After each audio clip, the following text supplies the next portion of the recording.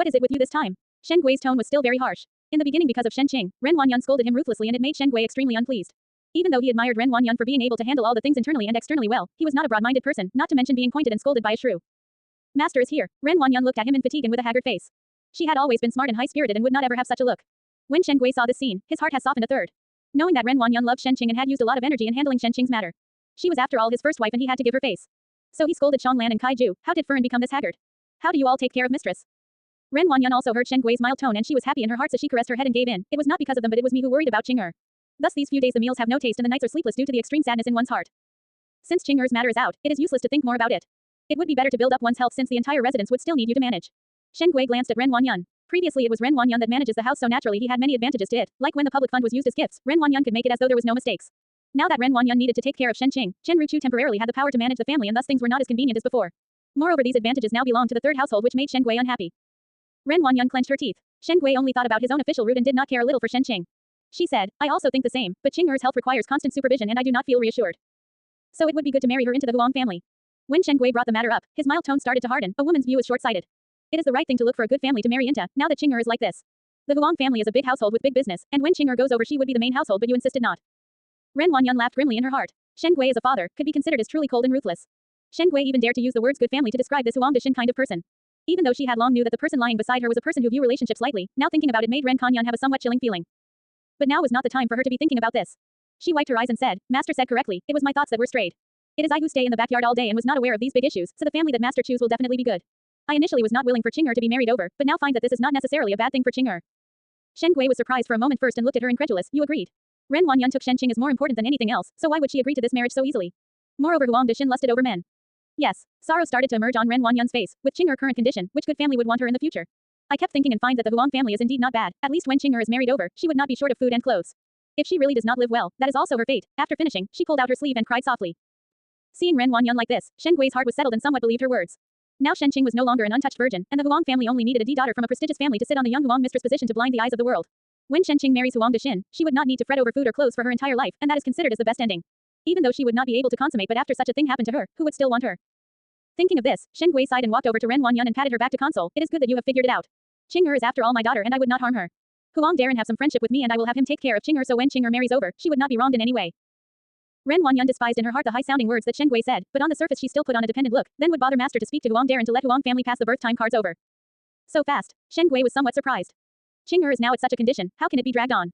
Ren Wanyan sighed, the more it is dragged on, one fear that others would find it out since Qing Er had not been out for a long time. At least by marrying to the Huang family, it can be somewhat covered. Moreover, Ren Wanyan stroked her chest, long night of sleep would bring about many dreams. Ever since Qing Er's accident, I am always in fear. Seeing her in palpitation, Shen Gui pondered for a while before saying, what you said is reasonable. Qing Er's matter cannot be dragged on, so I would write a letter to Huang Darren today to talk about this matter. When the birth time cards are exchanged then it would be possible to discuss about the day. Everything would be dependent on Master. Ren Wanyan warmly replied.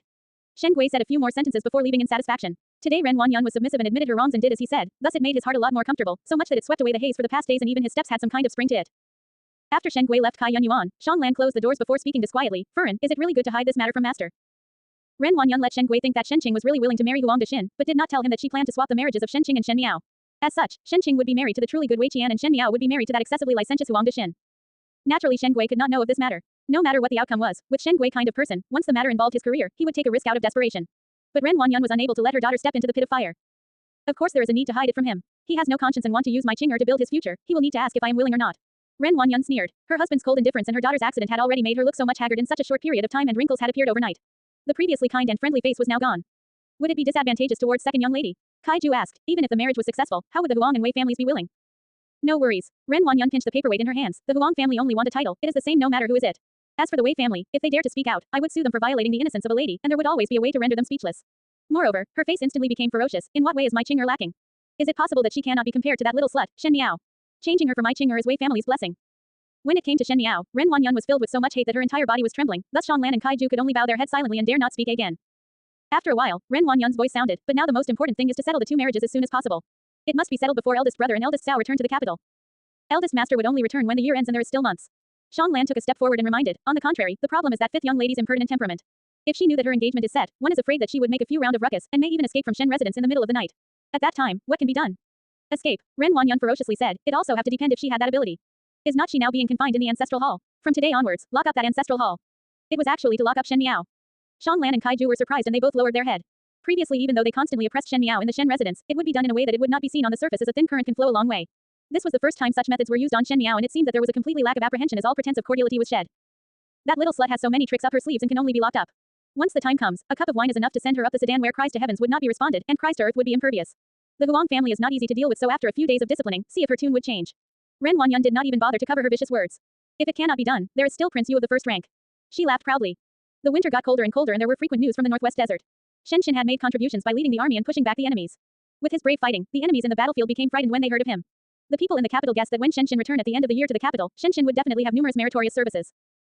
The Shen family's glories made others jealous, but because they were all gained by real swords and spears, thus they refrained from speaking, and now with the Shangnu that have not retreated yet, the neighboring countries were eyeing covetously like a tiger watching his prey. The imperial family of Mingqi naturally heavily utilized the Shen family, but in the future, that may not be clear. Boiling the hound once the rabbit was caught had been the favorite thing to do by the imperial family. After all, a change of sovereign would bring about a change of ministers.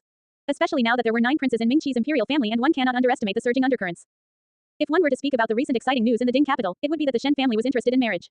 But this matter was spread very mysteriously, and it was only known that 2 families went up to propose. One was the vice minister of the legislative bureau's Wei family, and the other was the supervisor of the ministry of steward. Both were high-ranking families, and both young masters were considered to be young talents and indeed compatible with the Shen family. Shen Yu continued to head to Guangwentang for classes, so everyone guessed that the ones that were going to get married were the D daughter of the first household, Shen Miao, and the D daughter of the second household, Shen Qing, of the Shen family. Not need to mention about Shen Qing, but Shen Miao's identity was a little tricky. In the current circle of military officials, the only one that was comparable was the Marquis of Linen.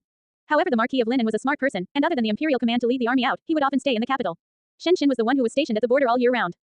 With a father like Shen Shen who was holding that kind of military power, no matter who Shen Miao married to, the husband's family would get a boost in power.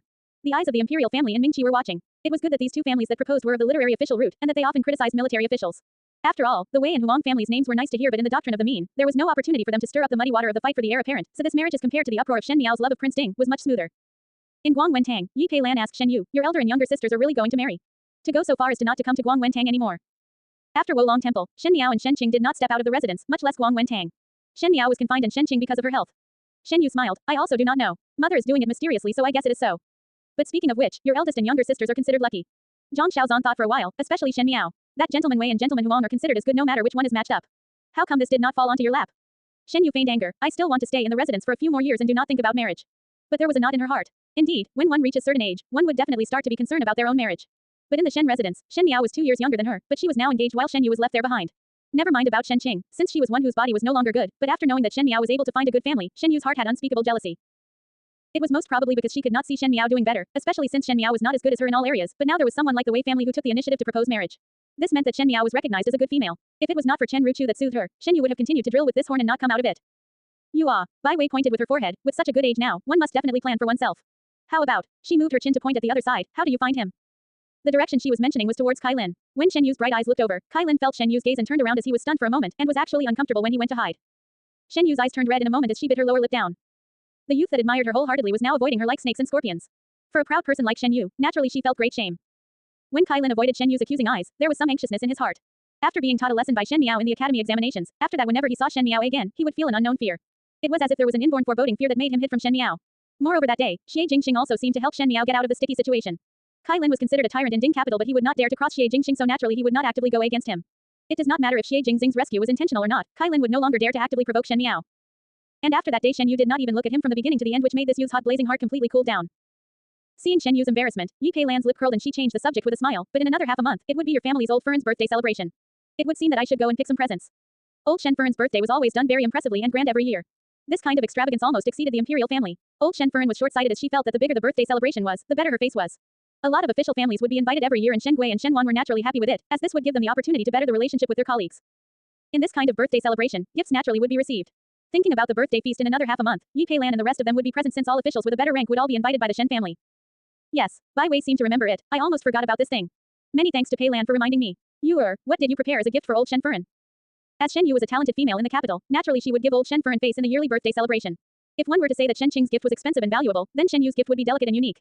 Only Shen Miao's gift would make one laugh till their teeth fall off. It is only an embroidered portrait, Shen Yu modestly said. I started to be curious when you all say so. Zhang Xiaozan said nastily, what will that your 5th younger sister gift? Could it be that she was busy embroidering her wedding dress and forget cleaning about old Fern's longevity gift? Feng and Ning, who was laying on the table by the side, coldly snorted before getting up and left the table. Yi Pei Lan's words also fell onto the ears of Pei Lang, who was clearing up on the stage.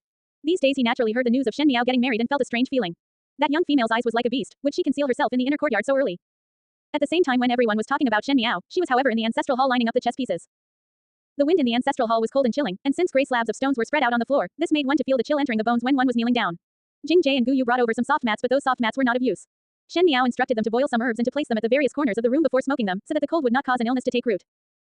Jing Jie and Gu Yu initially did not believe it, but afterwards when they saw how effective the medicinal coup was, they asked how did Shen Miao came to know about this secret medication.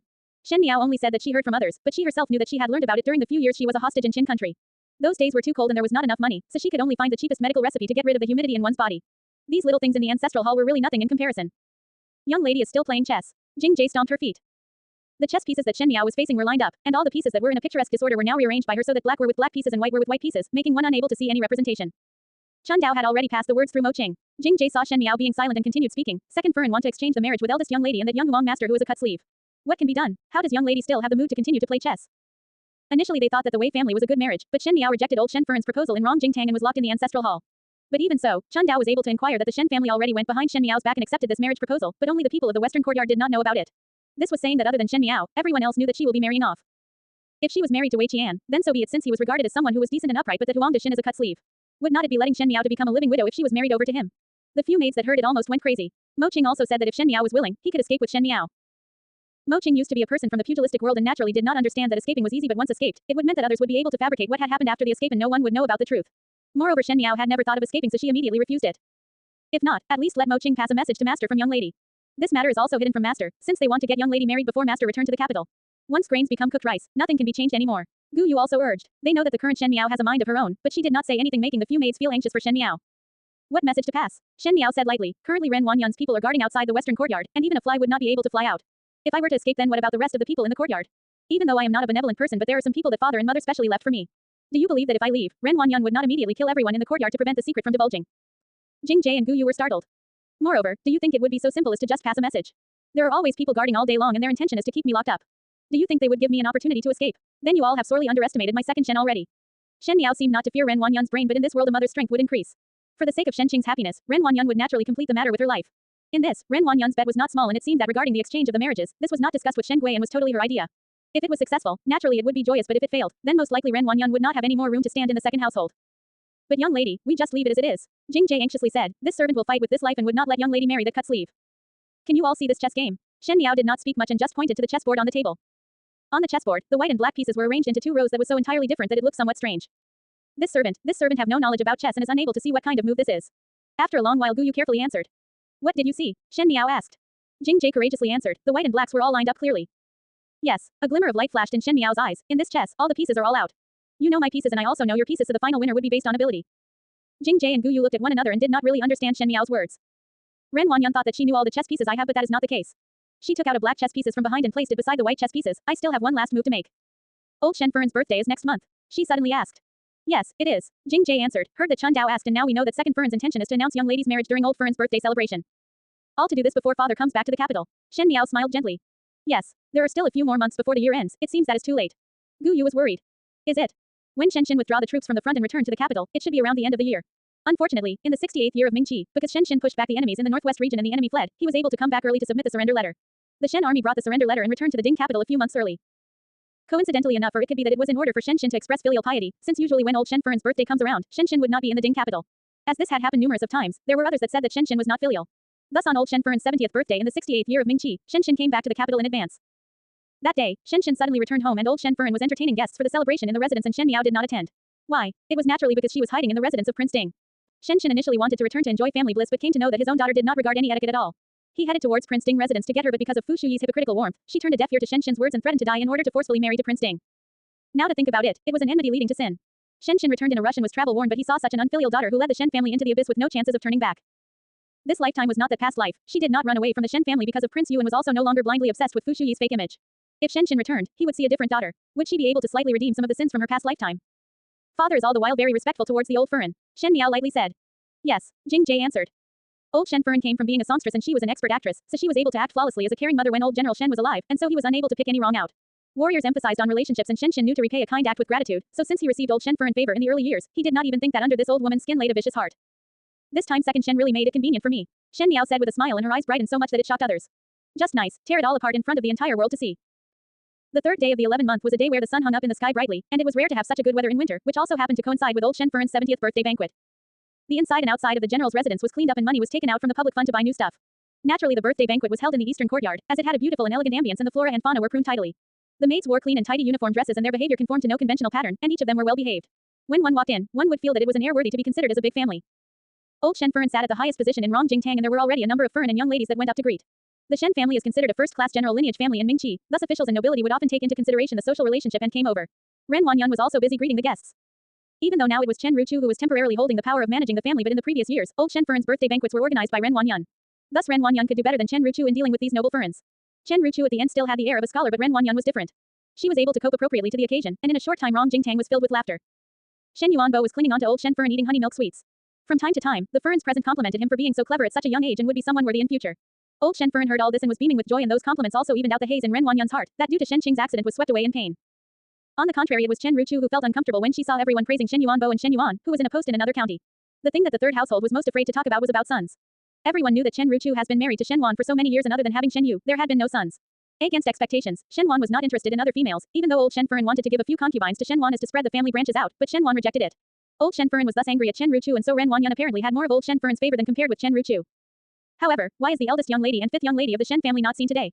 Yi Furen said with a smile. Ren Wanyan was responsible for the reception of these Furens, so naturally Shen Yu went to linger with those noble young ladies. She brought them to the garden to drink tea and eat some snacks. But there was no sight of Shen Miao and Shen Qing. When Ren Wanyan and old Shen Furen heard of this, both of their faces sank at the same time and Chen Ruchu's lips twitched. Shen Qing's health had recovered fully and now she was able to meet others, but she continued to speak of wanting to shred Shen Miao into thousands of pieces.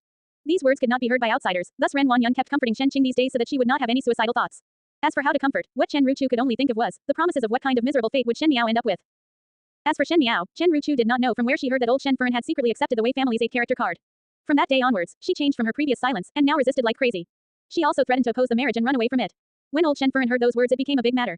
Ren Wanyan and old Shen Furen considered that with the current wild behavior emerging from Shen Miao, there was a definite possibility that she was able to run away from the marriage. However, nothing must happen to Shen Miao, as if anything went wrong with her, the exchange of marriage with Shen Qing would not be successful. Thus after Shen Miao's threatened to oppose the marriage, old Shen Furen and Ren Wanyan did not give up, and went through it to the end and locked Shen Miao in the ancestral hall. The ancestral hall was the southwestmost corner of the courtyard, and usually no one would be able to see it. The guards that were outside it had increased by half, and the life contracts of all the maids in the western courtyard, including Shen Miao's 4 personal maids, were all in old Shen Furen's hands. The implied meaning was that if there was any little action from Shen Miao, these few maids' life would not be safe. Thus these days Shen Miao was locked in the Shen family ancestral hall and chanted scriptures every day. Ren Wanyan hoped that this would grind down Shen Miao's stubborn temperament and also to prevent additional accidents from happening. Today was old Shen Furen's birthday banquet, and if Shen Miao was released, one was afraid that she would say something shocking in front of everyone. Thus after a discussion with old Shen Furen, it was decided that Shen Miao was not allowed to appear in front of everyone. Thinking of Shen Miao made Ren Wanyan's head start to ache. She has been in a big household for so many years, but now she was unable to know what a little girl is even thinking about. To say Shen Miao was an idiot, but she was able to quietly calculate everyone on Shen Qing's matter. To say she was calm, but she showed off her military strength. There was no choice other than to lock her up. After Chen Ruchu appreciated Ren Wanyan's marvelous expression, she said with a smile, Qing Er's health is still not good and it is not convenient for her to come out. Most probably after old Furen's birthday then she will come out. Miao is infected by an illness and cannot be in contact with wind as there are rashes on her face. There are so many young ladies present and one is afraid that it would be spread to the young ladies, so she stayed in the room. If one were to say that Shen Miao was ill, then it is inevitable that people would go and visit out of curiosity, but if one were to say that this illness could be spread out, then no one would be interested to ask about Shen Miao. Especially since young ladies were concerned of beauty, how would they take such a big risk just to visit her? Zhang Xiaozan's mother, Zhang Furen, also laughed and spoke with some probing, so it is like this. I still thought that it was because both young ladies were busy embroidering wedding dresses that they would not even be willing to see us. Wanyan must take care of the young ladies so that in the future when they get married, matters would not be delayed. After saying those words, it attracted a crowd of women who started echoing them. The rumors of the marriage proposals of the Wei and Huang families were spread out in the Ding capital and it created an uproar, but unfortunately the Shen family did not confirm anything. This made one felt somewhat strange, and there were a number of people who tried to sound them out. It was still a mystery as to exactly which young lady would be married to which gentleman. Now that Zhang Furen asked, everyone would like to hear the truth about this marriage uproar. Ren Wanyan's eyes flashed and naturally she knew Zhang Furen's intention. She smiled, how can it be? Even if one is busy embroidering one's wedding dress, it is old Furen's birthday. Thus it is still necessary to come out due to filial piety. If both children were not sick, why would they not come out to meet all of the Furens present? The words were structured like a play and actually admitted the matter on the marriage. The Furens that were present are used to seeing happenings in the inner courtyard and could hear Ren Wanyan's intentions. In a moment, congratulations fell incessantly as old Shen Furen caressed Shen Yuanbo's loving face with the appearance of a pleased host. In Chu Shui Yuan, there was a group of young females that were currently gathering. They were playing chess and cards on the green stone table as they ate snacks and chatted leisurely. Speaking of which, Zhang Xiaozan said, those older sister and younger sister of yours have not been seen even till today. Could it be that they are really sick? They are truly sick. Shen Yu shook her head and there was a trace of concern in her eyes. Eldest sister's illness is much better but fifth younger sister's illness is somewhat serious, and even her personal maids were infected by the rash on her face. She continued, thus you all would not even met her personal maids today. No wonder. Bai Wei suddenly realized, there are so many people guarding outside the west courtyard but one did not see anyone coming out. It should be that those servants in the courtyard are also afraid it will spread to others. Did not gentleman Pei mention before that in some areas that were infected by plague, the sick would be isolated to prevent it from spreading everywhere? It is exactly this reasoning. Shen Yu said. Yi Pei Lan touched her own shoulders and shuddered. This is really scary, it better not infect us. Rest assured, Shen Yu laughed. As long as one did not go to the western courtyard, naturally it would be safe. Look at this, aren't I not infected? You are sure big-hearted and easygoing to stay with such a younger sister like this. Yi Pei Lan's lips twitched. This Shen Miao is just like a bad luck charm and keep having such things happening around her. At the other side, Feng and Ning's eyes flashed in anger but she suppressed it and cursed softly. Do not know if this is bringing hate to Shen Miao or just being hateful. What an act. Naturally her words were talking about Shen Yu.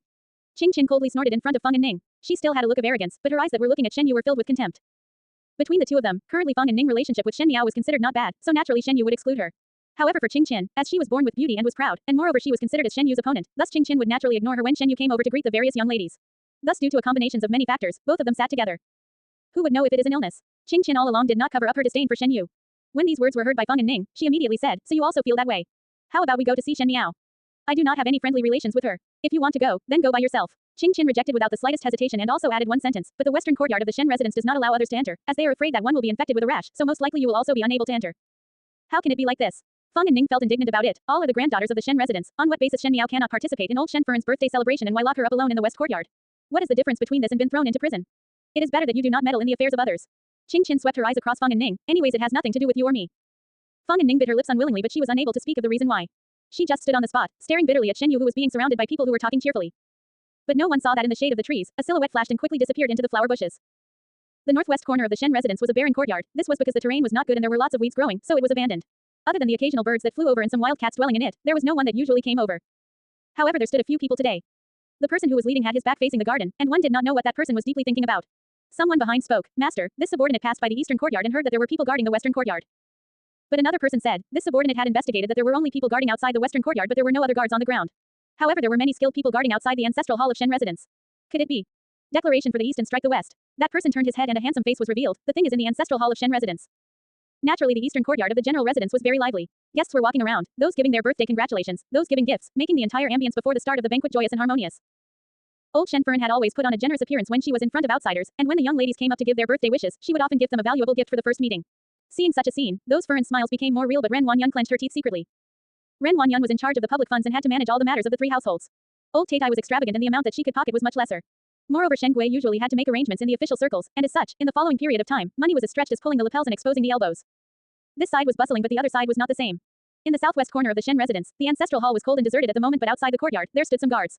An ancestral hall naturally need not require such disposition of forces. The reason for this is because these people are responsible for monitoring Shen Miao so that she would not be able to escape. The ancestral hall was in the chilliest of land and in the year would often not see the sun. Moreover, it was currently the winter, thus one would feel the cold penetrating one's bones when the wind blew. It was filled with the fragrance of incense and the smoke from the joss sticks were still floating up in curls, making the cold ancestral tablets look like they were walking on air. Young lady, Gu Yu rubbed her hands. Today is old Fern's birthday celebration but they deliberately locked up young lady here. This is just too much. Not to even talk about letting Shen Miao out, there was not even anyone who came by to ask about her. This was practically as though Shen Miao had done a wrong and the servants were watching her. What is with the anxiety? Shen Miao said while she stood in front of the window. There were bare trees outside the window which looked particularly desolate in the winter. How could young lady not be anxious? Gu Yu had held back for these days and finally could not bear it. They locked up young lady here clearly for a forced marriage. After waiting for Master's and Fern's return, young lady would have already married into the Huang family. Even if Master and Fern want to protect young lady's entire life would be ruined. Jing Jie had been fiddling with the charcoal brazier on the ground the whole time. In the entire cold ancestral hall, there was only this charcoal brazier that was providing some warmth. Seeing a small hanging pole in the house, Shen Miao shook her head. Bring the few blankets in this house and sun them outside for a shichen. Young lady, Gu Yu stomped her feet and was anxious of Shen Miao's nonchalant attitude. But when Shen Miao's eyes swept over, she no longer said any more and grabbed the few blankets while suppressing her inner feelings and went out to follow Shen Miao's instructions and sun the quilts. Today's weather is a rare good one. Shen Miao looked outside the window. The sun does not reach the ancestral hall and only shone on the middle of the courtyard. She could not leave this ancestral hall courtyard but was also unwilling to walk out of the ancestral hall. Young lady said. Jing Jie finally stopped moving the charcoal pieces and continued. Master and Fern will really rush back today. Shen Miao told Jing Jie that there was nothing to worry about because on old Shen Fern's birthday, Shen Shen and wife would return to the Ding capital. Even though these words were absurd to say, because there was no one that came to inform that Shen Shen would be in the capital today, and there was still a period of time before the year ends. Shen Miao was locked in the ancestral hall every day, so how would she hear such news? But when Jing Jie faced Shen Miao, she was unable to ask the questions in her heart. She found a kind of never seen before bearing from her young lady. One point was that her words could unconditionally convince others. Shen Miao said, in a while, think of a method to stuff those guards outside and make them stay far away from the courtyard. They need not directly leave, but just a further away will do. This servant understand, Jing Jie said. Even though she did not know why did Shen Miao arrange it as such, but these past days she has been with Shen Miao in the ancestral hall and discovered that Shen Miao did not show panic about the entire scenario. For a person to not panic over the current situation, one was that the person was stupid and did not know of the situation, or the second was that they had a strategy to deal with it. And Jing Jie did not think that Shen Miao was stupid. So even if Jing Jie's heart felt worried like Gu Yu, Jing Jie trusted Shen Miao unconditionally and believed that she was able to deal with the situation on hand. Shen Miao took note of her gaze and gave a slight sigh in her heart. Between her four maids, Gu Yu was the most intelligent, Bai Lu was the most unflustered, Shuangzhong was the most loyal and Jing Jie was the most courageous. At that time, in order to help Fu Shuyi consolidate power, Jing Zhen used her own beauty to become that powerful official's concubine. That official lusted over beauty and Jing Jie also had many means. Even though at the end she was beaten to death by the Furin, she managed to send the token of authority out before her death and successfully helped Fu Shuyi to pull the official over. As a maid, she was indeed courageous. Jing Jie was an unusual girl. So for this matter, Gu Yu, Bai Lu and Shuang Zhong were not suitable and only Jing Jie was slightly better. But once Jing Jie knew what Shen Miao planned to do, if she would help, Shen Miao had no clue about it. After all, the things she wanted to do were going to be just too shocking to the world. In fact, Jing Jie tolerated but still softly said, if young lady wants, it is possible to let Mo Qing think of a way to bring young lady out. Mo Qing's skills were above the guards of the general residence. Even though it is hard for two fists to go against four hands, it was not impossible to escape with someone. And then, Shen Miao answered the question with another question. The skies and earth are big, would peace reign if one escape? The life contracts of you four are in the hands of old Furin. If I leave, what would happen to you all? Jing Jie suddenly knelt down onto the ground and said, this servant knows that because of these servants' life, young lady is then willing to stay here, but if young lady fall into adversity because of these servants, then these servants deserve to die 10,000 times. In the beginning, Master and Furin picked these four servants to stay by young lady's side so that these servants would take care of young lady. How can now be in reverse and be mistress that is taking care of these servants? There was a trace of being emotionally moved that appeared in Shen Miao's eyes. Shen indeed knew how to pick people. These four maids never had a trace of abandonment in her most difficult time in her past life. However, people were not goods and in this world, things were simple. When there was gratitude, pay it back in revenge when there was enmity. One could not give up the personal maids just to win over the hearts of others. Do not you worry, Shen Miao said, nothing will happen to you all and me. Today it is old Furin's birthday celebration. I heard that second elder sister had sewn a goddess of mercy painting for grandmother, and since they have forgotten about me then I would not take a laissez-faire attitude to it. She smiled gently, I too have a large gift for old Furin but do not know if she will have the fortune to enjoy it. Around 10 li outside the capital, there were horses drinking from a frozen creek. And at the withered grassland that seemed to have yellowed, some soldiers were taking a rest. Sitting furthest away from the rest of the soldiers was a middle-aged man. His complexion was bronze in color, most likely due to the sun and rain during the battlefield but his strength could be seen. His stature was like a little mountain and his thick brows were righteous and awe-inspiring with big eyes. Together with a full beard, in one glance one could tell that he had a forthright character. The female that was sitting at his side was stroking the head of the horse. That woman was also middle-aged and wore a green short jacket and a pair of gold embroidered pants, and her hair was tied up in a simple bun. She had a pair of lively eyes and looked pretty but the thing that attracted others was her air of valiant heroism. There was a pair of double silver bracelet around her waist that made ding-ling sounds as she stroked the horse. Furin, there is still about one shichen before the capital is reached. The middle-aged man laughed. After spending all the time in the northwest, the air is sweet upon returning to the capital. How is the northwest bad? The woman's beautiful eyes glared and asked forcefully, I grew up in the bitter cold northwest and if you like sweetness, why did you marry me for? That man quickly begged for mercy. Furin is right, this capital has a trace of sweetness and not suitable for its coarse people. The northwest is better, one can still hunt deep in the mountain in winter, and silver foxes run all around that can be hunted and then given to Furin for a coat. When the woman heard it, her lips raised to a smile as she scolded while laughing, seeing an official and speaking bureaucratically. These two people were not others but the formidable Grand General Shen and his Furin, Lu Shuiyan. Today they returned in a rush in order to participate in old Shen Furin's birthday celebration. Before this, they had not disclosed anything to the Ding capital as they had received the surrender letter in advance. Mostly likely it was to give the people in the capital a pleasant surprise that they came back this early in triumph. We have yet to see Mother's birthday celebration before, Luo Shuiyan said. In the previous years, it was always after the year ends that we returned and gave Mother the bestowments that His Majesty gave you, as longevity presents. In a rush to return today, one did not know if this fire rat coat will enter old Taitai's eyes. Why would it not enter old Taitai's eyes? Shen heard it and immediately asked, this is a good thing and even in the battlefield, this is also a treasure. With it, you can be invulnerable to knives and spears. At the beginning, in order to hunt that fire rat, I kept watch in the mountain for 7 days and 7 nights so if you insist on giving it to Mother, I will give it to you. As his words reached the end, Shen's voice gradually softened. Obviously his words were somewhat uncongenial but a human's heart is not a scale, and there were some parts that had bias. Even though old Shen Furin treated Shen very well, she was after all not his real mother and since there was no blood relationship, Shen naturally dotted his own wife more. Moreover Luo Shuiyan followed him into the battlefield to fight normally and this fire rat cloak was more useful to her than to old Shen Furin. If it was not because of Luo Shuiyan's insistence to give it to old Shen Furin, Shen would have already gave it to Luo Shuiyan. What do you know? Luo Shuiyan stared at him. You have missed old Taitai's birthday every year and even though all of the rewards that His Majesty bestowed you were given to old Taitai, who will really truly know? The last time we returned to the capital, I actually heard that people in the capital said that you purposely chose not to be close to Mother. I do all this, all for you. Even if you do not worry about reputation, Zhao Zhao cannot be associated with an unfilial father. When these words were spoken, Shen was also silent for a long time.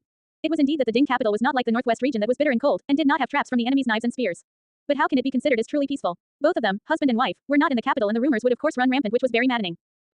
Luo Shuiyan continued saying, you know that I do not know of all the twisting and tricky around the inner courtyard, as our Luo family do not have so many rules and regulations. I can only use the simplest method. This fire rat cloak is precious and if it enters old Taitai's eyes and makes her happy, when everyone sees that, the rumors would naturally be self-defeating. After a long while, Shen then said, it's still Furin that thought out well.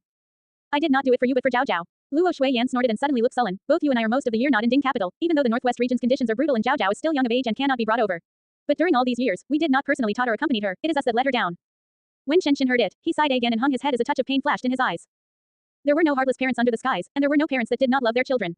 But he and Luo Shuiyan were unable to control their destiny who was to fight in the battlefield, but Shen Miao could not follow. When two armies were at war, all the methods were dazzling and killing the opponent's relatives were common, and then they could only reluctantly and painfully separate from their daughter. At least in the Ding capital, one did not need to worry about Shen Miao's safety. Luo Shuiyan seemed to be sadder as she thought and continued speaking, I often think it was truly safe putting Zhao Zhao in the capital. Without parents by her side, was she really living happily? When we meet up with her every year, she always treats us coldly, but for whatever reasons it would all be our fault. So no matter what she did, we cannot blame her at all. Shen Miao was not close to Shen and his wife or even Shen Chu because these so-called family did not accompany her since childhood. She was close to Ren Wanyan and Chen Ruchu and even old Shen Furin, because these people had contact with her all the time and was considered as family in her eyes. And Shen and his wife treated their daughter with being subservient to her every wishes because this was all caused by them. Shen patted Luo Shuiyan's shoulder. There will always be a day where Zhao Zhao will understand our difficulties. Will she really understand? Luo Shuiyan smiled bitterly. There are some times where I would think that the unruliness of Zhao Zhao was actually caused by who else? Shen residence. She suddenly shut up and glanced at Shen somewhat upset. Shen naturally understood the meaning outside her words and there was a slight change in his expression. A moment later, he sighed and held his beloved wife's hands. Furin worry too much. Mother and Dime would teach Zhao Zhao well and if it's not right Zhao Zhao would not be so close with them. Shen Miao's attitude towards the two Shens was so good that it made one jealous. As such even if one have some ideas, it became nondescript. It is me that worry too much. Luo Shuiyan said. She was a precious treasured daughter of the northwestern Luo family and was also from a military lineage family. Even though it was a third-ranked official, everyone else in the family were iron-blooded men.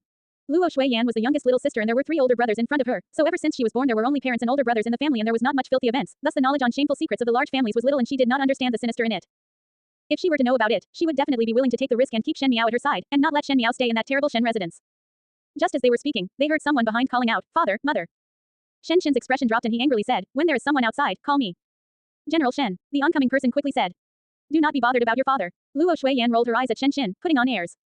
The oncoming person was a 20-something youth and had a dignified look. He had a wheat-colored skin and when he laughed, there were 2 dimples on his face which added a rare childishness to his face. This young man looked quite similar to Luo Shuiyan and was Shen's son, Shen Chu. Shen Chu was 22 this year and was brought along by Shen when he was 10 to experience the battlefield, saying that a strict teacher produces outstanding students.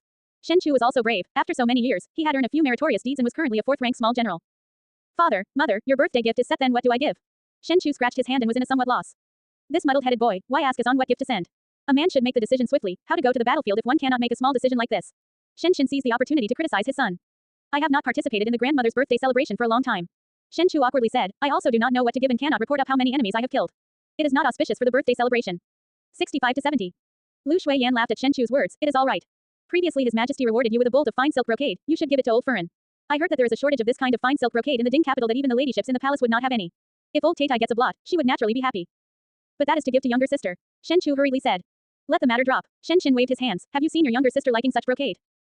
Even though Shen did not know a female's likings, he knew that this daughter of his did not like those elegant materials and preferred to wear gold and silver, the more tacky they were the better. Even though he was helpless, he could only leave it to her as she was happy. Even though the fine silk brocade was beautiful, Shen Miao would not necessarily appreciate it. Shen Chu heard it and felt that his father made sense so he bowed his head and squatted down before saying softly, this time because of the rush return, one did not bring any gift for younger sister. Thinking about it made one feel guilty. In fact Shen Chu's and Shen Miao's relationship in the past was very good, and both sister and brother supported each other and life was considered blissful. However, Shen Chu started following Shen to the battlefield every year and then only saw Shen Miao once a year. Afterwards, Shen Miao's temperament worsened with each passing year and both brother and sister almost did not exchange any words. No matter how much Shen Chu wanted to get closer to this younger sister, Shen Miao would only give him a lukewarm attitude. Shen Chu did not know of the reason but Shen Miao knew. In fact it was Shen Yu and Shen Qing and also Gui Momo that circuitous attacked and reminded her that her parents only brought Shen Chu along by their side, and it was obvious that they valued males and belittled females. Sons could carry on the ancestral line so they were valued, whereas daughters were not valued as much. Shen Miao was young and was easily swayed by a few words, and when she saw this elder brother, she naturally felt that he had stolen all of her parents' love and felt hateful towards him, thus she was not willing to be close with him. Never mind. Shen patted the dust of his body and stood up, call all those brothers up and continue the journey back. Must return to the Ding capital in one Shichen. As time passes, the birthday banquet in the Shen residence was about to start. The various ferns and young ladies were seated and there were 10 full tables of them. Old Shen Fern's reputation was very big as such to an event, all the officials Ferns with a little rank had all come. Of course, all the people who came to this banquet were not because of Old Shen Fern's face but because of Shen family's Shen's reputation. Even so, this birthday celebration banquet was bustling, just like previous years. Shen Yu wore a 100-pleated ruby moon dress and the white moon color made her look incredibly tender and gentle. She was already adorable and attractive but with today's specific dressing, there was a scheme of showing her maturity. Now that Shen Qing and Shen Miao had someone to marry, all the Ferns that were present had various thoughts on Shen Yu and naturally thought about the benefit of having this second young lady of the third household in the Shen residence married into their residence. The men who had handed over their gifts were all at the other side, accompanied by Shen Gui and Shen Wan. Those two of course would not give up this opportunity to win over their hearts and in no time, people were laughing and bustling around. Master Su held a cup of wine but he was in somewhat a headache. His family had good relations with the Marquis of Lin and residence and the Shen and Xie family were always opposing one another but the Shen family unexpectedly sent an invitation to him. Master Su was a good person and since others had sent an invitation, there was no reason to refuse so he thickened his skin to participate. But his heart was somewhat envious of his own lying sick in bed eldest son. At least he need not watch these bunch of wily old foxes harboring ulterior motives pushing cups and testing one another. Father. Su Minglang blinked his eyes. Today he was also dressed up by his mother and even so, he seemed to look like an upright and principled dumpling. He tugged Master Su's sleeves, I want to walk around. Do not anyhow run about. Master Su warned. Even though his eldest son did not participate, his youngest son who was usually not interested in such stuff clamored noisily the wish to participate and Master Su did not know the reason why. But Su Minglang bent it out so much that Su Fern agreed and Master Su could only bring this little child. Su Minglang put his hands down in grievance. He heard that this was old Shen Fern's birthday celebration, which was Shen Miao's grandmother's birthday celebration. Thinking of the long period that he had not seen Shen Miao in Guangwentang, he was especially concerned. He thought of taking advantage of this opportunity to see Shen Miao but who knew that Shen Miao did not even reveal a glimpse today. When he heard that Shen Miao had rash and was unable to see others, Su Minglang's heart ached as he wanted to see Shen Miao. He had very little friends and others would always dislike his clumsiness but only Shen Miao was gentle to him. In this heart, Shen Miao was long considered his only friend. Out at the female side of the banquet, Zhang Fern laughingly coaxed, heard that Huang Fern and Wei Fern should specifically offer a cup of wine to old Fern, after all. After all, in the future they would be their children-in-laws. Those words were not spoken but all the Ferns present in the banquet were well aware of them. Huang Furen was a refined and delicate Furen, and only smiled when she heard those words and one was unable to feel anything out of it. Most likely she was well aware of it, that this marriage was not considered a good marriage as each took what they needed from it. If the Shen family really doted on their daughter, even on the righteousness they would not agree to this marriage. The so-called noble and benevolent character was only a pretentious surface. Thus it was somewhat ridiculing in one's eyes. But it was Wei Furen that was somewhat uncomfortable. The Shen family background was indeed not bad, so being related to the Shen family was considered climbing high branches, but previously, Shen Miao was just too stupid and it was unbearable to let her have the position of the primary mother. After the academy examinations and inquiring that Shen Miao seemed to have matured and her temperament had calmed down a lot, is when she then proposed marriage on behalf of her son. But who knew that she would not see Shen Miao today and also heard that she had contracted a rash? Wei Furen was somewhat worried. If it was an unpleasant ailment, would it spoil her son's life? Thinking of these, a somewhat reluctant expression appeared on her face. When Chen Ruchu saw these expressions, she sneered a few times in her heart. She was not a fool, and how could she not see Ren Wanyun's plan of exchanging the marriages for both sisters? Old Shen Furen and Ren Wanyun could hide it from others but were unable to hide it from her. But these were considered as good news for her. Ren Wanyun cared of the current chaos but one would not know how furious Shen Qin would be when he returns. At that time the first and second household would be fighting and each would hurt their strength and her Yuer could then be revealed to the fore. Ren Wanyun stood up with a smile. That being the case, then I should first congrats the two Furens with a cup. Everyone laughed louder. Feng and Ning frowned and gave an expression of displeasure. In the other side, inside the ancestral hall, after dispersing all the maids, Shen Miao knelt in front of the ancestral tablets and looked at the hourglass in her hands. The sand had flowed quickly and the time that she had arranged was almost here. She inserted the 3 jaw sticks in her hands into the urn and gently prayed. But just at this moment, a slight movement was heard. In the past lifetime, those years in Qin country made her develop the habit of being very vigilant no matter the time or circumstance. Shen Miao stood up in a moment and said, "Who?" Little girl's senses are sharp. A familiar voice sounded. Shen Miao turned her head and saw that purple-clad youth leaning against the window, looking at her with smile but not a smile. Seeing her head turning over, he leapt over and jumped into the ancestral hall. No matter how calm Shen Miao was, she could not help but be somewhat stunned. Xie Jingxing actually wandered randomly into other people's residence in broad daylight. It was not possible for him to be invited as the Shen and Xie family's relationship was like on thin ice, unless Shen Gui and Shen Wan went crazy. Now that the courtyard outside the ancestral hall were guarded, how did he come in? Shen Miao accidentally asked the question that was in her mind. The guards in Shen residence cannot be put into good use. Xie Jingxing said, "I walked in." Shen Miao frowned. "What are you doing here?" Xie Jingxing smiled and did not pay attention to her and was like searching for something in the room. However, in only the time of a stick of incense, it was completed. But the result was obviously unsatisfactory as he did not find anything. Shen Miao stared at his every move and doubt sprouted in her heart. Xie Jingxing being like this was like searching for something in the Shen residence. But what kind of thing could the general residence possess that would make him be a gentleman in the air, and brave such a big risk to personally search for it? Was there something that she did not know about? "What are you looking for? Say it, I can help you to find it," Shen Miao said. Xie Jingxing's actions paused and he turned his head around and looked inquiring at her and said interested, "Shen family girl, I know that you are the smartest in the entire Shen family but it is better not to devise a plan on me. When you come over to my residence to steal things in broad daylight, does not this be considered as devising a plan against the Shen family?" Shen Miao remained unmoved. She was somewhat resentful in her heart that Xie Jingxing was one that was rigorous in his words, that not one drop of water could leak out and she admitted defeat, but she only wanted to know what was it. But at the end this person was so vigilant and did not give her a little chance. Steal. Xie Jingxing seemed to have heard something funny and his beautiful peach blossom eyes sparkled in a dangerous light. That was originally this marquee things and it can only be considered as take it back. Shen Miao heart moved as if it had caught something, but that idea disappeared too quickly that she was unable to capture it at all. However, Xie Jingxing looked at the ancestral hall. With so many people guarding here, I thought it was to protect something but it is arranged so as to monitor you. He looked at Shen Miao and crossed his arms around his chest before saying, "What wrong did you do that so many people were ordered to monitor you? An ancestral hall is not what a young lady should stay at. What does it got to do with you?" Shen Miao looked at that hourglass and the last bit of sand had already flowed down and the time had reached. But Xie Jingxing had not left yet. Her patience had also exhausted and she said, "Since little Marquis had not yet found your thing, then please leave. The ancestral of the Shen family does not want to see the heroic bearing of a gentleman in the air." Her words were filled with sarcasm and suspicion that Xie Jingxing had lived for so long, and there has not been anyone that dared to say such things to him, moreover it was from a girl. But he did not get angry and just teased. Indeed, the ancestors of the Shen family are not willing to see this Marquis, but are willing to see their future generation being forced into marriage and that can be considered as exciting. "You are not willing to marry Wei Jian?" he asked. "What of willingness? What of not willingness?" Shen Miao answered a question with another question. "Wei Jian can be a good husband but you are not necessarily a worthy wife, so you are in an advantageous position. Such a person who is unable to tell good from bad, it is the first one I see." He narrowed his eyes and his lips pulled up into an evil smile that was dazzlingly handsome as he frivolously said, "It cannot be that you admire this Marquis so you are not willing to marry to Wei Jian." Shen Miao almost burst out in anger laughter. She turned around and glared at Xie Jingxing. "There is no room for criticism if you think it this way. I only can advise little Marquis that for some things, one must not interfere with, else it would be too late for regrets." Her complexion was somewhat pale, most likely it was due to the improper sleep and food that were taken in the ancestral hall, and thus became thinner but it made the silhouette of a young lady more prominent. Her chin sharpened and that pair of eyes was especially clear and Xie Jingxing could see fire burning inside. "Young lady." Jing Jie ran in and was shocked when she saw Xie Jingxing. She suddenly protected Shen Miao by standing in front of her and pointing at Xie Jingxing. You, how did you came in?" Xie Jingxing shrugged his shoulders and did not answer. "Treat it as though he is not here." Shen Miao was too lazy to be bothered with him as she questioned Jing Jie, "How was your arrangement?" "I have let the courtyard's Yinxing buy wine and dishes and say that it was sent over from the birthday celebration banquet. They are now eating happily and slacking. But it is not possible to leave." Jing Jie was still somewhat afraid of Xie Jingxing and kept looking at his expression as she spoke. "Good." Shen Miao looked at Jing Jie. "Jing Jie, can you be trusted?" When Jing Jie heard these words, she did not bother to worry about Xie Jingxing. She immediately lowered her head and said, "This servant is loyal and devoted to young lady. Young lady's instructions, this servant will risk life and limb to fulfill it. Then you listen, no matter if it was you or Gu Yu or even Bai Lu or Shuangzhang. Afterwards, no matter what happened later, you all must not come in, nor look for me and also do not obstruct." She put the hourglass in Jing Jie's hands. "Wait till the sand has flowed to this side." She pointed to a little mark at the hourglass. "You then go out to call for people. You must take advantage of the confusion to run out and directly rush into the eastern courtyard's birthday banquet, and shout out for people in front of all the guests. I believe that you are one who have a mind of your own and is bold. No matter what I do not tell you to do, you will know what needed to be done the best. This, Jing Jie was at a somewhat loss as she did not understand the meaning of Shen Miao's words. But when she saw Shen Miao's expression, she swallowed all the questions into her belly and solemnly said to Shen Miao, this servant understands. Good, then leave now. Shen Miao then solemnly instructed again, remember, no matter what is seen or what happened, you are not allowed to come in. Jing Jie bit her lips and took a glance at Xie Jingxing before looking at Shen Miao again, then nodded her head before turning around and leaving the ancestral hall. After Jing Jie left, Xie Jingxing then looked at Shen Miao and said lazily, so mysterious. What are you planning to do? What am I planning to do? Shen Miao stared at him. Xie Jingxing's posture was leisurely and his pair of beautiful peach blossom eyes were as sharp as a knife. To be looked at by that pair of eyes was like all the thoughts in one's mind could not be hidden. If little Marquis do not want to be implicated, then leave first. She coldly said. There is no one under the skies that can implicate me. His words were arrogant as if it was true. Since you want to be buried with the dead, then I have nothing to say. Shen Miao turned around. Xie Jingxing frowned. He had yet to understand the meaning of Shen Miao's words, when he saw Shen Miao suddenly walking to the incense urn and stopping in front of the Shen family's ancestral tablets. He stood rooted on the spot in shock in the next moment. Shen Miao suddenly picked up those neatly arranged tablets and without a second word, she carried them and threw them into the charcoal brazier on the floor.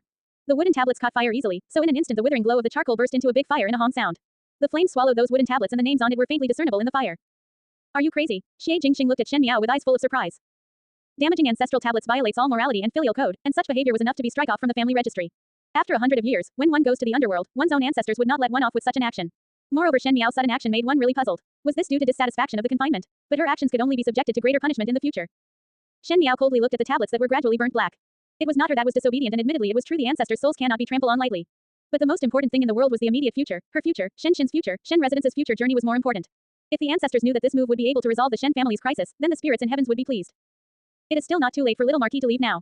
Shen Miao did not care for Xie Jingxing's shock, and carried another big batch of tablets and threw them into the charcoal brazier. In a short moment, the flame became more powerful. But she did not seem to be satisfied. After thinking, she walked inside and carried out several blankets that Gu Yu brought in after sunning them. The blankets were all quilts and after sunning, they were dry and soft. Shen Miao, Xie Jingxing softly shouted, you do not want to live. Shen Miao spread all the quilts all over the ground. Most of the structure of the ancestral hall was made of wood and would be burned up easily. She picked up a tablet that was half lit in flames and lit the corner of the quilt. The blaze raised up into the skies and thick smoke gradually emerged from the ancestral hall. Jing Jie clenched her teeth as she stood outside. Her eyes were half red and until the sand flowed till where Shen Miao instructed, and until the guards outside were alerted by the fire and ran over to put out the fire, Jing Jie then took advantage of the chaos and suddenly ran out. She ran out in a breath to the eastern courtyard where the birthday banquet was held. The entire courtyard was filled with guests and it seemed that no one discovered this somewhat sorry figure of a maid. Jing Jie's lips pulled back to a fierce and vicious smile and loudly shouted, it is not good. It is not good. The ancestral hall caught fire and fifth young lady is trapped in the fire. When the words were spoken, the entire courtyard was up in an uproar. Was not Shen Miao recuperating in her own courtyard? Why was she in the ancestral hall? Without any rhyme or reason, why would it suddenly catch fire? Ren Wanyan was also shocked and she suddenly stood up as she did not know how did the fire started in the ancestral hall. Just as she was about to instruct others to quickly fight the fire, she saw Jing Jie panting and without knowing why, her heart suddenly wavered. If Shen Miao died in this fire then it would be more than justified to let Shen Qing marry in exchange, and as for the Huang family, she would go up to their residence to formally apologize. As for Shen Miao's death, it can only be attributed to an accident. Who told her not to recuperate properly and ran to the ancestral hall and cause a fire? Thus Ren Wanyan stood up and said pretentiously, everyone do eat and drink first, it seems that fire is not big. Most likely it was a child that played with flame and accidentally set a fire. I will go take a look first, and you. She reprimanded Xiang Lan, quickly find guards to extinguish the fire. The whole ambience of the birthday banquet fell into a strange atmosphere.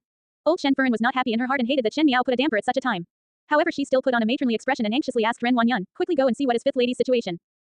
But of course acting and real expression were not the same. If one were to really dote and love Shen Miao, knowing that Shen Miao had fallen into such a situation, one would absolutely not be this calm.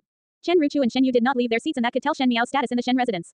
The Ferns and young ladies present were not fools, and could see the attitude of everyone in this Shen residence towards Shen Miao, and that made them feel some sympathy for her.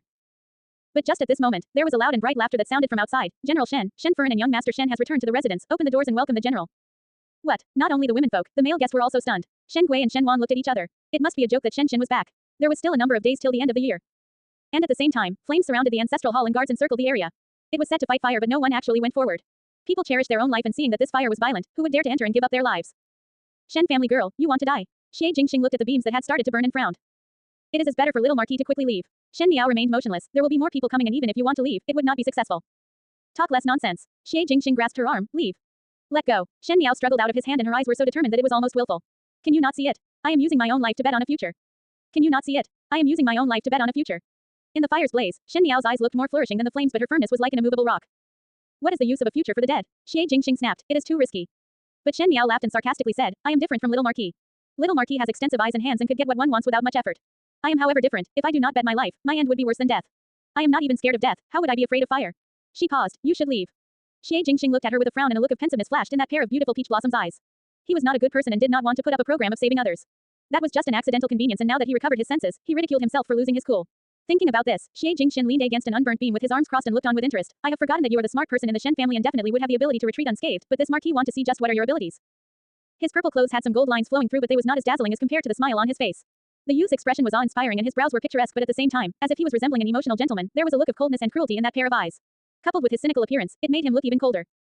In the banquet at the eastern courtyard, when Ren Wanyan heard that the Shen couple had returned, she panicked. She still had a trace of hope in her heart, wishing that this was a prank that the servants played. But before she could think of a good idea, the servants outside brought a group of people in. The person leading said with a laugh, "Mother, this son returned back to the capital for your birthday. Mother, do forgive the slight lateness." Everyone's eyes were on the group of people walking in, and the ones in front were a bearded strong man and a bold and vigorous woman, which were Shen and Luo Shuiyan. And the smiling youth behind them was Shen Chu. If it was the past, this would be a moment of joy and laughter, as Ren Wanyan was smooth and slick and was always able to coax the Shen couple happy. But for this to happen so sudden today, and the fire was not caught earlier or later but exactly when Shen Miao was trapped in the ancestral hall. Ren Wanyan did not know what to do in that exact moment and stood rooted on the spot looking silly. Old Shen was also the same. She was one who had no stand or ideas and only threw some airs in the inner courtyard, that even towards Shen Miao, she would only use means that cannot be seen in broad daylight. So in front of such a large crowd, she was unable to even put up a panicked expression. Chen Ruqi was somewhat anxious in her heart. Even though she also wanted the first and second household to fight till both sustained injuries, but now she was also in the banquet. If Shen had not come back today and if Shen Miao died in the fire, it would be alright since the dead could not testify and they can say whatever they wanted to have happened. But now with Shen return, he had eyes to see and even discerning people could see the matter. What could she do? Shen Qing and Shen Yu were somewhat fearful of this eldest beau, because Shen was after all a general and always carried a decisive and resolute killing air. They were young delicate females and would often feel fear, thus when Shen Yu saw her mother's fearful appearance, she was beside herself with panic. Shen Gui and Shen Wan looked at one another seriously. For so many years, they had concealed everything so well and never once a mistake was made, so they have never seen this brother of theirs angry before. But if Shen Miao meet any unexpected misfortune, they could not help but shudder at the things Shen would do. As they were thinking, Shen and his wife had walked to old Shen with Shen Chu into the banquet. Seeing that all the guests were silent and staring weirdly at them, Luo Shuiyan frowned. She felt that something was wrong, but she was unable to tell what had gone wrong. It was Shen Chu that glanced at the table and carefully and seriously looked at the surroundings before doubtfully asking, "Grandmother, why is younger sister not seen on this table?" With that, Shen and Luo Shuiyan also noticed. Shen Yu was present and even Shen Dongling, the Shu daughter of the second household, was also present, but there was no sight of Shen Qing and Shen Miao in the group of young ladies. Shen smile paused as he asked, "Mother, where have Zhao go?" Old Shen was lost for words. What should she say? Ren Wanyan herself said to call for guards, but her actions were slow and obviously did not take the matter to heart. They were all still sitting down and did not leave the banquet. Grand General Shen. It was Fang and Ning that suddenly stood up and loudly spoke. "You came back just in time. Just now the ancestral hall caught fire and fifth Shen young lady is currently trapped in there." She deliberately made her words outrageous, but this was also done to stand up for Shen Miao. Fang and Ning was very much doted in the Fang family and had never encountered such a situation like today. Even if she fell, everyone would come out to pour their concern. To see Shen Miao encounter such a danger and then the Shen residents people all had a calm expression, she felt sympathy for Shen Miao. Since Shen came back in such a coincidence, she quickly complained. When the words were spoken, Shen and Luo Shuiyan were stunned a moment. The ancestral hall caught fire and Shen Miao was trapped in there. Without any rhyme or reason, why would Shen Miao go to the ancestral hall? And the most important thing was, why was Shen Miao in danger and all these Shen family members could still make merry in the banquet? Ren Wanyan recovered her senses and quickly explained, "Eldest brother, eldest Cao, I was about to go to look for guards when you all return." Before she could even finish her words, Shen passed by her side without a second word, and the look that he gave Ren Wanyan felt like an ice house. It was indeed too scary and too fierce. Luo Shuiyan and Shen Chu also suddenly recovered and rushed towards the ancestral hall without a second word. In the ancestral hall, the fire got fiercer till it almost became a huge fireball, and in the middle of it stood Shen Miao, who held a wet handkerchief that was prepared beforehand to cover her mouth and nose. Xie Jingxing, however, was looking at her with a frown. Even though there was choking smoke all around, he was very relaxed and there were no traces of panic as he said to Shen Miao, "If you still do not go out, you will really die in here. If you still do not go out, you can only be buried with me." Shen Miao retorted. Clever and eloquent, Xie Jingxing smiled without a care. "What are you waiting for?" He had not finished speaking when he heard a roar from outside, "Zhao Zhao." Xie Jingxing swept his eyes over to the window and saw that he was able to see an area that was not affected by the flames. The people there were not someone else but the Shen couple and Shen Chu. When Shen and Luo Shuiyan thought about the fire, they did not expect that the blaze was so ferocious that it burned one's eyes. The ancestral hall was surrounded with a line of guards, but no one went in to save anyone and just were using some bucket to put out the fire with water. It was like using a cup of water on a burning cart of firewood. If one were to wait for them to put it out, how would Shen Miao still be alive? Shen Chu gritted his teeth. "I will go and save younger sister." After finishing speaking, he headed in, but before he took 2 steps, a beam fell in front with a paw and the crackling sound of the fire could be heard from the walls, blocking all routes forward. "Zhao Zhao. Younger sister." In the room, Xie Jingxing raised his eyebrows and said, "So your little name is Zhao Zhao, but it does not match the person. Delicate, lovable, frail, pampered. The people I am waiting for have arrived. Little Marquis should think your own way out." Shen Miao brows revealed a killing intent. The play she arranged today was to let Shen see very clearly what is the exact situation of this harmonious Shen family and what kind of evil heart those relatives, that kept on saying that they loved and doted her, had hidden. Generals placed importance on relations, loyalty and righteousness. They were not fools but only unwilling to use a vicious mind to surmise others' heart. She did not have much time to let Shen understand, thus she could only use this direct and violent means to let them see and understand it clearly. She picked up a piece of wood that was burning a little and savagely put it on her arm. Xie Jingxing was startled for a moment as Shen Miao clenched her teeth as big drops of sweat flowed down her forehead. She flung away the wood and on her fair arms, there were burn traces. Xie Jingxing concealed the shock in his heart. In his life it was not that he did not meet females who were vicious and merciless to themselves. But those women who were suicide soldiers would treat themselves like that without any hesitation. Shen Miao was not a suicide soldier, she was just a noble and delicate young lady. Her life should be just like those noble young ladies in the Ding capital, just like her little name, delicate and soft, and not putting fire on her body without even a wrinkle on her brows. He saw that Shen Miao dabbed some flames onto her body and started running outside. She stumbled as she ran, but even though she seemed to fall, her action seems to be very precise and those areas that she ran into did not have any flames at all. Xie Jingxing narrowed his eyes and looked carefully. That route was narrow and an exit way was set aside in the burning ancestral hall. So someone had already long prepared and poured some stuff that would not catch fire so that one could smoothly escape. Everything was arranged properly by Shen Miao. She really used her life to bet on a future and she won it. So the one that would suffer bad luck would be others. Xie Jingxing's lips pulled back to a smile as he glanced meaningfully at the figure disappearing into the fire, but he headed towards another exit, which was the back door of the ancestral hall. With a light posture, a punch and a kick, this extremely dangerous fire was unable to contain him as he left in a blink of an eye. At the other side, the person that provided support had long arrived. Seeing him exiting, he was relieved. Master. The thing is not in the ancestral hall. Shen has returned. Leave, he said very quickly and with a turn, disappeared into the forest behind the ancestral hall. Outside, Shen Miao ran out stumbling. Seeing Shen Miao's figure, Shen suddenly jumped up. Younger sister. Shen and Luo Shuiyan almost cried out in joy. They were also trying to enter the blaze but who knew that there was simply no way in. Now seeing Shen Miao running out by herself, they were simply overjoyed. Zhao Zhao. When Shen Miao ran out, her legs went soft and she suddenly fainted. Shen quickly caught her and saw that there was a long trace of a ghastly burn on her left arm. Shen eyes reddened at once as Shen Miao shrank herself in his arms and murmured with her eyes closed, "Let me out. I do not want to marry." When Shen and Luo Shuiyan heard those words when they rushed over, they immediately froze on the spot. A room in the western courtyard was filled with the thick scent of medicine and all the servants inside and outside were up all in arms, making this desolated and barren courtyard unexpectedly to feel upgraded. And at this moment, it was also lively in the room. I handed Zhao Zhao over to both younger sisters, thinking that younger sisters would definitely help me to look after Zhao Zhao, but from today, it seems that it is not the case. If it was not that I returned at the right time, I fear that Zhao Zhao would have died in that sea of fire without anyone knowing. Luo Shuiyan crossed her hands and coldly laughed. She was naturally not a person that one could get along easily and was considered as Luo Demoness on the battlefield. She was courteous in the Shen residence in remembrance of them teaching Shen Miao. But who knew that today it was as if the previous mask was torn away and with a heart filled with anger, words naturally were relentlessly fierce. Eldest Cao, it is not like this. Ren Wanyan explained with an apologetic smile. Just now I had already called the guards to extinguish the fire. I see Zhao Zhao as my own daughter and how would I see her trapped in such a dangerous situation? Eldest Cao, you know clearly how I treated Zhao Zhao all these years, else how would Zhao Zhao be so close with us? She was very anxious in her heart as Luo Shuiyan had never been so angry to others before. Most likely she was not aware of the matters in the inner courtyards and previously was easily coaxed, but when she did not overlook or spare anyone, her imposing manner was indeed shocking. Real daughter, Luo Shuiyan sneered, my Zhao Zhao cannot afford to have such a vicious mother like you. She faced Ren Wanyan and forced Ren Wanyan to take one step back at a time but her tone had a cold chill to it. I want to ask younger sister, since it is old Taitai's birthday, why was Zhao Zhao alone in the ancestral hall? Fifth daughter wanted to go to the ancestral hall to burn incense for the ancestors. Under Luo Shuiyan's intense gaze, Ren Wanyan's heart panicked and she used a clumsy excuse. Ren Wanyan, Luo Shuiyan snapped sharply, you using these excuses to lie to me is taking me as a fool. What lock in the ancestral hall, what forced marriage? This list of offenses, I will count every one of it and not let the matter down easily. Ren Wanyan, Luo Shuiyan was naturally forceful and when she was vigorous there was a kind of overbearing air. If my Zhao Zhao suffer any little misfortune, see how I am going to get even with you. She said everything in a single breath, shocking everyone in the room that there were some trembling. Luo Shuiyan was not in Shen residence most of the year and the servants had already not taken her as a true mistress. Moreover most of the people were Ren Wanyan's spies. When Luo Shuiyan came back, she would have a smiling face and as she was a broad-minded person and was candid, so everyone only took her as an easy person to deal with and had never seen her this strict and severe before. Ren Wanyan was unable to spit a word out and her face was turning purplish. Shen Miao who was sleeping in the room turned over but her pair of eyes were very clear. She had cracked her brains to act this out and did not hesitate to leave a scar on herself. This was all to put an end to any possibility of forgiveness for Ren Wanyan. The Shen family members were all good actors and with some good plays and words, it would make one soft-hearted unless injuries were caused. There was no parents that could tolerate others harming one's own children, just like her Wan Yu and Fu Ming. Now Luo Shuiyan would not trust Ren Wanyan and Chen Ruochu as much as previously, and even now treated the second and third households people as enemies, making her burns not in vain. This was good. Shen Xin, who was outside in the courtyard, was facing Shen Wan and Shen Gui with Shen Chu at the moment.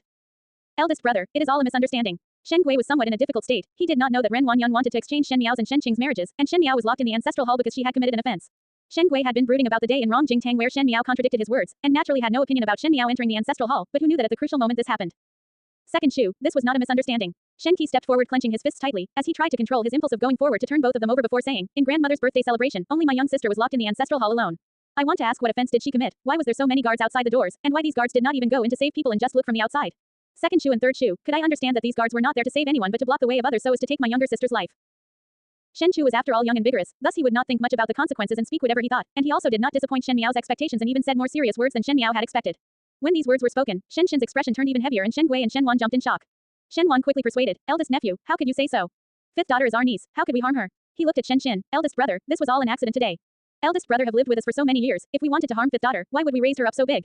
Do not eldest brother believe us. Shen Wan was a scholar and with the look of a noble and benevolence, he was able to fool one's heart as if in the entire world only he was the most upright and honest person. But Shen Xin did not fall for such a trick. If it was before, he would think that it was a misunderstanding since they had raised Shen Miao up so well that Shen Miao was also willing to be close with them. But after the events of today, when he see these people again, he only felt that under their gentle skins, the rapacious designs of these people were clear. Thus, in Shen Gui and Shen Wan's shocked eyes, Shen Xin cursed, your mother's fart. You think this father is easy to fool? I handed Zhao Zhao over to you all, and you all wanted to kill her. Lock her up in the ancestral hall and force her into marriage. Shen Gui, Shen Wan, you do not think that because this father is not in the capital, this father's daughter can be bullied by you all. Today I, Shen Xin, will put my words down here. Wait till Zhao Zhao wakes up, we will see. Shen Gui and Shen Wan were dumbstruck. Although Shen Xin was an unrefined general but for so many years, he had been exercising restraint on his own coarse character in front of them, even though it was not as elegant as those scholars. Now with this, they only then knew that Shen Xin was a gangster deep to his bones. Shen Gui and Shen Wan did not know how to continue the conversation with those words. In fact, Shen Xin was also extremely angry. When he saw his daughter trapped in the sea of fire, his heart was filled with anger and pain, and when he heard the words Shen Miao said before fainting, it was the last straw that broke the camel's back. The more simple she said, the more one would imagine, so much so that it made Shen suspicious of what kind of days Shen Miao had experienced in the Shen residence. The more he thought, the more he felt disgusted when he looked at his two younger brothers. If it was possible, Shen would not wait to split these two bastards with his sword. Shut up. An angry voice sounded from behind. Everyone turned around and saw Fu Er supporting old Shen over. Old Shen almost had a heart attack due to anxiety. She was one who was fond of her face in her entire life, but today in her birthday celebration she lost her face in front of all the famous and reputable people in the Ding capital. All the guests had seen Shen and Luo Yuyan's denouncing appearance and knew that they could not stay any longer, so they quickly left in a rush, leaving during half banquet. Now that all the guests had left, she quickly rushed over to condemn them, but who knew that she saw the scene of Shen interrogating Shen Gui and Shen Wan and naturally spoke without hesitation. Shen Chu turned around and when he saw old Shen he greeted, but his attitude was not warm.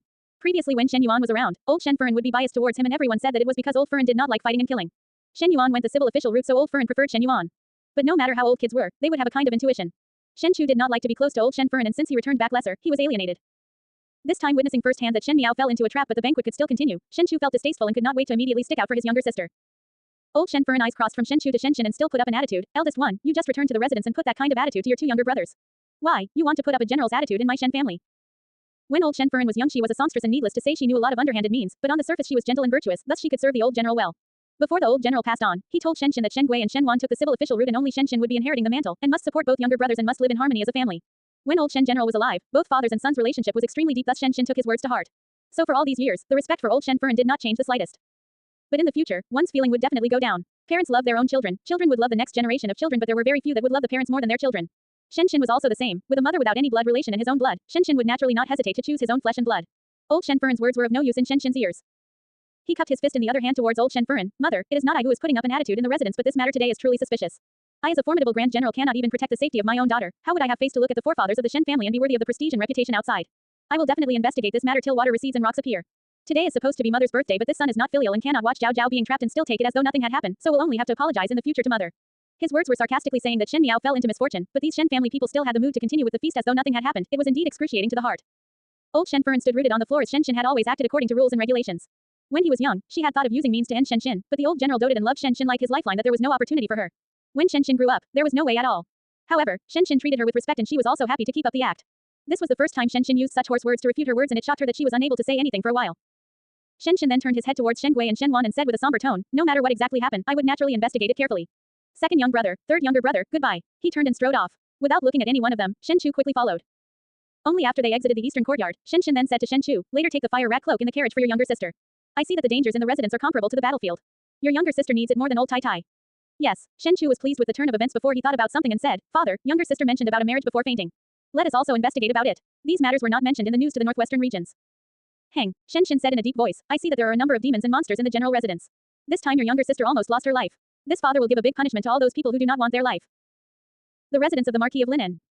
When Xie Jingxing returned back to the room, he saw a person sitting in front of the table, clad in white blowing robes and lightly moving his fan while smiling as he looked at him. What are you here for? Xie Jingxing put the sword down and asked. Heard that you went to Shen residence to look for it. What is the result? Gao Yang asked. Nothing. I have long guessed that it is not in the Shen residence. Gao Yang shook his head and a trace of disappointment flashed on his face. Since it is not in the Shen residence, what are you planning to do next? Like the 8 immortals soaring over the ocean, each one showing their special prowess. Xie Jingxing sat opposite him and poured himself a cup of tea. What else can be done? But for Shen to return to the capital at this timing, there may be new turmoil that would happen in Mingqi. Gao Yang looked at him and the fan in his hand slightly paused. Will the Fu family, at this time, he put his hands on his neck and showed a gesture of murdering someone. The Shen family meritorious deeds covered the masters. It is adding oil to the fire, thus there would be such a day sooner or later. Xie Jingxing drank a sip of tea and assessed in a normal tone without half a trace of sympathy. Gao Yang shrugged his shoulders and suddenly thought about something. He pulled out a little bluish-green bottle from his arms. The last time Tai Yi mentioned that you hurt your arm. This is the medication prescribed for you. Why need medicine for such a small injury? Xie Jingxing frowned. My medication will ensure scars are not left behind. Gao Yang put the bottle of medication into Xie Jingxing's hands. It is not good to leave a scar. I am not a female. Xie Jingxing pushed the bottle back like he was avoiding a plague. Take it back. If you were a female, you would be crying and begging for my help. Gao Yang said, take it, this medicine is very expensive. One bottle is worth 1,000 gold taels. Xie Jingxing glanced at him and a look of disdain appeared on his lips, but he suddenly thought about the scene where a young female in a sea of fire did not hesitate to use the burnt ancestral tablet to burn her own arm.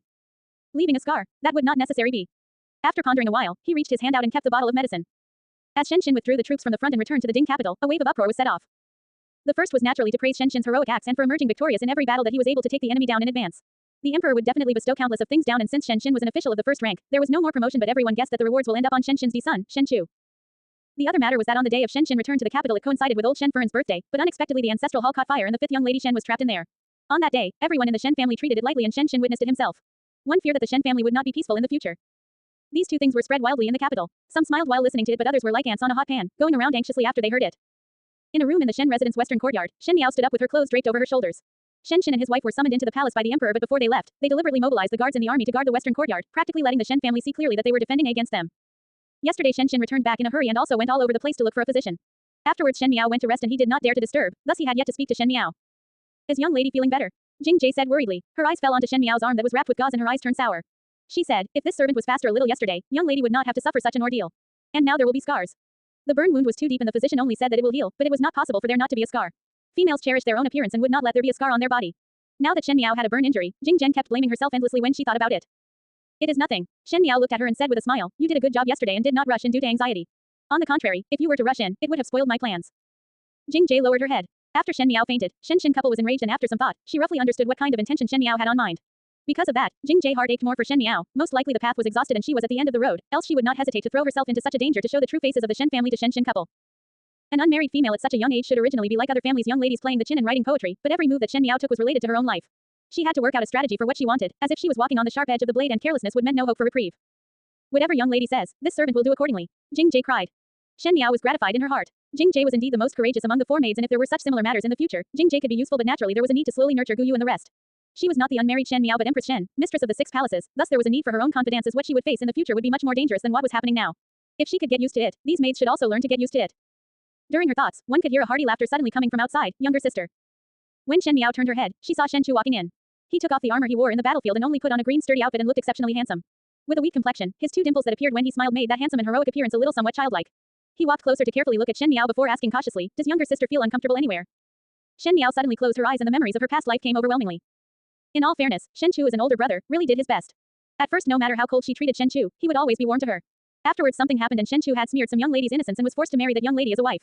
With that, everything changed. Mistakes were often made in his military work and afterwards he fell down from the horse and broke his leg. Fast forward, that young lady made Shen Chu wear a green hat cuckold. In a fit of anger Shen Chu killed that adulterer but who knew he was the only son of the Minister of Personnel.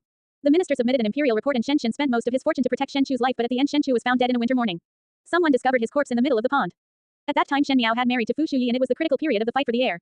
When she heard of the grievous news, she rushed back to the residence and what she saw was Shen Chu's deformed corpse that was swollen due to the soak. Even if she was not close to Shen Chu but after all they both had the same blood flow in them.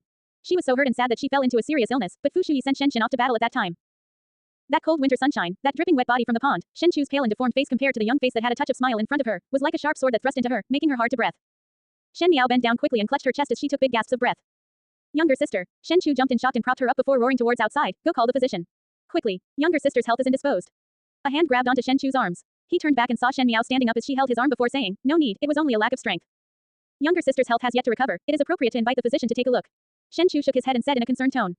I am fine, Shen Miao said to the hesitant Jing Jie, all of you withdraw. Her tone was firm and calm which made Shen Chu stunned for a moment. Younger sister, what is the matter with you? Shen Chu asked. Once the words came out, he was vexed at himself for using such heavy words. He usually faced brute men in the army and had forgotten to be softer and gentler to young females and thus slow his words and tone down. Yesterday upon seeing you trapped in the fire, father and mother were really frightened. Younger sister, why were you in the ancestral hall? Were you being locked up? However Shen Miao shook her head and smiled as she looked at him. After a year of not meeting, is eldest brother doing well? Ah, Shen Chu was simple-minded and said in a laughing manner as he scratched his head, I am still all right. The army is always like this, make a few contributions and wait for his majesty to bestow some things. Younger sister can pick what you like from it. After finishing, he seemed to have thought about something and happily said, that is right. Father previously hunted a fire rat and skinned it to make a cloak out of it. I will later get the servants to bring it over. That cloak is invulnerable to knives and spears and could evade fire and water. If you had that cloak yesterday then you will not be burnt. His voice hardly finished when Shen Chu froze on the stop. Shen Miao went up and wrapped her hands around Shen Chu's arms and rested her head on his chest. Even if they were real siblings they were after all not little children, so Shen Chu was somewhat embarrassed for some time even though he was overjoyed. It had been a long time since Shen Miao was so close to him and he felt overwhelmed by the unexpected favor. Just as he was somewhat happy, his heart sank as he thought about Shen Miao's temperament. She must have suffered big grievances for her to be this unprecedentedly close to him today. He asked hurriedly, younger sister, is there someone bullying you? If there is someone, you just need to tell me and I will beat him up till he was half dead. He spoke indignant at the injustice but Shen Miao wanted to laugh. Mei Fern had an older brother that was very talented and could help Fu Shuyi come out with plans for the court. Fu Shuyi later favored Mei Fern greatly and this may not be without her older brother's credit. Shen Miao was envious about it but at that time Shen Chu was already dead. It seemed that she had not felt the feeling of having a supporter for a very, very long time. Getting used to fighting alone in life and dividing herself to many people. Perhaps she only lost to Mei Fern because of her lack of support. Now with someone protecting and caring, it was so beautiful that it almost felt unreal. She slowly loosened her hands and looked up at Shen Chu's concerned eyes. Younger sister, Shen Chu was also stumped for words. The young female in front had bright clear eyes and white teeth and when she faced him, there was no longer the previous intolerance and boredom and what replaced was a type of deep feeling. That feeling made him felt a little strange as he looked carefully at the young female in front of him. After a year of not meeting, Shen Miao had gotten much thinner. Her originally somewhat round face was now sharp, making her look much more delicate. Her facial features got clearer and brighter. That naivety and immaturity had vanished without a trace and when he looked at her, there was a slight gratification and an unknown loneliness. Shen Miao slightly sighed in her heart. Shen Chu had the naivety of a youth and this kind of naivety was very valuable with his temperament. Sincere and energetic, it was hard to think that such a person will end up drowned in a pond. At the beginning people were saying that Shen Chu committed suicide because of his notorious reputation, but now thinking about it, with Shen Chu's willpower, how would he have committed suicide just because of others blaming and pointing of fingers? As for the initiator, it was her so-called Shen Shens who forced Shen Chu to marry, and now it seemed that it was most likely a plot. Why, younger sister, keep on staring at me? Shen Chu was unable to make heads or tails of it. Was it that my face is stained with something? He felt that the current Shen Miao was strange, not the Shen Miao throwing a temper or not the Shen Miao who treated him coldly, as if the person in front was not a young lady at all. Why did eldest brother not go to the palace today? Shen Miao asked softly. His Majesty only summoned father and mother. Shen Chu smiled. I naturally would not go. Younger sister, you have yet to tell me what exactly went on with regards to yesterday. Why were you trapped in the ancestral hall's fire? He constantly thought about the matter and was also wholeheartedly concerned about Shen Miao's injuries, thus he must understand the ins and outs of the entire event. Will eldest brother believe my words? Shen Miao smiled gently. There is no use to speak about it if one did not believe them. How could I not believe? Shen Chu heard this and quickly grabbed Shen Miao's arms. You are my younger sister. If I do not believe your words, who else would I believe? I can tell eldest brother of the matter, but eldest brother must promise me one thing. Not to tell what I have told you to father and mother, else I will no longer pay attention to you. Why father and mother cannot be told? Shen Chu was somewhat confused before he suddenly realized, as this matter related to His Highness Prince Ding. In the reports to the northwestern regions, it was also mentioned about the soft spot that Shen Miao had for Fu Shuyi. But Shen Miao was after all an unmarried female and would not know about the fight among the princes to be the heir. It was best for officials not to get mixed up, as those who enter the fray would die sooner. Shen Miao, however, unswervingly felt for Fu Shuyi, but Shen Qin and them were far away in the northwestern region, thus even though they were anxious, they were helpless and could only hope that Shen Miao would come around and no longer love this Fu Shuyi. It is not related to him. Shen Miao was between laughter and tears in her heart as she did not think that Shen Chu would think that way. She said, before your return, second Shen brought the 3D daughters of the Shen family to Wulong Temple to pray, and that day I exchanged rooms with eldest sister. Eldest sister's innocence was smeared by an evildoer, and the entire second Shen family felt that eldest sister suffered for me and that I initiated everything. I did not admit to it, so I was punished by copying Buddhist scriptures. As Shen Chu listened, he broke out a cold sweat in his heart first as he felt that it was so dangerous, for it was almost Shen Miao and not Shen Qing who fell into misfortune. After he heard what happened after, he was extremely angry. What did this matter got to do with Shen Miao? Why must Shen Miao be punished? This is clearly twisting words for fallacious logic. Shen Chu said angrily. He had no good impressions of Shen Qing as she always relied on Shen Yuan, that older brother of hers, and would often not take Shen Chu into consideration, and also sarcastically said that Shen Chu was a cultureless military man. Not only that, Shen Miao continued, this also coincides with the vice minister of the legislative bureau's Wei family coming to the residence for a marriage proposal and picked me. The supervisor of the minor treasurer's Huang family also came over to propose marriage and they picked eldest sister. Shen Chu was stunned. Marriage proposal. They had received a letter that the Shen family sent, but it never mentioned anything about Shen Miao's marriage proposal. This was just too ridiculous. How would the parents not be informed of their children's marriage? The Shen family way of doing things was just too much. Wei Qian, the young master of the Wei family, is a young talent, while Huang Dexing, the young master of the Huang family, is one of the cut sleeves. When I got to know that second Shen wanted to exchange mine and eldest sister's marriages, I could only say that I do not want to get married, and if I were to get engaged, I would only run away to avoid marriage. Thus they locked me up in the ancestral hall. The guards that you saw yesterday were not there to extinguish the fire, they were there to guard and prevent me from running away. Shen Chu's expressions followed Shen Miao's words and fluctuated. At the end he punched the table heavily and the smile on his face had long disappeared. Seeing Shen Miao's somewhat red eyes, younger sister, is what you say really true? I naturally do not have to lie to you. Shen Miao said. As for that blaze, it came bafflingly. I even suspect, she gently smiled, after all when I die, it would be more than justified for eldest sister to change the marriage. This is just bully to the extreme. Shen Chu angrily cried out and turned around to leave. Shen Miao pulled him back and asked, where is eldest brother going? I will go and argue with them. Whoever touch you will need to return a blood debt. Shen Chu said. Shen Miao looked at him and calmly asked, how do you intend to argue? Where is the evidence? Is it just to scold all of them or to kill all of them? The sarcasm in her voice made Shen Chu slightly sober. He turned back around and looked at Shen Miao before asking in a frown, what is young sister's meaning? Why eldest brother not think why I do not want to tell father and mother about this matter? Shen Miao lightly said, father and mother are both straightforward people and father is rather impulsive. It is easy to stick out for me, but how about the consequences? The Shen family is a big family in Mingqi and there are many eyes that are observing. Today if father execute justice for me, tomorrow the censors will write a report about father. Her lips hooked up. In this world, it is always that force come from the side with numbers. Whoever had more people, whoever's logic is correct. In the 3 households of the Shen family, the first household going A against the second and third household and even A against an old woman. Do you think that we can hold the grounds of reasoning? Shen Chu was surprised by Shen Miao's words. He was even more surprised by Shen Miao's expression when speaking. That calm analysis was brutal and was able to draw blood on the first prick, which made him cast a sidelong glance. These words were not what Shen Miao would say at such an age, as how would an unmarried female be able to evaluate the world that coolly? He hesitated a little, younger sister. With one glance, Shen Miao was able to know what Shen Chu was thinking in his mind. Shen Chu was one who was open and candid. In fact, it should be said that the entire first household of the Shen family were all open and candid, and in this difficult world, there were no good endings for good people. She said, eldest brother want to ask why did I became as 1C? Shen Miao looked down, because I have gone through all this. After experiencing so many things, there would not be one that would not change. Eldest brother, I am no longer the past me and you are no longer the past you. Now, I only ask one question, after listening to my words, do you hate them? Shen Chu was startled and looked towards Shen Miao before he slowly clenched his teeth. Hate. Why hate? Because, how could they treat you like that? Shen Miao shook her head, this is not what you hate. Shen Chu was surprised, he abruptly found that currently the words that this younger sister of his spoke made him unable to comprehend. But somewhere somehow, he felt that Shen Miao's words were very reasonable. What you hate is that we have invested with our own sincerity and devoted treatment, in exchange for a hypocritical show of affection that is worse than for one's enemy. Because of themselves, they can have our lives. This is not what family or even strangers would do. This has already been a blood enmity since long ago, and between relatives it is even more sinful. Shen Miao saw that Shen Chu's eyes moved a little and she sighed in her heart. If possible, she wished that she could protect the youth in front of her well, and allow him to only know about galloping into the battlefield and become a hero that the public would respect. But she was really scared. She was scared that there would come a day where the scene of the pond would repeat itself. She could only build up a wall in Shen Chu's heart now. Remembering hate was better than remembering love, as love was the most hurtful. What does younger sister want to say? Shen Chu finally said. Shen Miao sighed in relief as Shen Chu was not truly stupid. Once he understood, some things would be much easier. I hate them and eldest brother also want to vent it out for me. But even if father and mother take action, they cannot kill all of them. Shen Miao said, I want to deal with them myself but this would require eldest brother's help. No matter what Shen Xin and Luo Shuiyan did, they did not have any evidence on hand thus if they were to kill the second household, they would have to be punished against the laws of Mingqi for killing one's kin. Because Shen Xin could really do such a thing for her. She could gamble with her life but she was not willing to see the Shen Xin couple to commit such a dangerous crime. Death was the easiest thing to do but if one could retreat fully, then by using a blunt knife to grind the meat, the persons in pain would be those who were being ground. Moreover, the big fish was not yet hooked onto her bait. What younger sister want to do? Shen Chu asked. Shen Miao smiled, no rush. There is nothing but time. We will do it very slowly. Both siblings, Shen Chu and Shen Miao, had not talked for such a long time about matters in their hearts. Shen Chu had especially found personnel from the army to guard outside the western courtyard and no one else were allowed in.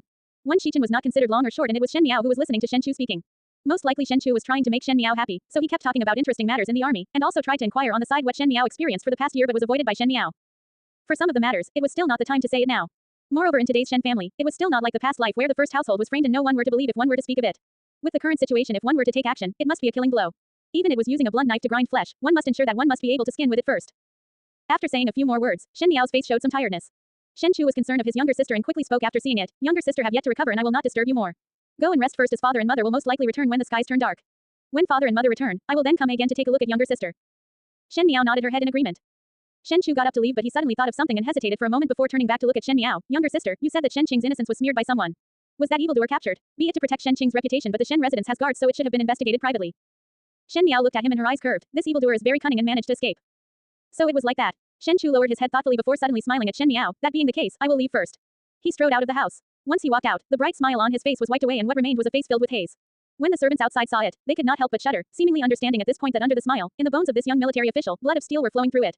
He ordered the guards beside him, find 2 people to take a trip to Wolong Temple and also investigate what is happening in the capital.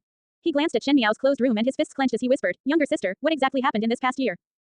In the house, Shen Miao said to Gu Yu who was walking over, bring some money for Chun Dao and also find a servant to send some money to physician Chen. This is the most critical time and that unborn child and eldest sister's belly must stay well.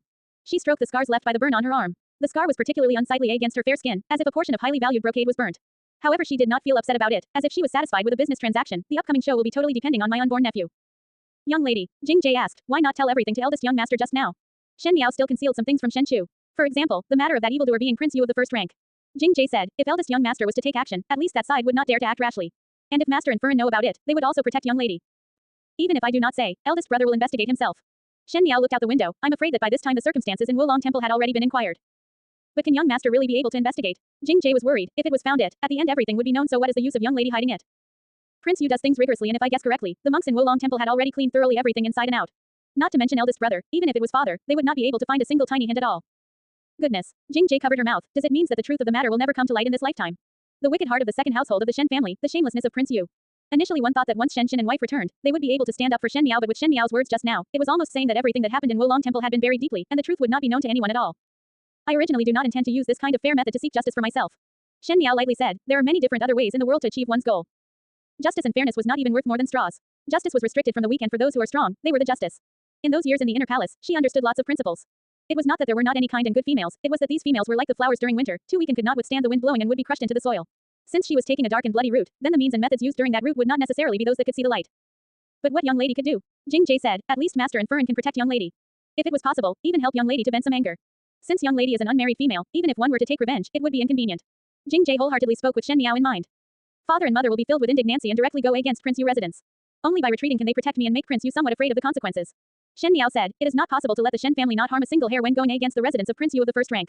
If it was only for the sake of intimidation, then it is not what I wish to have. The more Jing Jie listened, the more she did not understand. Shen Miao's meaning was not to let Shen Xin take his anger out of Prince Yu, and also not to let Shen Xin deter Prince Yu but make Prince Yu not put any intention onto Shen Miao.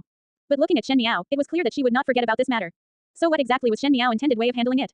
Shen Miao smiled, if one were to offend me, I will definitely exterminate the entire family. Jing Jie was surprised and unconsciously raised her head to look at Shen Miao, but saw that the smile on the lips of the young female that was bathed in sunlight was like the claws of a beast in the deep dark jungles, quietly showing their fangs.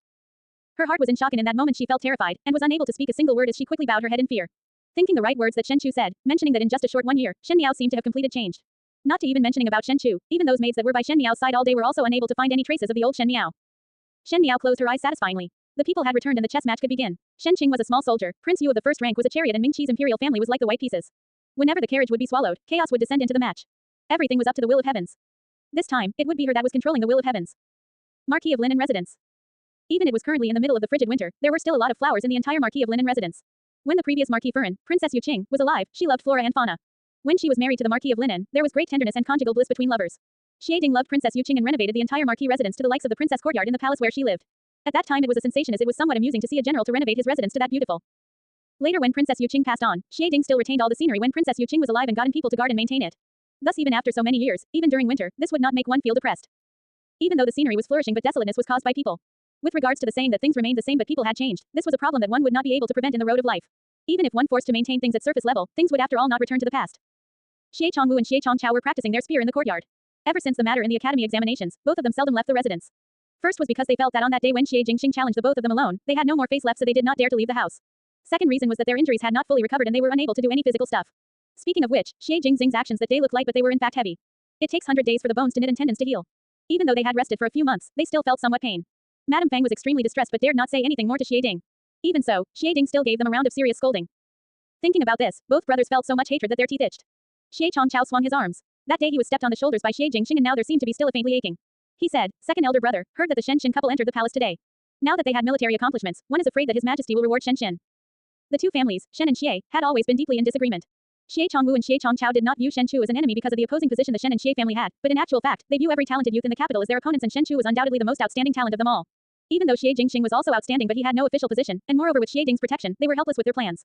But Shen was different. If Xie Chongwu and Xie Chongqiao had official positions, they were afraid that everyone will compare both brothers with the D-son of first household of the Shen family. And what Xie Chongwu and Xie Chongqiao most hated was that they were not as good as someone else.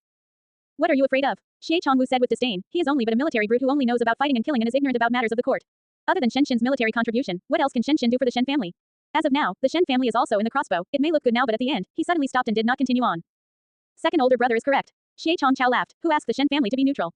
In this world, it is a dream if one pay attention to one's moral uplift without thinking of others. But many thanks to the Shen family's stupidity, our future opponent will be reduced by one. If the conversation between both of them were known to others, they would be surprised. After all, Xie Chongwu and Xie Chongqiao had a noble and benevolent image in public, and the Xie family did not participate in the prince's fight for the position of the heir. But in Xie Chongwu's and Xie Chongqiao's words, it was hinted that they have entered a faction behind the Xie family's back. Speaking of which, the Shen family is not something to fear of, but there is still one in our own family. Xie Chongwu suddenly turned towards another direction. That direction was the courtyard where Princess Yu Qing recuperated previously, and currently it became the courtyard where Xie Jingxing resided. Thinking about the look Xie Jingxing gave him as he pointed the spear to his head, made a wave of anger to surge in his chest. After a moment he then said, that scoundrel is getting more and more arrogant. He actually secretly called Xie Jingxing scoundrel but if they met normally, he would be very respectful. This made one speechless. Exactly. Xie Chongqiao went along with Xie Chongwu's words, these days he behaved himself which made father pay more attention to him. If he was not guided by someone, will there be any conspiracy? Even though it was a headache that Xie Jingxing had an unruly temperament all these years and did not have an official status, the two Xie brothers were secretly relieved in their hearts. But even so, when people talked about the little Xie Marquis, other than being cynical, they would heap up praises of his heroism on the battlefield and it was not only that. No matter how Xie Jingxing opposed Xie Ding would treat Xie Jingxing wholeheartedly but treated them two filial sons lukewarm. As such, the jealousy towards Xie Jingxing grew intense as the decade went by. Previously as long as Xie Jingxing was in the Ding capital, there would be a major event every 3 to 5 days but after the matter in the academy examinations, it was as if his character had changed and would leave and return late and they did not know what he was busy with. But this uncharacteristic quietness made Xie Ding very pleased and even thought that Xie Jingxing had finally put away his unruliness and began to work seriously. It was because of this that Xie Chongqiao and Xie Chongwu became even more nervous. Be it be whoever who was guiding him. Xie Chongwu sneered, at the end there will be one day where he would be under my feet. In the beginning that woman was a princess but still did not end up well, not to mention him being a son. In short, one must secure the connections with His Highness Prince Ding before the returning banquet. Xie Chongqiao said it as he picked up the spear and stabbed it ferociously into the haystack in front. At the same time, the protagonist of their conversation was sitting in front of the table in the room. The courtyard in which Princess Yu Qing recuperated was covered with flora and fauna and there were some trees that were still lush in winter. In front of the room in which Xie Jingxing stayed, the branches of the trees almost blocked the entire window that even though during the day, the room would feel gloomy. However in the gloominess, the youth who was sitting had a pair of bright as a sunny day eyes. The guards in front handed over a letter and after he carefully read it through, he threw it into the briquette in the middle of the room. In a short moment of time, a puff of smoke flew up and there was no trace of the letter left. What does it says? A figure came from behind. The white-clad gentleman comfortably poured himself tea with an elegant attitude as if he was appreciating tea with someone. There is change in the situation. Xie Jingxing did not turn around and seemed to be pondering about something. Oh, the white-clad gentleman's action paused as he looked over with a groan, was not it already? Gao Yang, Xie Jingxing suddenly said, how about destruction before establishing is only with death does one's course end? You do not have this kind of temperament. Gao Yang was initially stunned for a moment, seemingly surprised, before he shook his head and said, you are all along not one who liked to keep a low profile and would ensure everything is finalized before taking action. If the results was not a win, you will not take any action. I am surprised to hear something different today from the usual scheming you. He asked, did you encounter anything? Encountered a mad person. Xie Jingxing raised his brows. Made me feel that it would also be good to make a bet. He stood up and the gold-embroidered clouds gave a faint luster as he moved in the dark. If one did not look carefully, one would not be able to see it. You cannot be talking about the daughter of the Shen family. Gao Yang was able to draw blood on the first prick. I heard Tai Yi mentioning about the matter that day. Even though it was bold but it was overly reckless. Now that Shen had returned, one is afraid that with Shen temper, there would be another round of trouble. The thing is not in the Shen residence. Xie Jingxing said, I changed my mind. Not intending to make use of the Shen family. Gao Yan was somewhat astonished. The Shen family is a big variable. Xie Jingxing shook his head and the handsome youth brows did not show the normal cynical look that it usually held but a calm beyond his age. That naturally elegance and nobility air covered him as though there was a layer of mysterious luster, which was more dazzling than the sun. What do you refer to as a variable? Gao Yang asked. Xie Jingxing raised his eyebrows. I have a premonition regarding the Fu family's attitude. The Shen family is the biggest variable in the setup of Ming Qi's future. Gao Yang seemed not to believe it, but he ultimately trusts this youth's suspicious heart. He said, how do you know? How would the Shen family be a variable? Shen Chu, Shen Qin. Even if there are domestic problems in the Shen family, it will not represent the attitude of the Shen family. There is an intelligent person in the Shen family. Xie Jingxing said lazily, but fate is too cruel. Why struggle? He said, anyways, there are not changes in the plan, just a change of method. You are not thinking of. Gao Yang was moved. After so many years, I have tolerated for far too long. Xie Jingxing said, because of apprehensions, one needed to tolerate, but now, he smiled in alarm as if dark clouds suddenly faded and the sunshine lit up the entire room, making everything else to lose its brilliance. Xie Jingxing stood with folded arms and lightly said, Gao Yang, I am tired of covering up. I will take action in the shortest of time. But are you willing to part? Gao Yang asked. There is nothing unwilling. Gao Yang sighed, and when he raised his head, he had become determined. Since this is the case, then it will be as you planned. First hide the information from the side and start from Ming Qi's side. In the Fu family, who do you think of starting off with? Old rules, toss a ball out. Whoever catch it would decide. He lightly laughed. His fingers however touched something in his sleeves. His heart moved slightly as his fingers picked out a small delicate bottle. That was the medicine bottle that Gao Yang gave him. The medication inside was what Gao Yang claimed to be a scar-removing medication that thousands of gold would not be able to be exchanged for it. This herbal paste would be able to make a scar vanish no matter how deep it was. He clenched the bottle into his palm, and when he released it, the delicate bottle has turned into broken pieces. Just like what Shen Miao did, a big fire would burn down all false equilibrium and expose the ferocious truth, thus this would then truly become a game where one could make the moves. Shen Miao used her own scar to put an end to any possibility of future reconciliations. How about him? His gaze swept faintly out the window to the four corners of the skies in the Marquis of Linen residence. After seeing it so many times for so many years, because of some warm memories, he was also willing to maintain a false equilibrium. Now it was the time to break this equilibrium. He closed his eyes and the long eyelashes were as beautiful as the butterflies in spring, but when they were opened, they looked sharper than the sharpest of knives. On his desk, a map was spread out at the moment. Seeing it closely, this map was nothing else but a clear territorial map of Ming Qi. From the 13 provinces in Yuzhou to the town of Dingyuan in the desert, from the Zhongnan Valley to the Dingzai's eastern sea, from the ancient city of Lin to Luan City, in the middle of the entire territory was however the most prosperous Ding capital. With the surging of the entire country, the world heroes would come forth. He stretched his hand out and gently touched the center of the map with his finger. It was as if one was deciding the rise and fall of a dynasty. Shen and wife finally returned back to the residence in the evening. Accompanying them back to the residence was a carriage full of rewards that were bestowed by the palace. If it was like before, these rewards would have definitely be kept at the Shen residence's public fund, but today, Luo Shuiyan let the servants directly carry those chests into the western courtyard. The rewards from the palace were lavish and expensive, and the servants of the eastern courtyard could only look on helplessly as the chests passed by their courtyard. From time to time, there were sounds of objects breaking coming from Rong Jingtang. Obviously that extremely cheapo old Shen Furen was furious about the matter, and was putting on a tantrum for others to see. But people from the military did not care for such a tantrum. The chests still continued their journey, and very efficiently, everything was quickly moved over. Shen Miao was sitting in front of the table reading. She was reading all about Ming Qi's political and legal orders, and those poetry books that Gu Yu and the rest brought for her were thrown aside without even glancing a look at them. One could hear hearty laughter coming from outside the door. Zhao Zhao. Shen Miao turned her head and saw Shen striding in with Luo Shuiyan following closely behind. They probably came over here directly upon their return to the residence, as they did not even change their clothes. Shen Chu was right at the end and winked and made a face at her. Shen Miao stood up and rushed towards them to greet father, mother, eldest brother. Shen and wife could not help but be stunned with her gentle look. Shen Miao was not close with them, and in the past when they returned, she would leave after a few words and would be very impatient.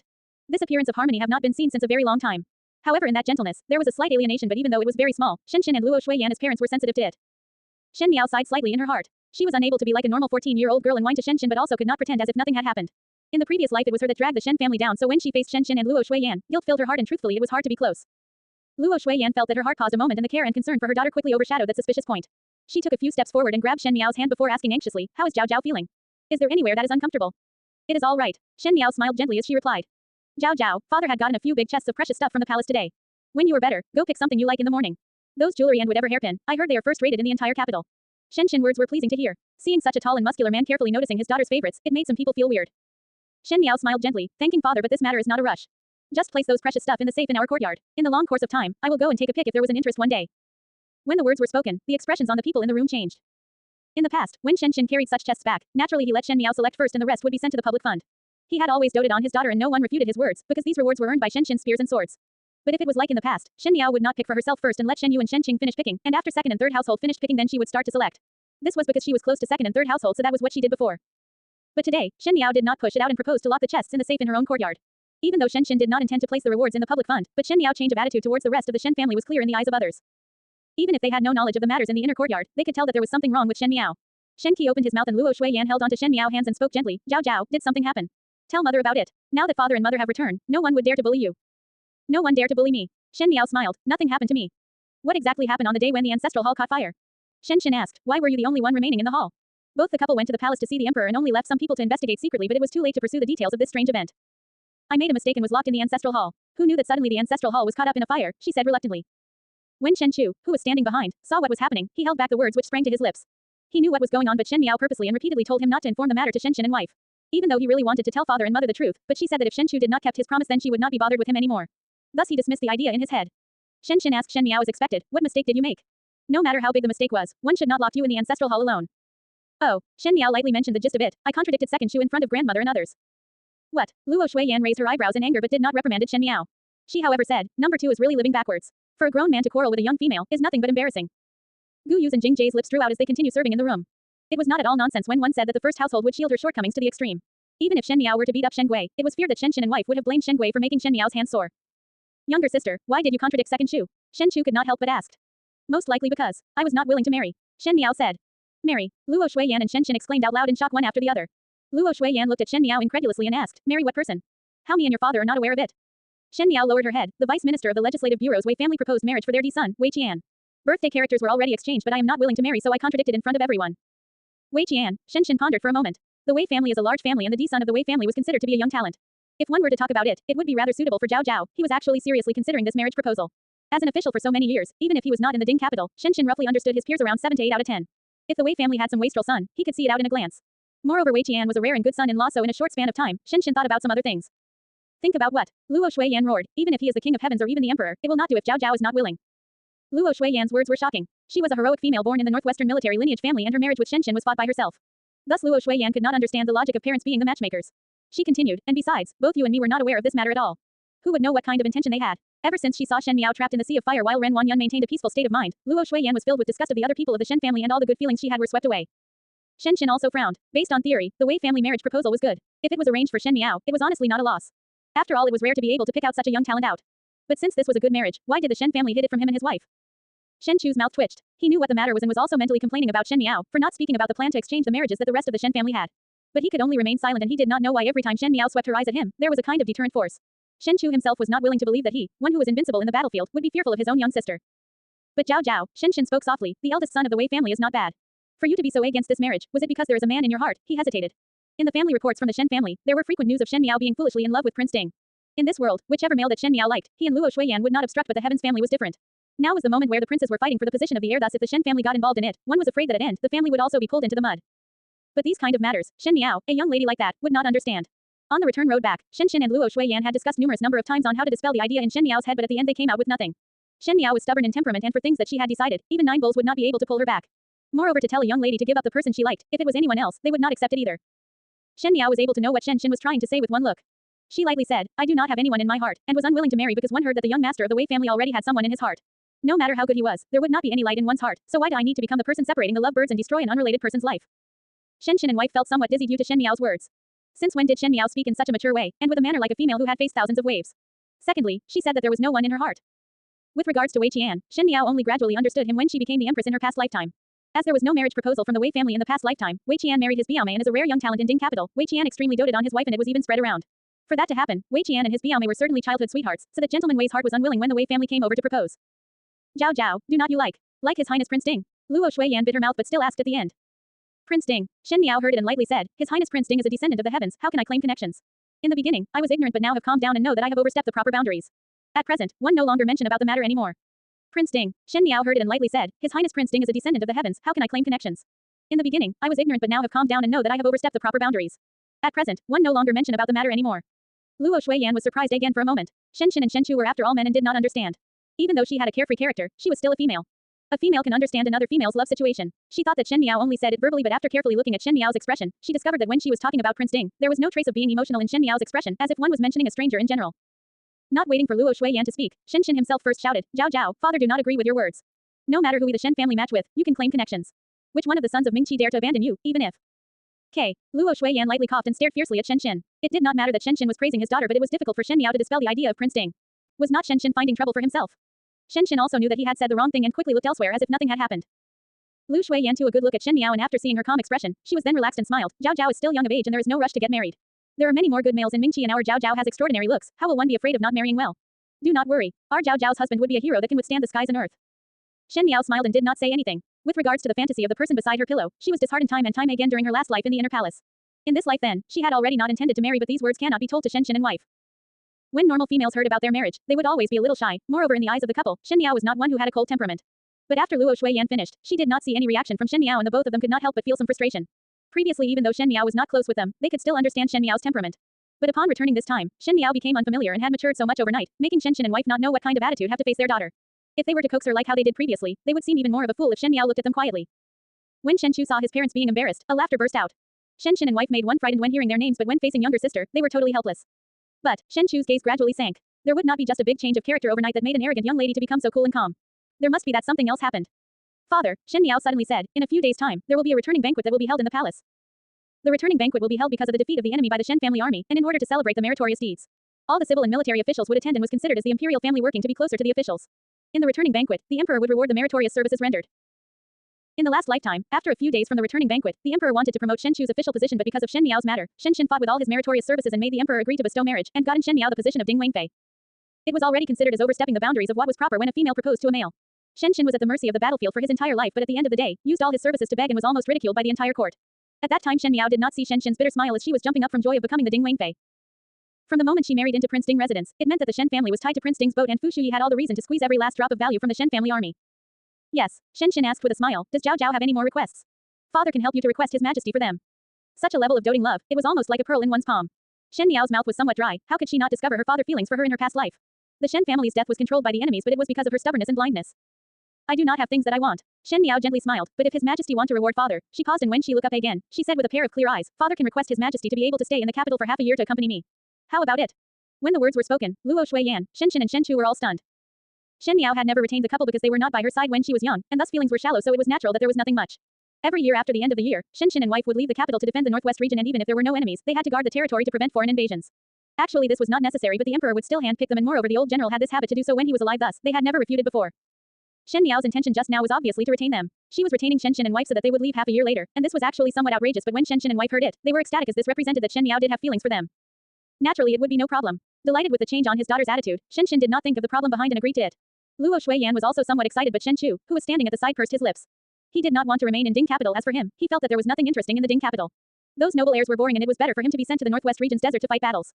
However, after looking at Shen Miao's face, his heart softened. At least with him by her side, the best thing was that no one would dare to bully Shen Miao. After saying much more stuff, the Shen couple and Shen Chu left. After they left, Shen Miao put the books on the table and walked to the side of the window. Young lady, Gu Yu spoke softly, have already spoken to Chun Dao. Eldest young lady's abdomen is fine. This one heard that second Furen and second master were quarreling because of eldest lady's marriage.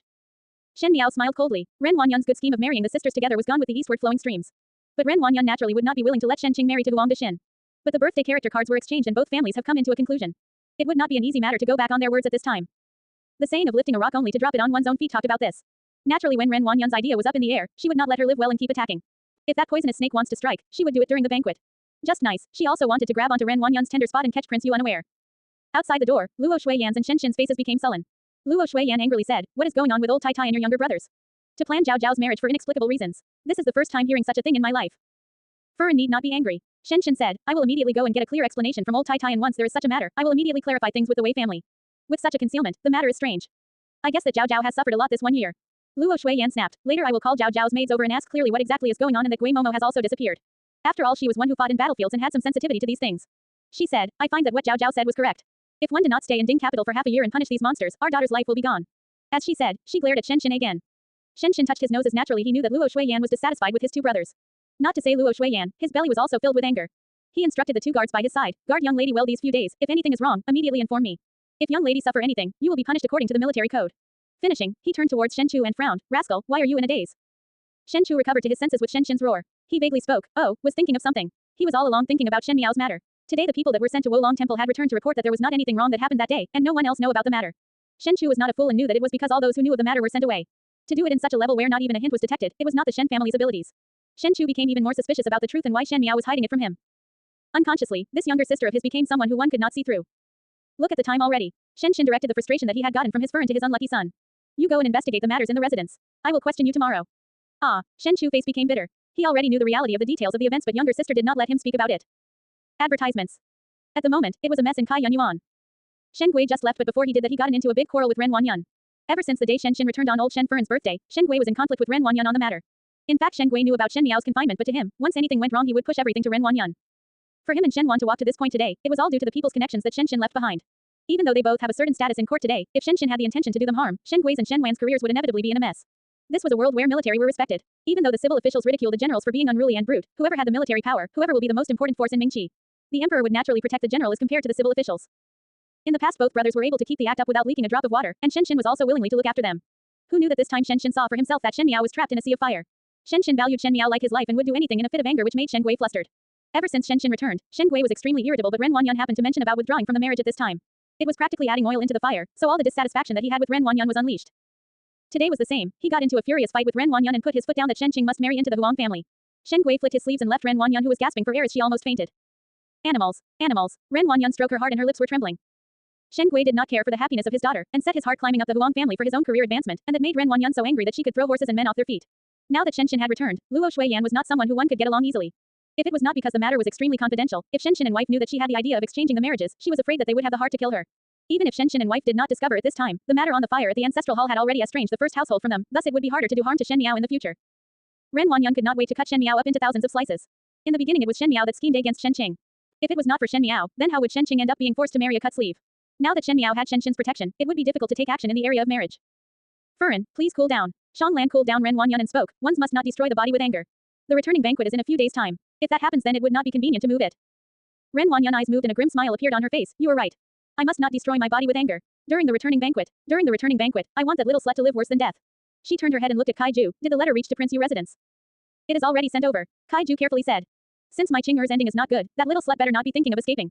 There were traces of a sneer in Ren Wanyan's expression as she coldly laughed. I cannot do anything to her as Shen is there protecting her, but if they have the ability then they should go against Prince Yu. She was alike to a vicious snake as she said gruesomely, there will be someone that will take care of her. The residence of Prince Yu of the first rank. In the magnificent and grand main hall, there was a beautiful Persian dancer wearing a thin piece of clothes dancing. Those fair bare feet were stepping on the soft carpet and there were colored bells dangling around her ankles, as they rang a sweet dingling sound following the dance moves. Her snake-like body was dancing vicariously. High up on the seat was a male who had an ugly and hideous face and an empty left leg. It was Prince Yu. At the moment there was a petite girl kneeling next to him. That young female was around 11 or 12 and she was very young and very beautified, but her eyes were filled with fear. At this moment she was no more than an inch away, pounding lightly on Prince Yu's leg. This young female's fair body was covered with purple and blue bruises. Upon a closer look, there were red whip marks. It was obviously she had experienced a painful and excruciating torture. Prince Yu looked at the contents of the letter and he suddenly laughed and violently smacked the lion head on the seat. The young female screamed in shock and quickly fell onto the ground as her entire body could not help but trembled. Shen, a few words were chewed out of Prince Yu's mouth. Shen Miao actually dared to play around with this prince. After what happened that night, because he had found other interesting things, he had thrown it to the back of his mind. For Prince Yu, these young ladies were only interesting toys and were the same as rearing those cats and dogs. As for what would happen to them later, he does not care one bit. Combined with Shen Gui's concealment, he did not discover anything wrong. Until this letter came, he finally recalled that there were some odd things that day. That Shen Miao had such good means that not only she counterchecked Ren Wanyan, she also played with him. In Mingqi, Prince Yu of the first rank was considered a son of the imperial family. Other than the emperor, everyone would have to be courteous and given to him. Shen Miao was a little girl and even dared to step on his dignity under her feet. If previously he only felt interested in playing with Shen Miao, this time Prince Yu had truly became furious and his murderous intention was ignited. It is just that now Shen was still protecting her in the Ding capital. How can he take action? Or could it be possible to eliminate Shen Chu? Prince Yu of the first rank touched his chin and a trace of extreme viciousness flashed in his eyes.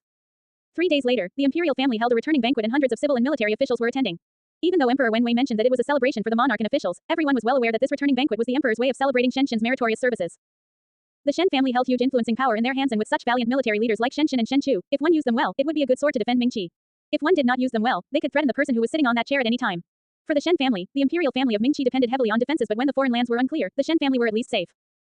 As long as the Shen family does not enter the muddy waters of the fight for the air, the imperial family would not take any action against the Shen family within these 10 years. This was something that those people in court that had brains could see. But previously Shen Miao was in love with Prince Ding, which made others think that if Shen were to marry his daughter to Fu Shuyi, the position of the Shen family in court would be at the knife edge. But afterwards Shen Miao's interest on Fu Shuyi gradually faded and the Shen family need not be caught up in the whirlwind of the fight for the air, thus they were safe and sound. Within those next 10 years, the reputation of the formidable Grand General in Ding capital could deter a lot of people. Early in the morning Luo Shuiyan came over to take a look at Shen Miao. In the past few days, Luo Shuiyan and Shen were investigating about the events in the Shen residence, but these matters were covered up very well, and even the small trivial matters could not be discovered. But despite this, Shen and wife felt a lot strange and alienated from old Shen Furin and the other two households. Shen Miao did not tell Shen and wife about the matter of Shen Qing losing her innocence, and it was impossible for Ren Wanyan and Chen Ruchu to say it out on their own accord. Even the excuse for Gui Momo's death was done anyhow. It was said that her hands and feet were unclean and she was thrown out of the house. Ren Wanyan thought that Shen Miao would have told the truth, but who knew that Shen Miao also used her excuse. Ren Wanyan thus believed that Shen Miao would not make any complaints to Shen and wife about any concerns, and so became even more fearless than before. There are 2 little hairpins in young lady's jewelry box. Bai Lu styled Shen Miao's hair into a long bun. Now that Shen Miao was slimmer, she lost her young appearance and was not compatible anymore with the kind of looks that she had previously used. Moreover, today she needed to enter the palace, so it would probably be best to dress up more dignified. However, previously Shen Miao's jewelry was bought by Ren Wanyan and most of them were gold, and now these jewelry were used to buy Yan Mei and Shui Bai and San Fu Ban, and for Mo Qing to make arrangements with physician Chen, and hence were pawned off and spent. Now those jewelry boxes were empty. Did not master carry the rewards that His Majesty bestowed yesterday? Xuanzang was struck by a brainwave. Why not let young lady pick something from there? The rewards from the palace are definitely good. Forget it. Shen Miao rejected it. Those things from the palace, which one of it was not stained by blood? Now she was not willing to wear those things on her body, as if it could infect her and made her remember all those tragic years. She thought about it and opened a jewelry box and picked a hairpin from one of the layer. This hairpin is really beautiful. Bai Lu was pleasantly surprised. When did young lady have such a hairpin? Was it Furan who gifted it? Shen Miao picked up that hairpin and placed it in front of her to carefully inspect it. This was the hairpin that Xie Jingxing exchanged after picking the real begonia from her head during the academy examinations, in the middle of the plum blossoms forest. If it was not Bai Lu mentioning about the matter, she would have thrown it to the back of her head. The hairpin was made of jade. From the light to dark, when it reached the part with the flower, the entire jade was sparkling with a reddish-purple color. The craftsman who did the carving was very talented as the petal of the begonia was in full bloom, and there was a feeling of a flourishing meaning. When one touches it, there was a cool and moist texture, obviously from the finest grade of jade. For such a jade begonia hairpin, one feared that it was valued higher than 1,000 gold. Previously Shen Miao saw a lot of good stuff in the palace, so she could naturally see that this hairpin was out of the ordinary. As such, she was even more unexpectedly surprised at Xie Jingxing to be so generous, as no matter how rich the residents of the Marquis of Linen, one would not be able to squander at such a level. Seeing Shen Miao lost in thoughts, Bai Lu was afraid of holding up the time and reminded, young lady, this hairpin looks good, this servant will put it on for you. Only then Shen Miao recovered herself and went accordingly with Bai Lu's wish. Finally Xuanzang put a little rouge on the cheeks before it was considered finished. Gu Yu walked over with a lotus blue rabbit fur cloak and put it on her before smiling, young lady really look very good. Furan will definitely like it when she see this. Outside the door, Luo Shuiyan and Shen Xin were waiting as Shen Chu ripped the leaves apart as he said, Mother, why not let younger sister go to the chests of rewards for clothes and jewelries? What do you know? Luo Shuiyan said in a bad mood, it is always bestowing bolts of materials, one did not see clothes being bestowed. Even if there were clothes, who would know if those ladyships and concubines had worn them before? I would not dare to let Zhao Zhao wear them. As for jewelry, you might as well forget about it. Zhao Zhao will wear whatever she likes and desires, it is better not to intervene. Shen Miao had all along liked wearing tacky clothes and this point made Luo Shuiyan's head take. No matter how much Luo Shuiyan persuaded, Shen Miao was unable to abandon her love of gold and silver jewelries, and after a long period, Luo Shuiyan got used to the look. Luo Shuiyan was born in a family with military lineage, and even though she was fiercely beautiful, her dressing went towards the heroic style and had some vibe of a heroine. Shen Chu stuck his tongue out and softly spoke, if younger sister wear gold and glittering again this time. He hardly finished his words when he heard the squeaking sound of the door being pushed open. Younger sister, Shen Chu opened his mouth and stared foolishly at Shen Miao speechlessly. The young female was wearing a purple jaded silk robes, with a rabbit fur cloak over it. The velvet rabbit fur covered her neck fully, making her small face look like it was the size of only a palm.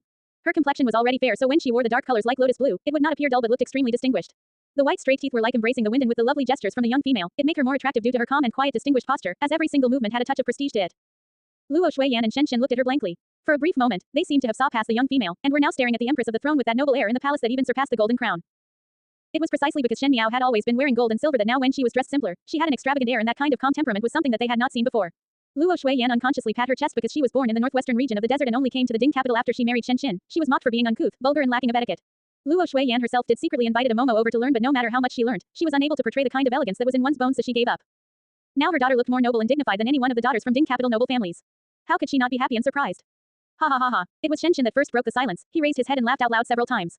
When he looked back at Shen Miao again, there were pride and happiness in his eyes. Shen family has a fully grown daughter. My Zhao Zhao is now also a great beauty. The words he used were extremely coarse, which provoked a fierce stare from Luo Shuiyan. When she turned her head, she saw the few guards that Shen Qi brought back from the army were also staring blankly at Shen Miao. She could not help but felt a trace of pride before she said, never mind. We will head to the horse carriage first. It would not be good to be late. Finishing, she pulled Shen Miao along and talked to her intimately. Shen Miao was not used to be treated as a little child like this, but paused when she saw Shen Xin's and Shen Chu's pampering looks. In the eyes of her parents and older brother, she was still that Shen Zhao Zhao. Luo Shuiyan noticed the begonia hairpin in her hair and said with a smile, Zhao Zhao's hairpin looks really good, did you pick it? Shen Miao vaguely responded and intended to walk towards the door, but saw that there were two carriages that stopped there. Shen Gui and Shen Wan were standing outside, and when they saw Shen Miao and entourage walking over, their gaze seemed somewhat unnatural. In these days, Shen Xin did not give them any good attitude. No matter how much they explained, he would not even show an expression of hearing.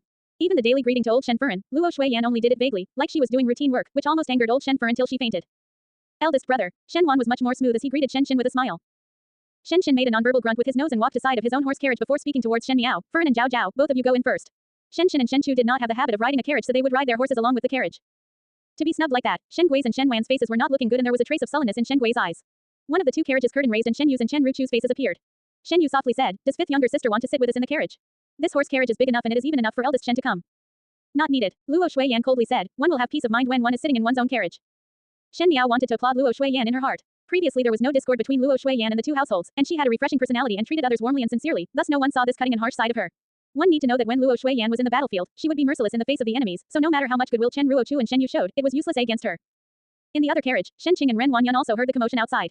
Shen Qing's face was still somewhat pale, but she was clutching Ren Wanyan's hands tightly. Unconsciously she used too much strength and made Ren Wanyan to cry out. When Shen Qing let go of her hand, there were fingernail marks on Ren Wanyan's wrists. Ren Wanyan however did not mind the scratches on her hands. She pulled Shen Qing to her embrace and felt the slight trembling of Shen Qing's body. Qing'er, Ren Wanyan quietly comforted. I must kill her, Shen Qing said it in clenched teeth. Her sanity had gradually restored and also recalled the terrible experience in Wulong Temple. All of it was thanks to Shen Miao, and the most horrid thing was that she was already pregnant, and the fetus could not be aborted, else she would be unable to be a mother in her entire life. Thinking of all the suffering she had to go through, Shen Qing wanted Shen Miao to also feel the pain and torture she went though. No, it should be that Shen Miao must suffer 10 times more pain. Mother will take revenge for you. Ren Wanyan's heart felt as though a knife was twisted in it, and she hated that she was unable to turn into a wolf to bite off Shen Miao's throat. Shen Qing's cry was like a knife stab in her heart, and when she faced Shen Qing, she would always remember about that night. She was just next door but chose to watch with folded arms. I will take revenge for Qing Ren Wanyan murmured. In another carriage, Shen Yu and Chen Ruochu sat face to face. Shen Yu was still somewhat unhappy with being rebuked by Luo Shuiyan. She had all along not looked up to Luo Shuiyan kind of vulgar military people, and now to be mocked by that type of coarse people, she now had a stomach full of anger. Chen Ruochu slightly frowned. I have told you so many times that you need not pay attention to this kind of people. Why bother to lose your bearing because of her? Mother, I just dislike it. Shen Yu looked at her palms. In the past Shen Miao was so respectful to us, but now that eldest Bo's entire family returned, she put up such an arrogant air. A dog threatens based on its master's power. Is not she doing it on purpose for us to see? In her words, it also revealed jealousy that she was not even aware of. However, Chen Ruochu caught that jealousy. She looked at her slender and elegant daughter before sighing. I had taught you before to keep one's calm no matter what happened. It seemed that you are still young, impatient and act too prematurely. After pausing, Chen Ruochu continued speaking. You need not need to take Shen Miao into great importance. Now that first and second household is at a deadlock situation and Shen Miao had offended your second Shen, so your second Shen will definitely make her stand. When Shen Yu heard this, she looked at Chen Ruochu, but these days, second Shen did not do anything to Shen Miao. Chen Ruochu slightly hesitated. Indeed, it had been a long time since Ren Wanyan had dealt with Shen Miao, but after so much time, Ren Wanyan still was unable to gain any benefits. She tried to steal a chicken only to end up losing the rice used to lure it, and has made a number of mistakes. Now she even let Shen Miao successfully wait for Shen Shen's return. It would be alright if it was others, as Ren Wanyan was smart and had sophisticated means to clean up the entire inner courtyard of concubines, but she was unable to even fight with a little girl. This was somewhat abnormal. After a moment, Chen Ruochu hid the surprise in her heart and said, it is exactly because your second Shen had not been successful all this time. Your second Shen's temperament is now so close to rage that when she deal with her the next time, she would definitely take risks and even put in all her energy and effort. As such, even with your eldest Bo's protection, one is afraid that Shen Miao will be unable to escape unscathed. Shen Yu was muddle-headed after listening to this but seemed to understand something as she said, as such, we only need to care about sitting down and watching a good show. Exactly, Chen Ruochu said, this is what I want to teach you. In the inner courtyard, if it is possible not to take action, do not take action. If one can make use of other things to achieve one's goals, then never personally take action. If exploited correctly, without the need to spend any energy, one can benefit greatly from it. Thanking mother for the lesson, Shen Yu sat up straight. I am reminded of it. They were chatting happily, but they did not know that Luo Shuiyan's carriage had long thrown them far away. Shen Chu and Shen Xin rode the horses, and during the entire journey, the commoners who recognized them all casted admiring and respectful eyes at them. The reputation of the formidable great general had long since spread out widely throughout the common folks. In the carriage, Luo Shuiyan kept looking at Shen Miao and smiled without restraint. Even though Shen Miao was calm and collected, she felt weird being smiled at by Luo Shuiyan. Zhao Zhao now looks really very pretty. Luo Shuiyan lamented. After not seeing for a year, you have grown up to be a lady. In this entire Ding capital, one is afraid that there is no one prettier than you. Luo Shuiyan's words had all along been somewhat strong, and if these words were heard by others, she would be a laughingstock. But parents naturally saw their daughter as the best, and with the dynamic character of Luo Shuiyan, she saw that Shen Miao was instead calm with an air of nobility. People would always think highly of things that one did not have, so it was natural that Luo Shuiyan started to love this daughter who was suddenly willing to be closer to them, even more like precious stones and jewelry. Shen Miao smiled lightly. Only family would feel proud of her, a so-called idiot. Yesterday night I have discussed with your father. Luo Shuiyan turned her head. Previously you mentioned about letting your father staying in the capital for half a year more. It was a good idea. I and your father are not in the residence most of the year, so it is better to accompany you more often. Today when His Majesty asks, your father will request that from His Majesty. Hearing that, Shen Miao could not help but be surprised for a moment. She believed that Shen Xin at the end would listen to her words, but she did not expect it to be this fast. Because she has time to respond, Luo Shuiyan had already hugged her and smiled. It just so happens that in this half a year, I can also watch Zhao Zhao grow up. Luo Shuiyan had an impressive vicious reputation in front of her enemies, but in front of Shen Miao, she was very loving. If her old opponents were to see this, they would be so stunned that their front teeth would fall. Thanking mother, Shen Miao clinged onto Luo Shuiyan as she softly said. Today this evening banquet was not a so-called celebration banquet at all. In it, there would be extreme danger, and one was like playing chess, trying to get the opponent's army. After setting the opening game and buried the pieces appropriately, one only need to wait till the moment the other side fall into the trap. Of course for her, the most important thing was that she finally returned back to the place that imprisoned her entire previous life, buried her children and loved ones, and was filled with enemies and massacres, the Imperial Palace. Emperor Wenwei, Fu family and those old friends in the deep palace, to once meet again, it would not yet be known to whom the deer would fall to who will emerge victor. Her lips slightly hooked up and her clear eyes were so deep like a whirlpool was in them and gradually set off a dark storm. The Imperial Palace was majestic and imposing. The glazed roof tiles and vermilion columns were like the golden dragon entrenching itself and the phoenix dancing in a whirl. It was golden bright, shining and dazzling, but also cold, lonely and sorrowful. Brightness was always the appearance, and just like the fertile soil under the flower bushes, there were countless number of bones that were buried deeply in the palace. There were numerous young beauties, but at the end, they all became bones. This palace looked so beautiful, but it was also very dangerous. In the garden, a palace maid and an eunuch were watering plants.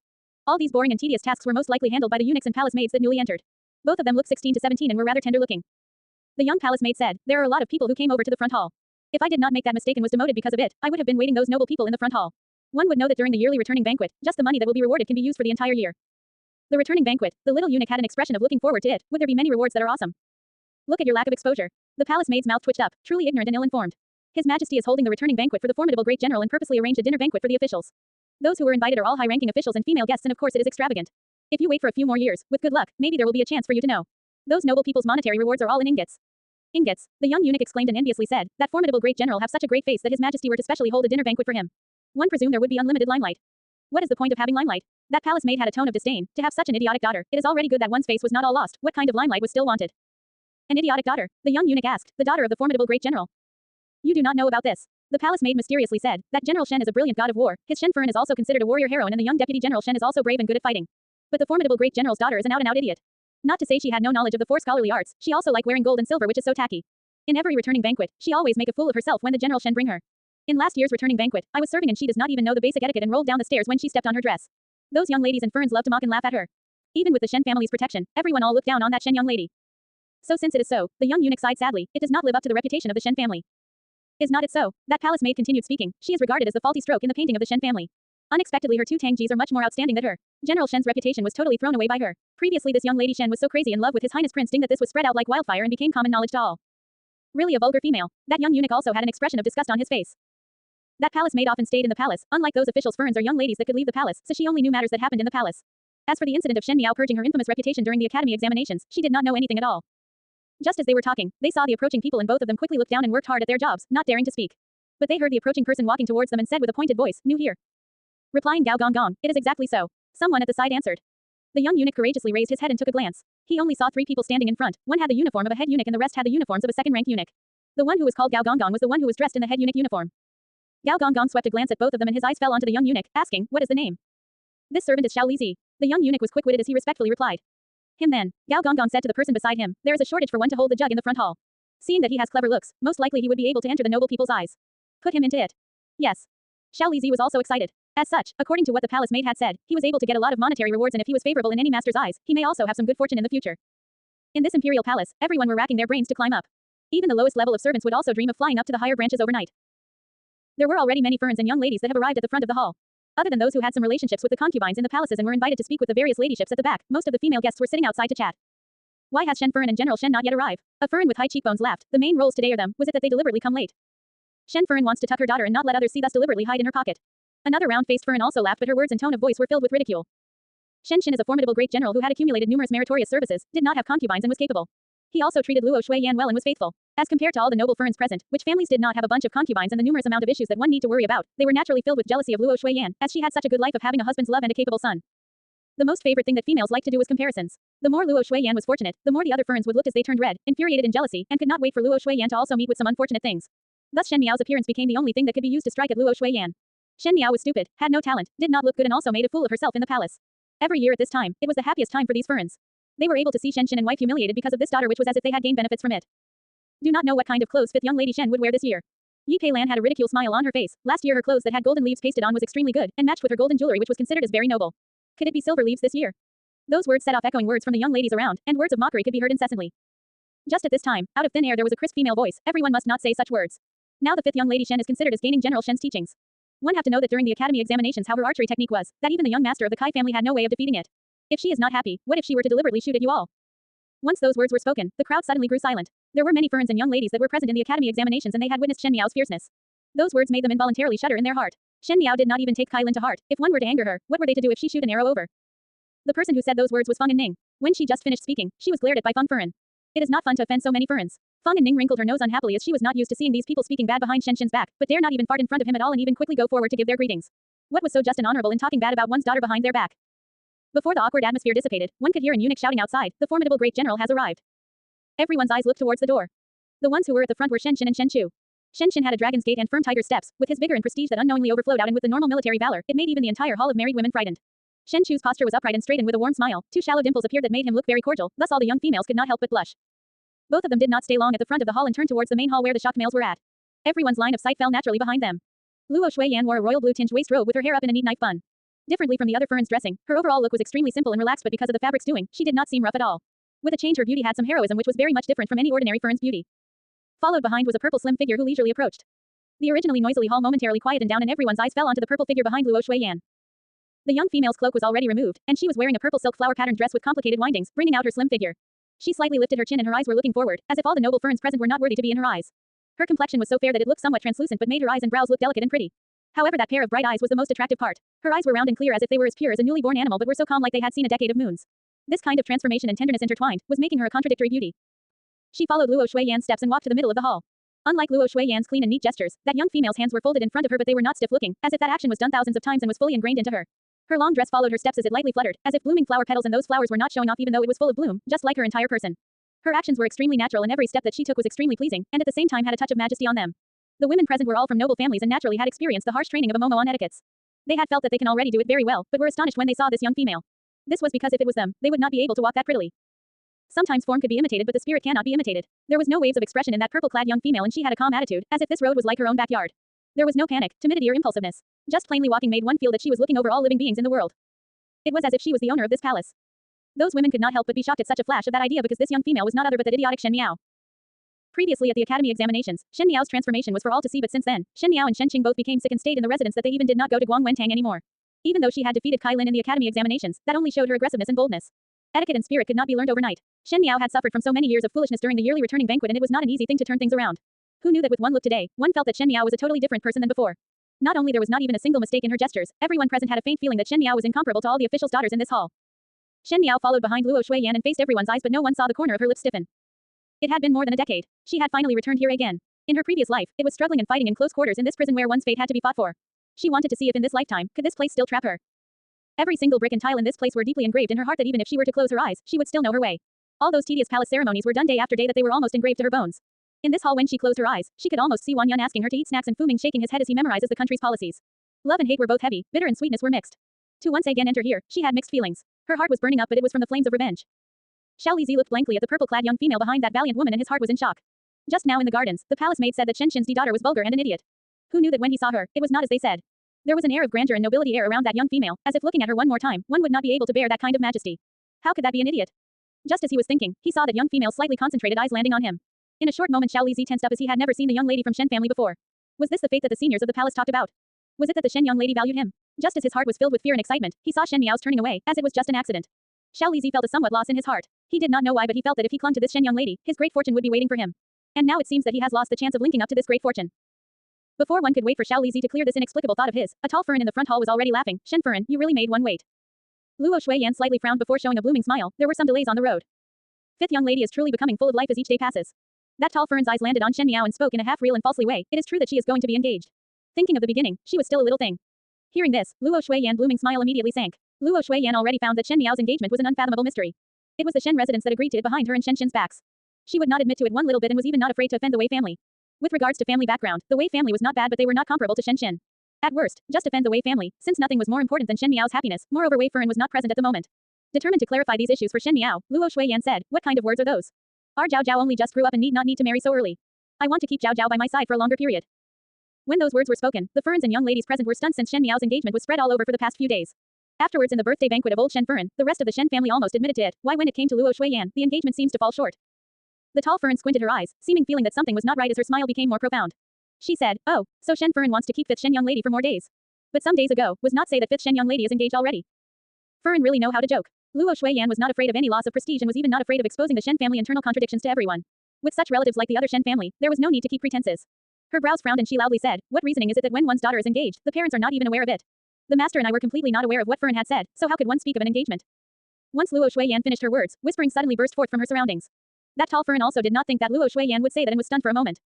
It was true that there was no such thing as one's real parents not knowing of the matter of their daughter being engaged. There would only be one reasoning if Luo Shuiyan and Shen Qin did not know about Shen Miao's engagement, which is that the Shen family was concealing it from them. As to why did the Shen family wanted to do that, there would be lots of hidden meanings to it. Just as everyone was thinking by themselves, Ren Wanyun, Chen Ruchu and the rest also arrived. Naturally Shen Gui and Shen Wan headed to the main hall where the males were at. Ren Wanyun brought Shen Qing, and Chen Ruchu and Shen Yu slowly walked over. This was Shen Qing's first time out since she was confined to bed due to illness. These few days she had become wan and sallow. She was at the best age of a young female but she actually had slight signs of aging. In order to cover up the haggardness, she put on thick rouge and powder and wore a red dress. Shen Qing was not suitable to wear such a bright color so when one take a glance, as compared to the past, it was somewhat strange. In addition that she still had a child in her abdomen, thus her face looked a little staggering even it was covered up. As for Shen Yu, as always she wore a beige-colored light long dress that was slowly twirling in light makeup, making her look like a weak and delicate beauty with a scholarly flavor. If it was in the past, she would have definitely attracted everyone's attention but unfortunately it was not the case today. With Shen Miao's outstanding performance, Shen Yu's steps seemed to have a jerky feel to it, her gestures were somewhat stiff, her expression was somewhat nervous and the hands that were crossed seemed to be too forceful. All in all, she was not even the slightest in comparison to Shen Miao. Thinking about this, everyone's expression became strange. Since when did the most outstanding Shen Yu from the Shen family was left far behind by Shen Miao? Shen Yu was young and was not aware of it but Chen Ruchu was able to detect that the Furin's eyes were different than before. If it was in the past, the eyes that landed on both mother and daughter would be full of jealousy, envy or praise but today they seemed to be much more critical than before. Chen Ruchu frowned. This aspect of etiquette had always been her proudest area and she was especially demanding of Shen Yu. She believed that there was no noble female in the Ding capital that was more outstanding than her daughter, but from the expressions of these people, there was someone else that did better. She naturally did not know that the person who was better than Shen Yu was before one's eyes. Shen Miao sat next to Luo Shuiyan at the side. Even though Luo Shuiyan was considered the main lead in this returning banquet today, it seemed that she was isolated. It was indeed like so. In the noble houses in Ding capital, there was always their own circle.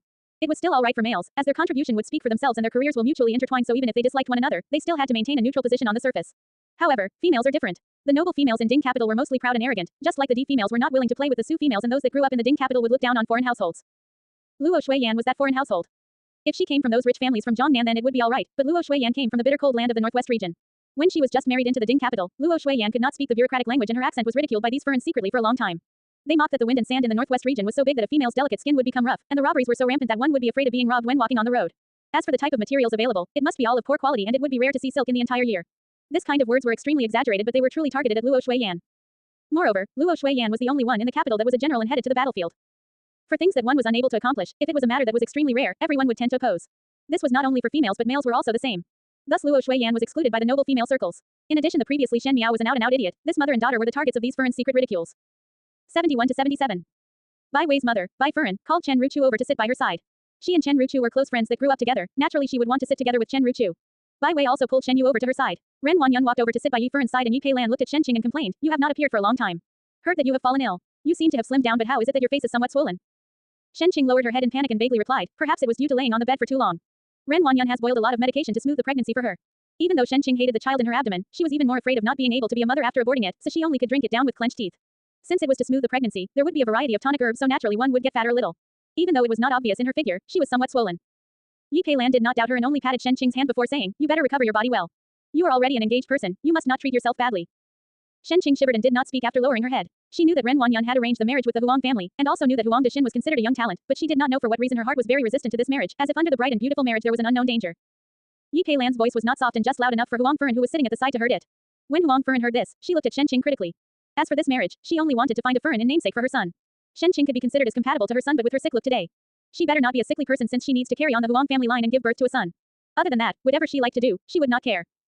On the other end, Bai Furan was quietly whispering to Chen Ruchu, "Ruchu, I see that the fifth young lady in your residence is not simple at all."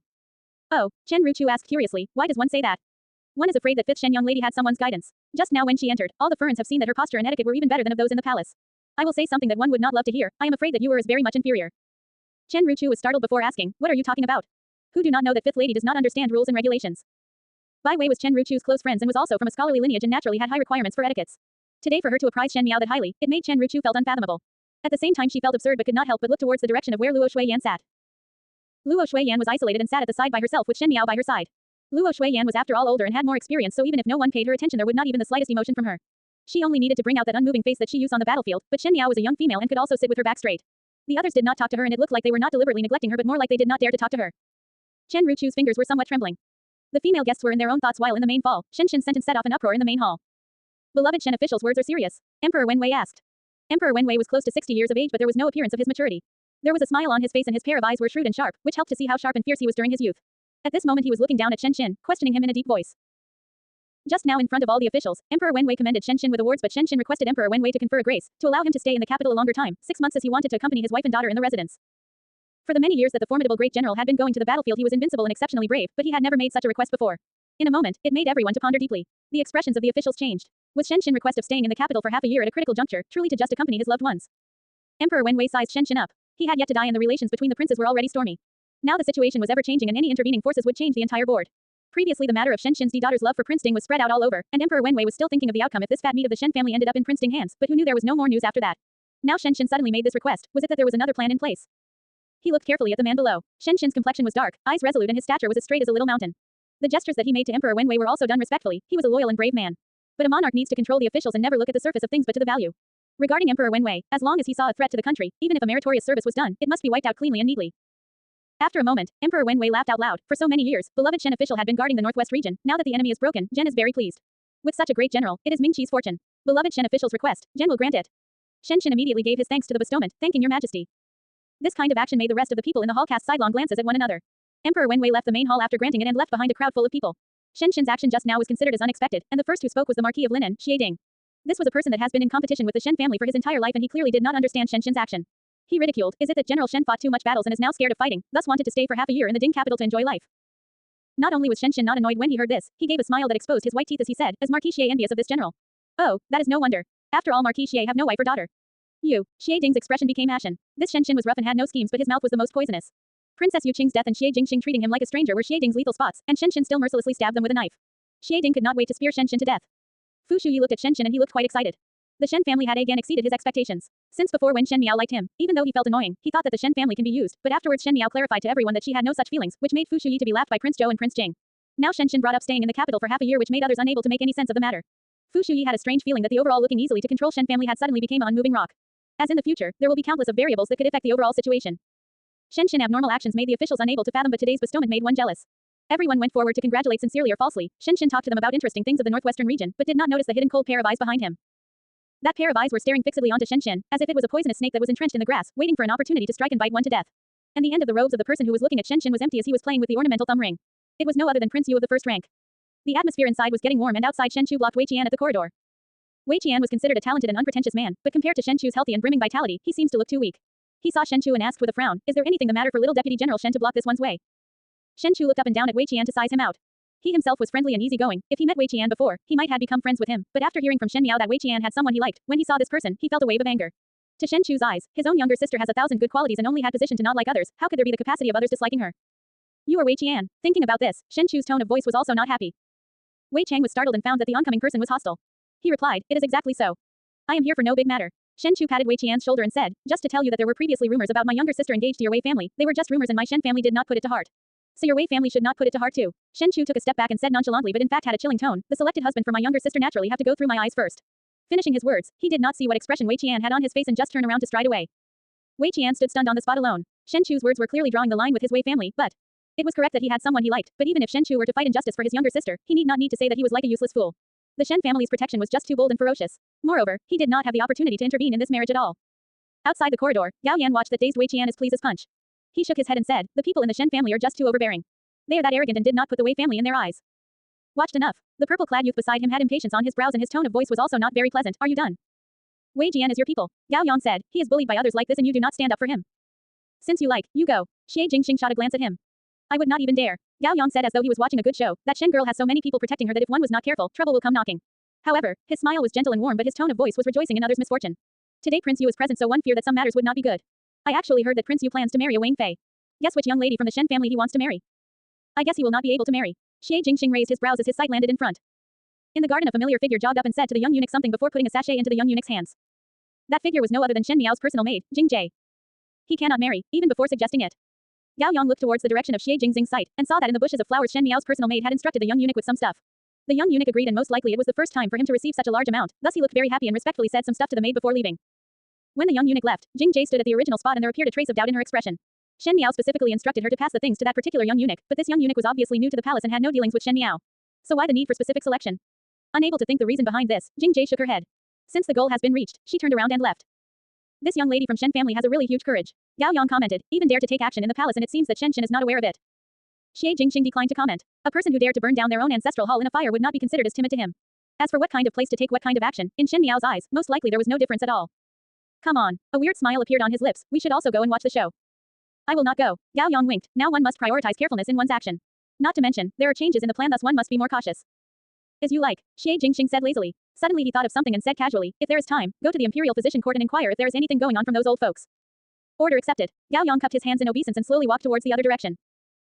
The time passed like a stroll and it was time for the returning banquet to begin. The female guests sat at the lower section of the great hall, and the left side that was nearest to the highest seats, at the middle, belonged to the princes. Prince Zhou, Prince Jing and Prince Ding had arrived first. Afterwards Prince Li, Prince Shang and Prince Chen entered. Prince Zhou and Prince Jing were brothers, so naturally they were a faction, whereas Prince Shang and Prince Chen were led by Prince Li and they were another faction. As for His Highness the Crown Prince who has yet to arrive, he had the support of Prince Zan's and Prince Chu's support. As for the ninth prince, His Highness Prince Ding, Fu Shuyi, he did not help any faction and looked to have the weakest power and also the most neutral faction. With the emergence of the three princes, the hustle and bustle in the hall gradually quietened down. Emperor Wenwei was also eccentric. He had 9 sons and every one of them were extremely outstanding. If it was an ordinary household, one would burst out of joy with so many outstanding sons, but in the nobilities, the more outstanding the sons were, the more intense the competition was. The most unfortunate thing was that these 9 outstanding sons were born in the most ruthless imperial family. This meant that their outstanding qualities would become the nails in one another's eyes, and one would not be content with nothing short of the other's destruction. Now that all the 9 sons were grown up, even though the position of the crown prince had been established, but all of the other forces did not curb. Emperor Wenwei was still present and could maintain the balance in it, but there would be a day that this enormous dragon will get old, and at that time, one was afraid that it would be another reign of terror because of the imperial family of Mingqi that had already begun to stir.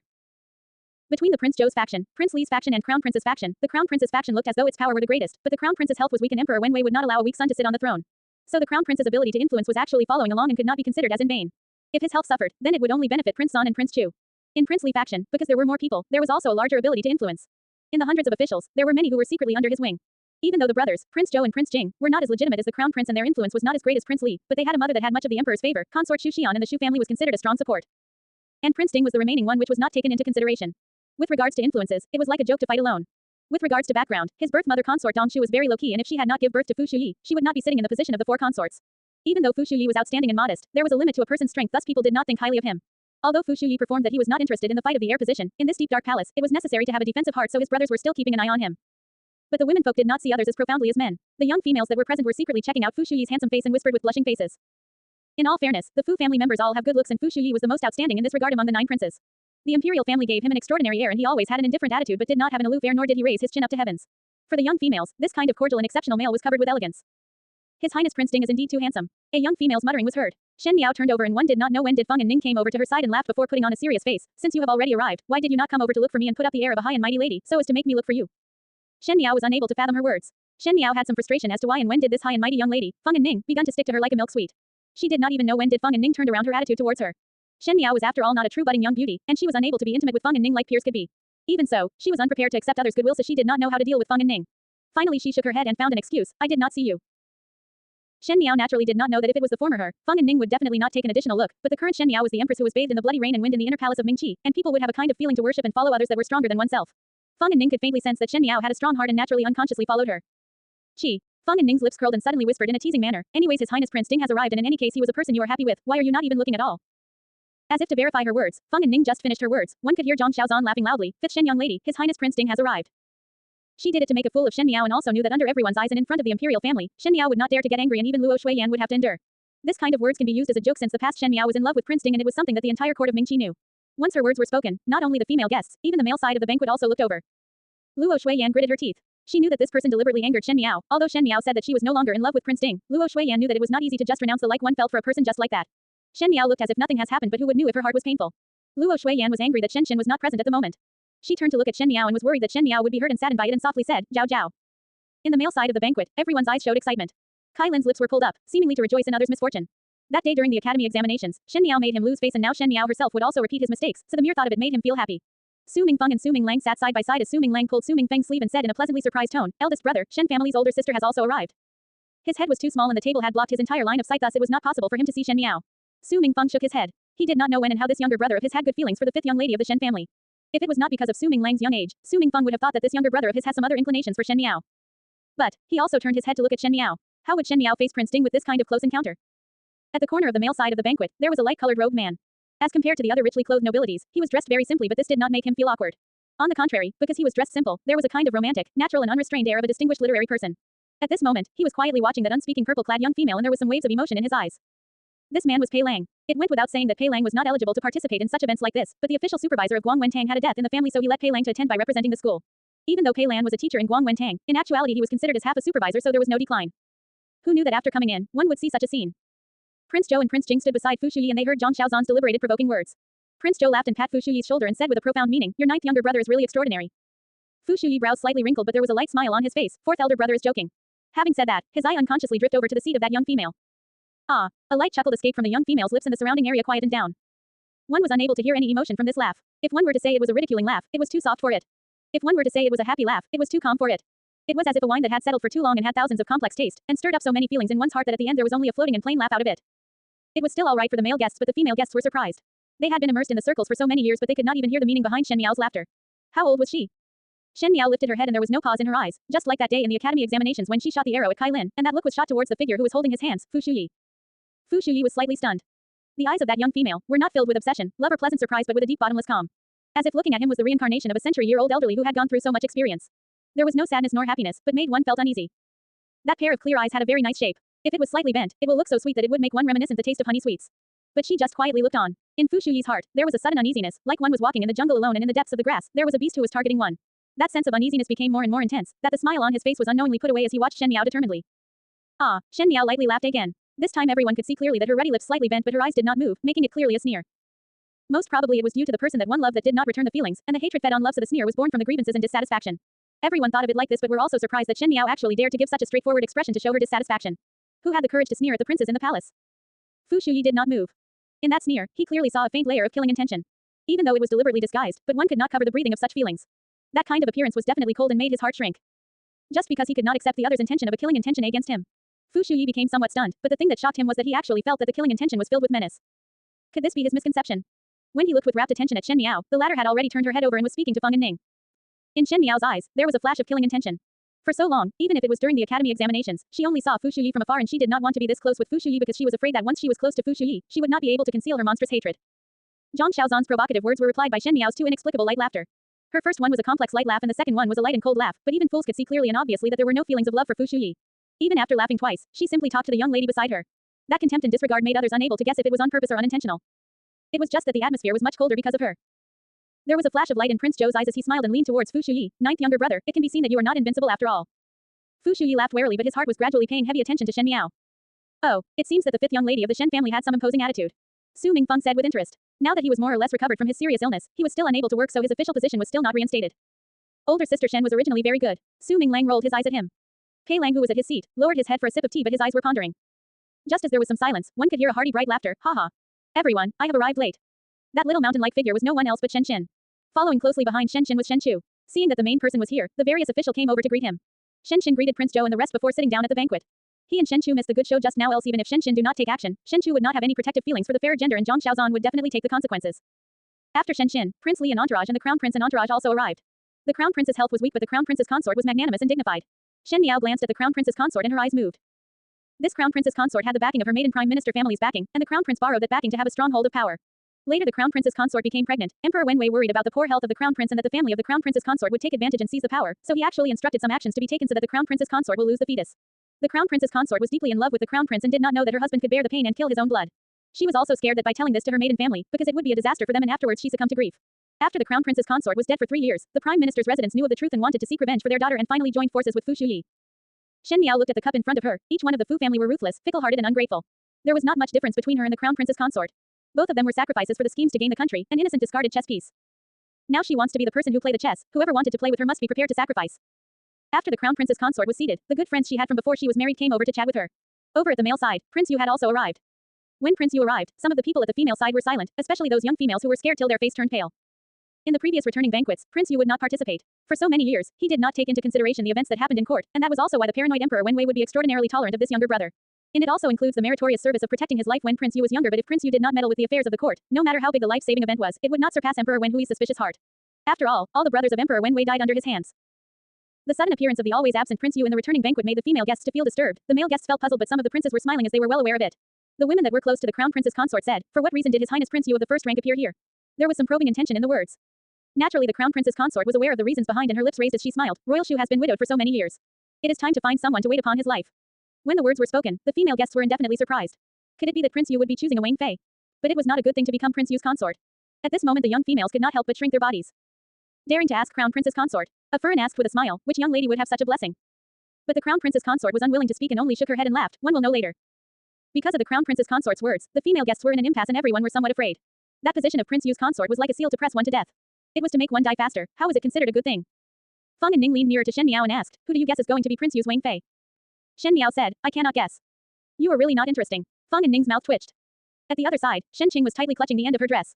From the moment she saw Prince Yu, her mind was overwhelmed by memories of the thousands of tortures that he gave to her. If it was not Ren Wanyan who was tightly holding her, Shen Qing would have screamed out.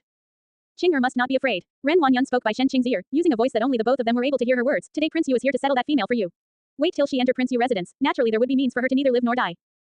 On the other side, Chen Ruchu saw the movements at Ren Wanyan and Shen Qing's side, and drank a mouthful of tea as she slightly smiled. After Prince Yu arrival, one thought that other than the Emperor and Empress, everyone had already arrived, but suddenly there was a burst of surprise.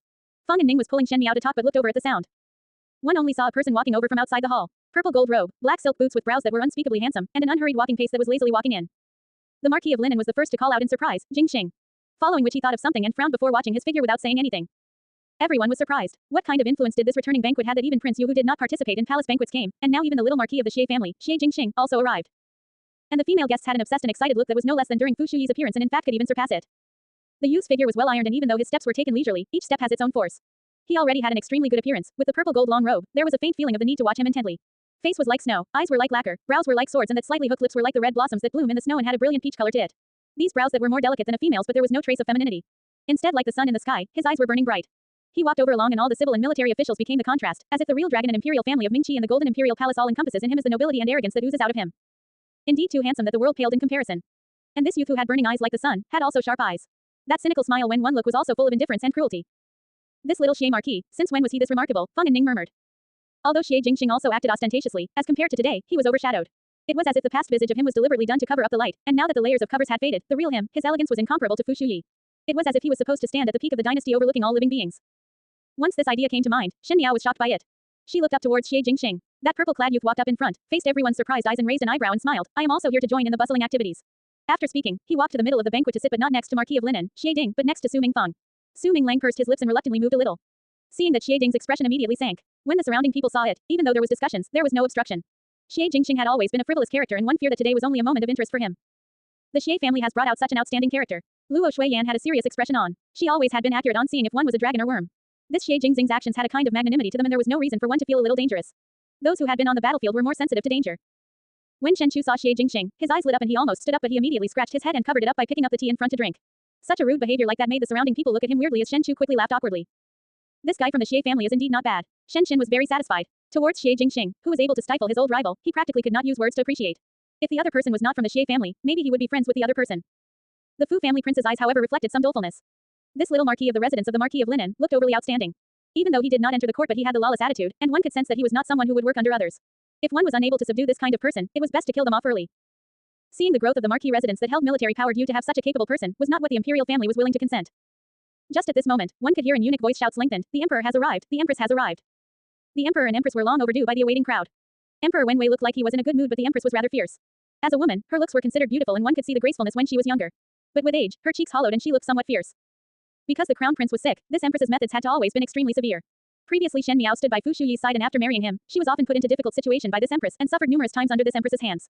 It was because of this empress that set the example, that Shen Miao learned to see clearly what were the means to live in the palace. All the different things in the past were all unfounded now. She was here for revenge but the main goal in mind was to completely overthrow the entire imperial family. A mayfly trying to shake a tree. Trying to put out a burning cart with a cup of water. They were like the distance between her and the empress now. But this empress position belonged to her and there would be a day where she would sit back on that position. Shen Miao's pupils hang down as she gently picked up the tea in front of her to drink a mouthful. Not far away from her, Shen Qing also revealed a trace of a smile as if to celebrate with her and she raised the tea up at the same time and took a sip. That smile seemed to be more carefree. Shen Miao black eyes got even stronger as the end of her lips suddenly bent. It was different from a sneer. This smile with her brows also bent looked sweet and was actually very moving. Even the male side of the banquet who noticed it was shaken emotionally. Pei Lang kept staring at Shen Miao but he did not know why did he do that for. It was as if this young female had something that attracted him. It was only a few months ago where Shen Miao was just Guang Wentang's only idiot. Pei Lan treated her warmly but it was only as the etiquette dictated as he looked down on her in his heart. The emperor and empress sat down and the banquet began. This so-called monarch and official celebration was in fact only an act. A monarch was still a monarch. An official was still an official. Everyone was making jokes that was of no great matter, as if the heavenly one was celebrating joy with the common people. Su Mingfeng bumped Xie Jingxing. Why did you come? To watch the bustle. Xie Jingxing's lips hooked up and there was a collective sound of air being drawn out at where the female guests were seated. This is senseless. What bustle is there to see? Su Mingfeng's head ached. As one was speaking, one could see Prince Yu of the first rank opening his mouth to speak, imperial elder brother. His voice was neither high nor low but the hall immediately quietened down. Obviously everyone was extremely afraid of this demon. A few days back with regards to the promise for choosing a consort for this younger brother had thought of the matter clearly. Prince Yu's smile was queer. Since there is a happy event today, why not have a double happiness? This younger brother is interested in Shen family's young lady. He spoke very slowly and his eyes were like a poisonous snake that was winding around, like maggots gnawing on bones, tightly climbed to the front of the purple-clad young female. This younger brother is interested in Shen family's young lady. With a honk sound, the entire hall was suddenly up in an uproar and everyone's eyes were on the 3D young ladies of the Shen family. Among the 3 Shen young ladies, Shen Qing was already engaged and only Shen Yu and Shen Miao was left.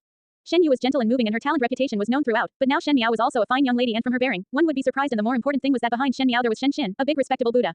Moreover the crowd could see clearly that the person Prince Yu was observing was Shen Miao. For a moment, the look that everyone gave to Shen Miao was extremely strange. There were those that rejoiced in her misfortune, there were also some with stares out of sympathy and compassion.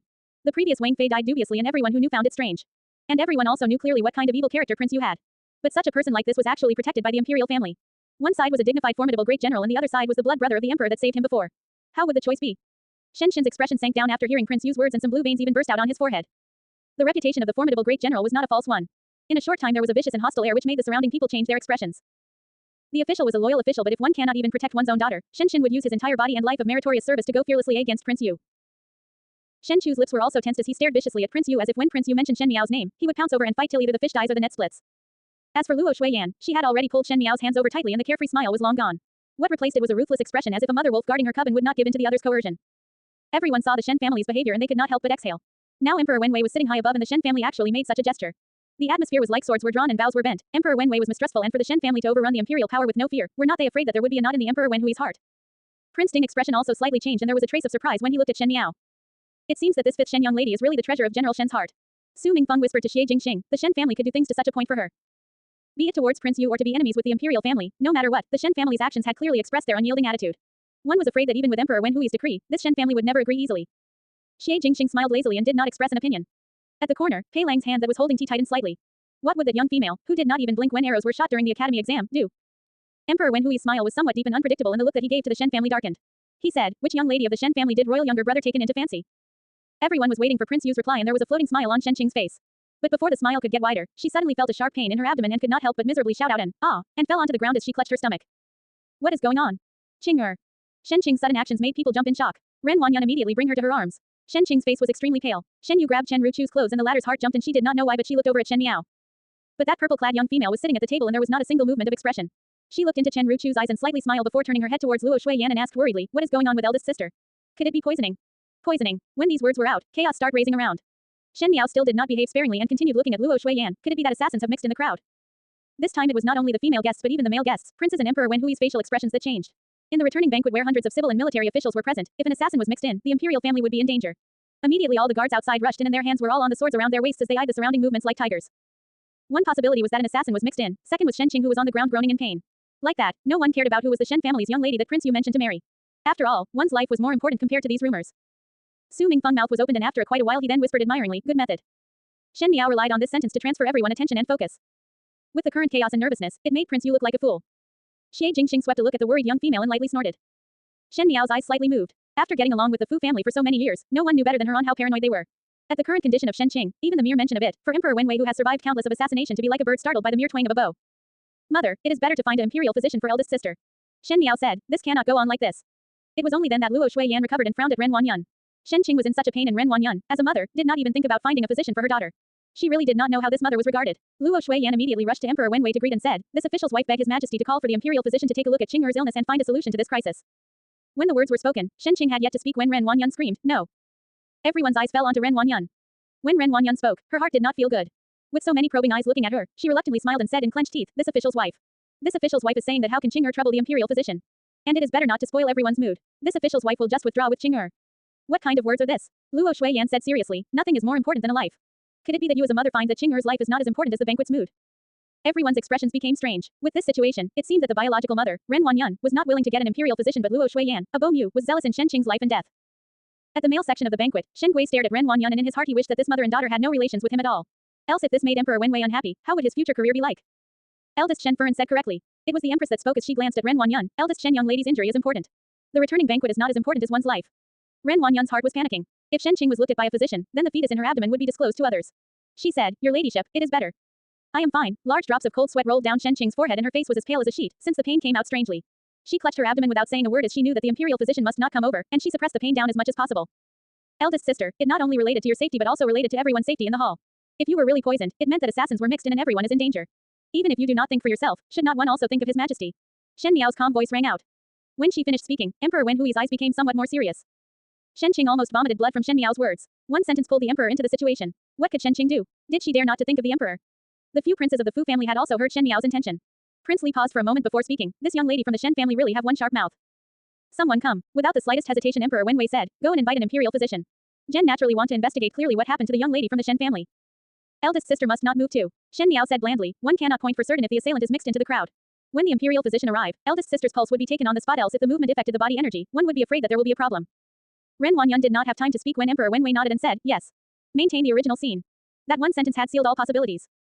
To let the imperial physician to diagnose Shen Qing under the eyes of everyone in the hall, meant to say that Shen Qing's pregnancy would be disclosed to all the civil and military officials. Thinking about this, Ren Wanyan's body could not stop trembling and her fear finally spread to Shen Qing. As Shen Qing endured the pain, her heart was filled up with panic. Mother, do not. But what could Ren Wanyan do? Emperor Wenwei had spoken and she could not just resist it. She was only a married woman and naturally could play unreasonably in the inner courtyard but in front of the emperor, empress and hundreds of officials, Ren Wanyan was overwhelmed.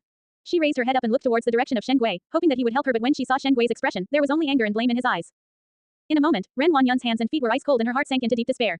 Even the comforting arms that were embracing Shen Qing fell onto the ground. What is with that Shen Shen of yours? Fang and Ning said at Shen Miao's ears, why does she look like she is afraid? Shen Miao smiled. Luo Shuiyan also frowned. Ren Wanyan was behaving abnormally, which made her felt somewhat strange. However, she was unable to think of why, and instead looked towards the direction of Chen Ruchu and Shen Yu who were at the side. Shen Yu was shocked by Shen Qing's appearance and clung onto Chen Ruchu's clothes with some panic, as Chen Ruchu also stared at Ren Wanyan unblinkingly. Being with Ren Wanyan as a sister-in-law for so many years, Chen Ruchu naturally knew that her second Sao was one who was able to cope with any scene, and there could only be one reason for today's gaffe, which was that she was caught in her trick. Shen Yu whispered, eldest sister is not really poisoned, right? Mother, is it fifth younger sister? You are. Chen Ruchu stopped her severely and could not help but look at Shen Miao. She was separated by a few people and was unable to see Shen Miao's eyes clearly, but the corners of those lips were hooked up to which Chen Ruchu could not help but feel fearful. Her intuition was that Shen Miao must be involved in what happened today, but Shen Miao was so daring enough to even place poison in the palace. In any case, Shen Qing's reputation could no longer be protected.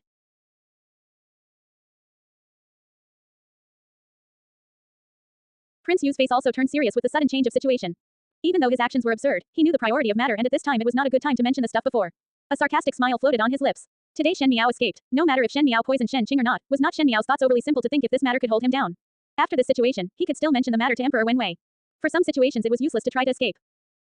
The imperial physician quickly rushed over, but the unexpected thing was that the imperial physician in the palace were mostly elderly people as they could enter the imperial medical institution after accumulating rich experiences, but the one who came over was an imperial physician who was just over 20 years of age and was rather handsome, which made some young ladies' eyes look straight at him.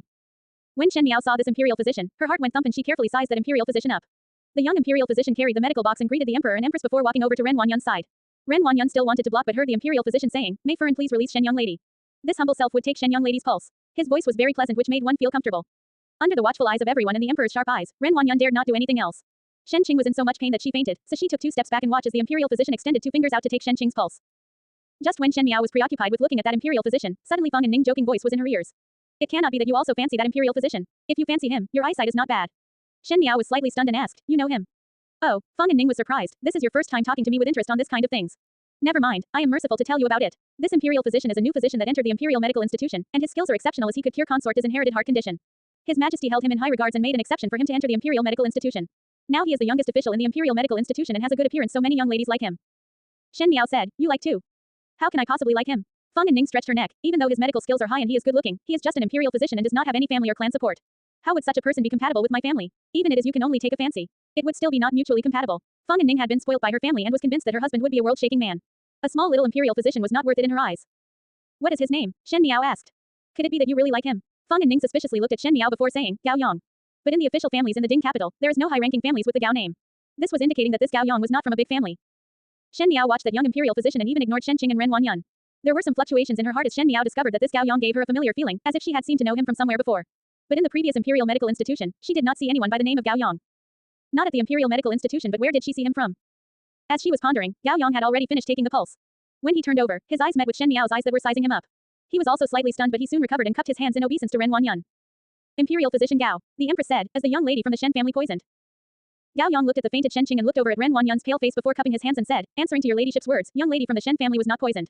She only consumed lotus tea. After pausing, he continued, the tea that Shen young lady consumed did not have poison and Shen young lady was not poisoned. Oh, Emperor Wenwei looked at Shen Qing, since it is not poison then how did it turn out to this? Answering your majesty, Gao Yang sighed, lotus tea is naturally cold and it would be alright if ordinary people consume it. But for those who are pregnant the consumption would affect the fetus energy. The young lady from the Shen family is already pregnant. Shen family young lady was already pregnant. When the words were out, everyone was suddenly up in an uproar. Shen Gui's mouth dropped and instantly was purplish red. He looked furiously over at Ren Wanyan and the later only fell onto the ground despondently. Good. The one that spoke out was however that Huang Furen. She stood up suddenly and did not care about where she was and pointed at Ren Wanyan to curse. You reach an engagement with our Huang family and want our Huang family to marry a used shoe and raise other son. Ren Wanyan, you are so shameless. Everyone was up in an uproar because of Huang Furen's words. The engagement between Shen Qing and the Huang family was spread widely and disclosing the pregnancy in front of the civil and military officials today. What kind of logic was this? An unmarried decent young lady was pregnant. Was it an illicit relationship? To even think of marrying into the Huang family pregnant. Since ancient times, this was a first in Mingqi. Ren Wanyan still did not move. Her entire body seemed to have lost its strength and she could only crawl to Shen Qing's side and embrace her. Shen Furen, Bengong also want to know what is this exactly about. Sitting high above, the Empress said coldly.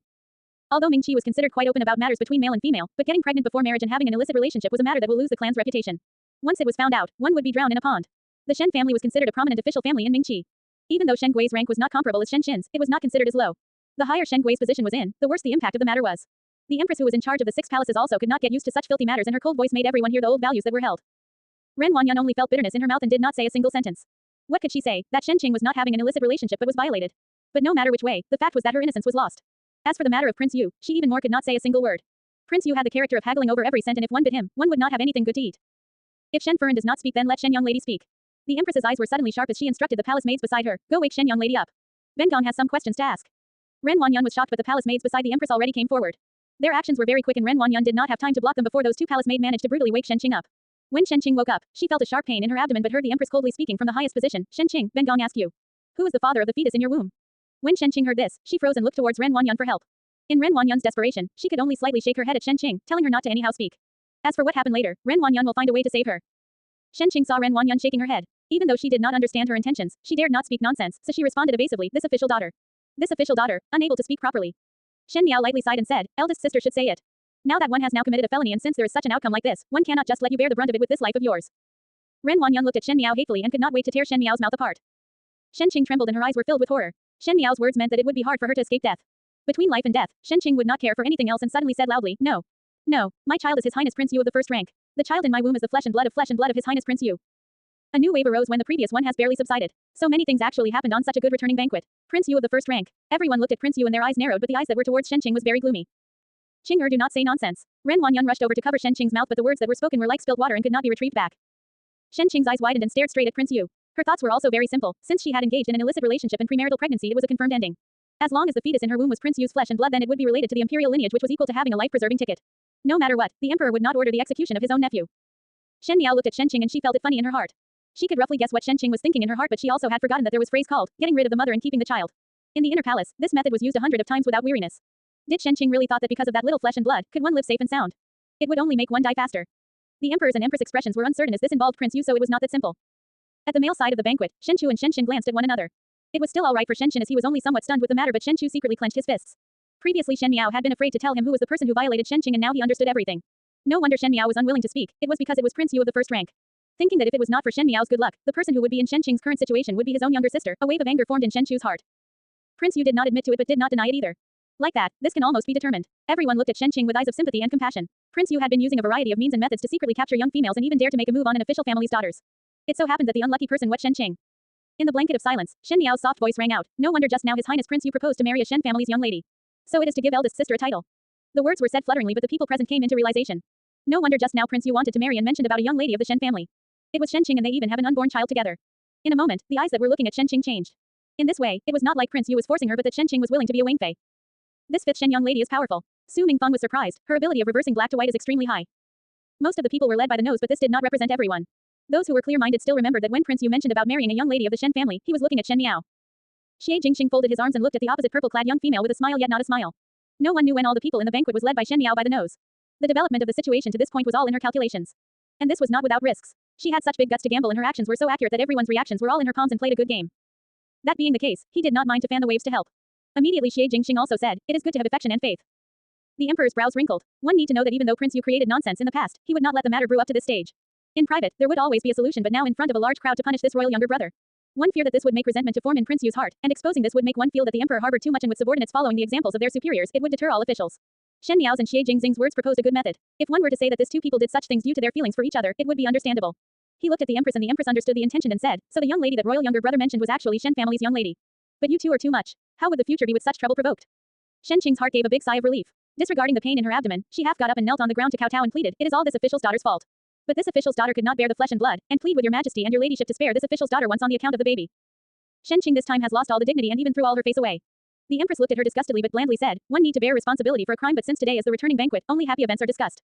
Royal younger brother has been widowed for so many years, so Ben Gong will do a good thing today and gift both of you a marriage blessing and a harmonious union. Shen Qing had managed to pick her life back and delightedly said, thanking your majesty and your ladyship fulfillment. She did not know how ugly this action of hers was in others' eyes. Previously Shen Qing only said that Shen Miao could not be seen in public, but now, Shen Qing herself had become the daughter of the Shen family that could not be seen in public. Prince Yu darkly looked at Shen Qing. His eyes turned and landed on Shen Miao. Up high in his seat, the emperor stared at him warningly and Prince Yu could only cup his hands obeisance and said slowly, thanking Imperial elder brother and Imperial Sao for fulfilling. The chill in those words were only known by the people present. The corners of Shen Miao's lips hooked up and there was no traces of fear when facing Prince Yu's eyes. The pair of bright clear eyes had traces of delight, but hidden in the pleasure there was a trace of ferociousness, as if it was as cruel as a beast. Today was only the appetizer, and the main dish that was for Prince Yu residence was still at the back. To wipe Prince Yu's plans cleanly away in front of his face, presumably at this moment Prince Yu's heart was full of rage. When people had anger in their heart, they would make mistakes easily, and this kind of mistake was like the incorrect chess pieces of a game. One then have to pursue a retreating enemy and destroy their carriages, and soon one could game. She tilted her head and her eyes were bright. Even though the smile on her lips was gentle, there was an indescribable chill of horror. It has begun, Prince Yu. A fine returning banquet ended in such a sudden turn of events. Emperor Wen Hui's mood was gone, so he brushed his sleeves and left shortly. The empress also mentioned that she was tired and retired. After the emperor and empress left, the officials naturally knew they could not stay any longer and found excuses to leave. Even though on the surface, it was a perfect ending today, the eldest Shen young lady would marry into Prince Yu of the first-rank residence, but discerning people knew that it was a terrible scandal. As for the Shen family's eldest young lady, once she was married into the Prince Yu residence, everything would bode ill and there would not be any positive signs. Luo Shuiyan held Shen Miao's hands tightly. She did not know how Shen Qing and Prince Yu had an affair but was more worried about Shen Miao's safety as she felt that the dangers in the Ding capital was comparable with those in the northwestern desert. Shen Chu remained silent until it was time to leave. He had always been cheerful so it made Shen Qing think that he felt sad because of Shen Qing's matter. But he did not know that Shen Chu's head was long enraged and felt that it was so stuffy and could not bend elsewhere. He hated the viciousness of the second household of the Shen family and also hated the shamelessness of Prince Yu. Shen Qing had left with Ren Wanyan in a hurry but Shen Gui's expressions was extremely interesting and everyone looked at him meaningfully. Some of his enemies in court threw stones at him and laughed as they greeted him. Congratulations Shen Darren to be able to be in laws with Prince Yu. It is indeed a big blessing. If it was before when Shen Qing were to marry Prince Yu, it would not be anything serious for Shen Gui. As long as it could help his career, his daughter's happiness was not very important. But now with Shen Qing's performance, it was obvious that it had brought trouble to Prince Yu. Would Prince Yu be angry with him? Thinking about it, there was some irritation and fear that arose in Shen Gui's heart. After the returning banquet ended, Luo Shuiyan and Shen Miao headed out of the palace and when they were passing a corridor, Shen Miao softly warned her, "Be careful, there is a loose brick here." Luo Shuiyan was a general and her steps were big and heavy so if she were to step on it, she would have slipped and fall. Luo Shuiyan looked carefully before laughing, almost slipped and fell. Then she was surprised for a moment and asked Shen Miao, how did Zhao Zhao knew about it? Shen Miao choked. She had been living in the palace for over a decade and had long remembered everything by heart. When Luo Shuiyan asked, she could only answer as such, this was one where I slipped and fell here so one had remembered from then onwards. So it is like this. Luo Shuiyan laughed heartily. Zhao Zhao is indeed smart to remember the place that one fell and not fall again. Shen Miao's heart moved for a moment but did not speak. As the two of them were walking, they saw two guards-like persons dragging a young eunuch over. There was a handkerchief in that young eunuch's mouth and seemed to be struggling desperately, but how would he be able to break away from the strong large guards? Behind the three of them, it was none other than Gao Gonggong the steward. Shen Furen, Shen young lady. Gao Gonggong stopped to greet them. Gao Gonggong, this is, Luo Shuiyan looked at the young eunuch and asked. A newcomer that did not know the rules and regulations and committed a wrong. This one is bringing him to receive the punishment. Gao Gonggong said with a pointed voice. When that young eunuch saw Shen Miao, his eyes landed on Jing Jie who was behind Shen Miao. Suddenly he struggled as though he was crazy, seemingly wanting to rush to Jing Jie's side. Be well behaved. Gao Gonggong kicked that young eunuch's bent knee and the latter groaned and suddenly knelt down. Gao Gonggong snorted and said, this thing does not know the immensity of heaven and earth and almost knocked into noble ones. Luo Shuiyan frowned. She did not really like the inhumanly punishments of the palace so she would feel uncomfortable in her heart when she came upon such scenes, thus she said to Gao Gonggong, that being the case, one will not disturb Gao Gonggong's work. Gao Gonggong quickly agreed with a smile. But it was Shen Miao who suddenly opened her mouth to speak softly, since a wrong is committed, naturally punishment needs to be borne. Everyone looked at her surprised. The young eunuch trembled and the eyes that were looking at Shen Miao had an additional trace of resentment. Shen Miao ignored it and held on to Luo Shuiyan to leave but before she left she dropped a sentence, lessons are needed if one does not know the rules and regulation. The palace cannot be compared to outside the palace and the present is also different from the past. Shen Miao and entourage walked further gradually and Gao Gonggong said to the two guards, waiting for what? Go. Xiao Lizi's heart was filled with unwillingness and his face was filled with fear. He did not know what he had done wrong. In the little garden at the returning banquet, Shen Miao's personal maid, Jing Jie, gave him a tale and told him that the eldest Shen young lady's health was not good, thus was unable to drink the wine prepared in the palace banquet and only required a cup of lotus tea, and would request to be accommodated on that during the banquet. He felt happy that such a simple task like that would get a tale and if this Shen young lady was pleased, in the future he would have the fortune of a noble person's help. But Xiao Lizi could never calculate that Shen Qing was pregnant and that the lotus tea was the culprit that led to everything that happened. As such, it could be said that this cup of lotus tea had stirred up a whole lot of events, and the origin of this cup of tea landed on his head after much investigation. Xiao Lizi had explained countless of time but no one believed his words. Moreover the money that he received was the most common type of silver and not even the official silver. How would anyone believe that a noble young lady would bestow such a common silver, so he was the evildoer. What would then be waiting for him? Outside, Shen Miao quietly walked. She knew it better than anyone what was waiting for Xiao Lizi. The palace was a place that could easily reverse black and white and if one stand high above, then one's ability to turn white to black would be higher. So no matter what the situation it was, no matter how sorry it was, one's words can be turned from white to black. At that time when Fu Shuyi just ascended to the throne, Xiao Lizi was just a dog beside Gao Gonggong that he used to do errands. It was her that found Xiao Lizi pitiful and was willing to give him face in the palace. Afterwards, Xiao Lizi became Li Gonggong and she became a deposed empress. It was this eunuch that she herself promoted who personally sent her off and gave her an advice of the present is also different from the past. Now it could be considered that she had returned that phrase back.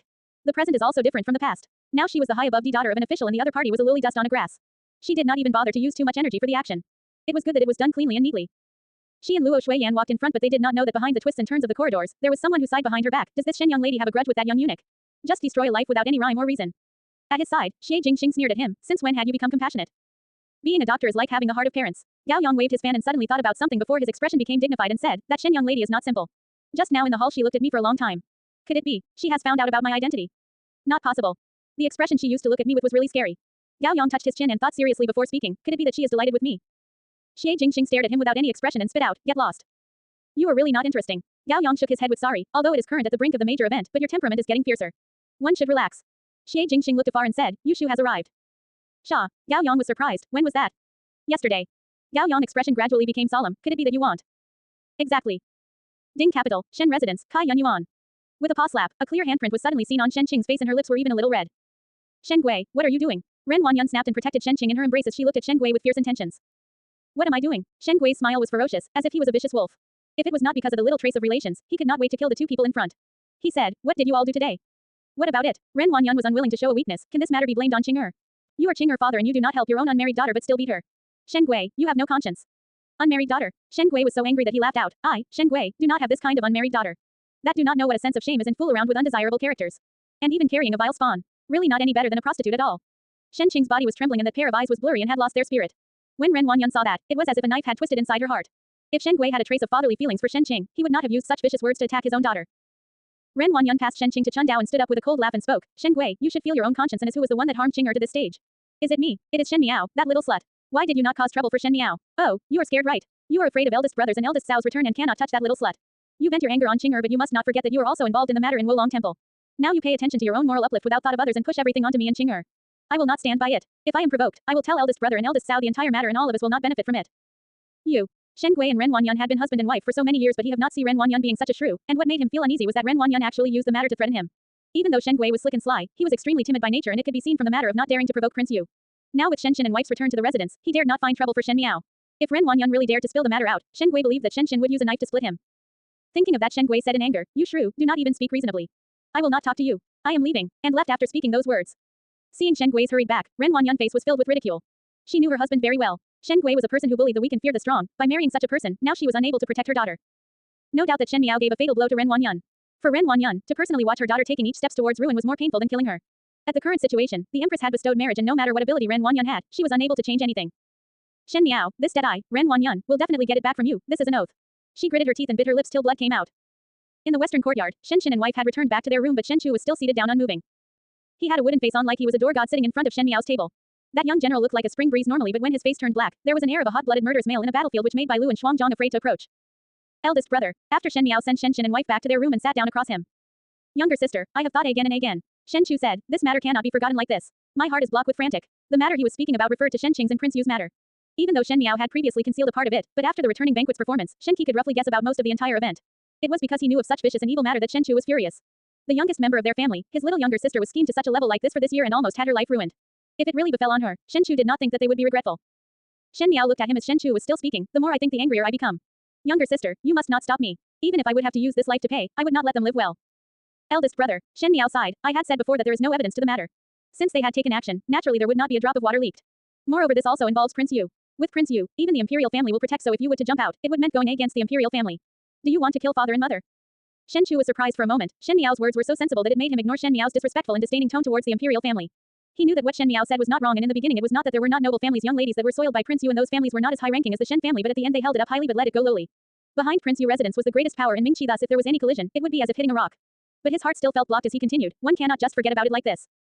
Eldest brother, play with me a game of chess, Shen Miao said. What time is it already? Shen Chu scratched his head, and do not you not like to play chess? Shen Miao did not continue his words but set the game up. She picked the black pieces and gave the white ones to Shen Chu and said, the two armies confront with one another. These are your soldiers, these are my soldiers. Using the pieces as your pawns, the commanders are clear, how about vying for the entire world? Shen Chu had always been keen towards the battlefield and the words said also made him interested. He said, all right, although he was a military person, he was proficient in chess. It was because playing chess and warfare had many commonalities and one could sometimes see endless number of tactics in the game. The white and black pieces fell onto the chessboard, in ravines and weaves. The blacks and whites were as if it really was a military battlefield. Shen Miao played slowly but this did not indicate that her movements were slow but gentle which was different from Shen Chu's sonorous step style, with a seeming soft manner. This kind of feeling made Shen Chu felt like a powerless blunt knife mangling the meat. Shen Chu's white pieces were the coercing but she got motionless, keeping her own rhythm as she placed the black pieces unhurriedly. Even though it looked like she conceded but there was not a single black piece that was missing. Occasionally Shen Chu looked like he was about to devour her black pieces but she managed to slyly escape. After a stick of incense there was not a single missing white or black piece off the table. No one was able to gain any advantage and no one was able to devour any piece from the other. However one was able to see clearly that Shen Chu's white pieces occupied the key positions and the black pieces were forced into the corner by the white pieces. If this went on, Shen Chu needed to increase a few steps and would be able to nibble on Shen Miao's black pieces off one by one. Shen Chu said, younger sister, your method of escaping is very good but do you want to play like that with me the entire night? I am going to attack. Just nice. Shen Miao gently smiled, I also have that intention. The voice hardly finished when the black chess piece in her hands landed on a crafty position. Shen Chu's brows tightly wrinkled up as that position changed the entire game. He was surprised in his heart. Just now the white pieces were coercing in every step but now it had spun a cocoon around itself, and with that one black chess piece of Shen Miao he was stuck and the overall game was reversed, and he could not even do anything. Afterwards, Shen Miao changed her style to continuous attack and not defending, and her actions was severe like a tornado swallowing Shen Chu's white pieces in big gulps. In less than a moment, Shen Chu's white pieces that used to fill up the board were only left with the last one. I have lost. Shen Chu smiled bitterly and looked at Shen Miao in surprise. Younger sister, since when had your chess skills improved to this level? Using the chess as the battlefield he, a military general was killed by his own younger sister till there was not a fragment left. This would be the biggest joke if this would be spoken. But he was also very surprised in his heart as what Shen Miao displayed was not how the chess pieces were controlled but the understanding of the overall situation. From the previous weak style to the last sharp approach, she had a calm look and it could be that how this game went was all along within her grasp. I do not only want to play chess with eldest brother. Shen Miao shook her head and said, previously eldest brother asked if I would just forget about the matter. After this chess game, what does eldest brother think? Shen Chu was first surprised before being startled. You. In the beginning the black pieces looked soft and only defended instead of attacking, but afterwards when there was the sudden turn, the overall situation was reversed and they swallowed the opponent clean. This meant that Shen Miao previously dealt with Shen Qing softly and did not resist, not because she planned to drop the matter like that but to wait for an opportunity to enmesh themselves in a trap of their own devising when dealing with Shen Miao, and she later retaliated and returned with rewards. There are many ways to achieve one's purpose. Under the light, the young female had a black chess piece between her fingers. The fair fingers and the black pieces had a sharp contrast which portrayed a kind of beauty. Her voice was soft as she described, this road is impassable, then use another road. If clear ones are not possible, use the dark ones. They had already blocked their own way, so now it is our turn to play. Seeing a beauty under the lamp, the beauty was like a jade and Shen Miao was considered to be a delicate beauty. But at this moment even Shen Chu could not help but look. The young female had a calm attitude, but it was as if there was a hidden huge ability, an exquisite and bright heart that had long concealed the overall game in it, and everyone had become a pawn. Shen Chu felt unsmooth in his heart. He had always felt that even though Shen Miao was not close to him, her temperament was extremely simple. With such a temperament, one feared that she would be used by others, but now he could clearly see that this younger sister of his had unknowingly grown up, and her abilities and schemes were incomparable to his. Younger sister, I do not understand, he said. If eldest brother believe in me, then let me handle this matter. Shen Miao said, this kind of people like Prince Yu would definitely find trouble for the Shen residents because of this matter. Weed must be exterminated by the roots, we do not need this kind of enemies. Did not younger sister just said that Prince Yu residents had the imperial family support behind, so I cannot directly go against. I had said earlier on that if the white roads are impenetrable, then take the dark paths. There are thousands and thousands of roads in the world, there would be one that would go through. Shen Miao lightly said, Prince Yu relied on the imperial family like the fox that exploits the tiger's might. He is after all a turtle with a shell. See how arrogant he can be when his shell is plucked out. Under Shen Chu's stunned look, Shen Miao smiled at him gently, but eldest brother, I need some money, so. Those things that his majesty bestowed, give that money to me. I have a use for it. Shen Chu wanted to ask Shen Miao what she wanted to do, but he did not know why. Once he met with Shen Miao's bright crystal eyes, he could not say anything else. He was the dignified deputy general Shen and would face Shen and occasionally even fight with him till their necks turned red. But when Shen Miao looked at him quietly, Shen Chu would listen unconditionally. Shen Chu spit at himself in his heart, not afraid of even the enemy's general but scared of a little girl. It was true that the longer one lived, the more one encountered. Eldest brother. Shen Chu recovered to his senses and said, all right. I will go back and get someone to bring them over. Many thanks eldest brother. Shen Miao nodded, the skies are already dark, eldest brother should also rest. All right. Do not worry about the matter of Prince Yu residence. Do not tell father or mother, I will look into it. Quote ellipsis. All right. Shen Chu scratched his head as he left. When he was outside of Shen Miao's room, he suddenly frowned. Damn, he really had the feeling of being protected by his younger sister. In the room, Gu Yu carefully asked, young lady, is it really needed to use so much money tomorrow? Shen Miao's eyes focused intensely. Gu Yu had not seen her young lady having such a serious look for a long time. She exclaimed, I only fear that I would not be able to seize it. On the second day, Shen Chu really picked a number of chests with money and brought them over to Shen Miao's courtyard. Most likely he was afraid that Shen Miao was short of money and took out 1,000 liang of banknotes from his chest and gave it to Shen Miao and said with a smile, younger sister is at the age now where money is required at lots of areas and that little monthly allowance would not be enough. Take this money and if there are things you want to buy, then buy. If it is not enough then just come and look for eldest brother. The maids that were outside sweeping looked enviously at Shen Miao. Previously they felt that their fifth young lady's position in the residence was an embarrassment, and it was only good to her as she did not even know she was bullied and was indeed very pitiful. Now it seemed that it was them who were blind. Not to mention Shen Qin and wife, even Shen Chu also doted this younger sister to the heavens. Shen Miao felt unfathomable as Shen Chu's attitude was strange. She nodded her head and did not decline as she accepted those banknotes, many thanks. Shen Chu was suddenly somewhat disappointed. After pondering, he waved his hands and the two guards behind immediately approached and Shen Chu said, these two guards of mine are both exceptional in the army and will protect you for the time being. He was worried about Prince Yu's next moves and if it was not for Shen Miao's strong insistence on going out, Shen Chu would have directly made Shen Miao stay in the house. Shen Miao agreed and Mo Qing also followed. Shen Chu smiled, your choice of guards is indeed good. Mo Qing had already left the identity of guarding outside the Shen residence and Shen Miao had told Shen Chu of his identity. Shen Chu returned the life agreement back to Mo Qing and placed him in the Shen family army. But these days he was to be Shen Miao's bodyguard and oversaw her safety. Bringing along 3 guards and 2 maids, Shen Miao finally left the Shen residence.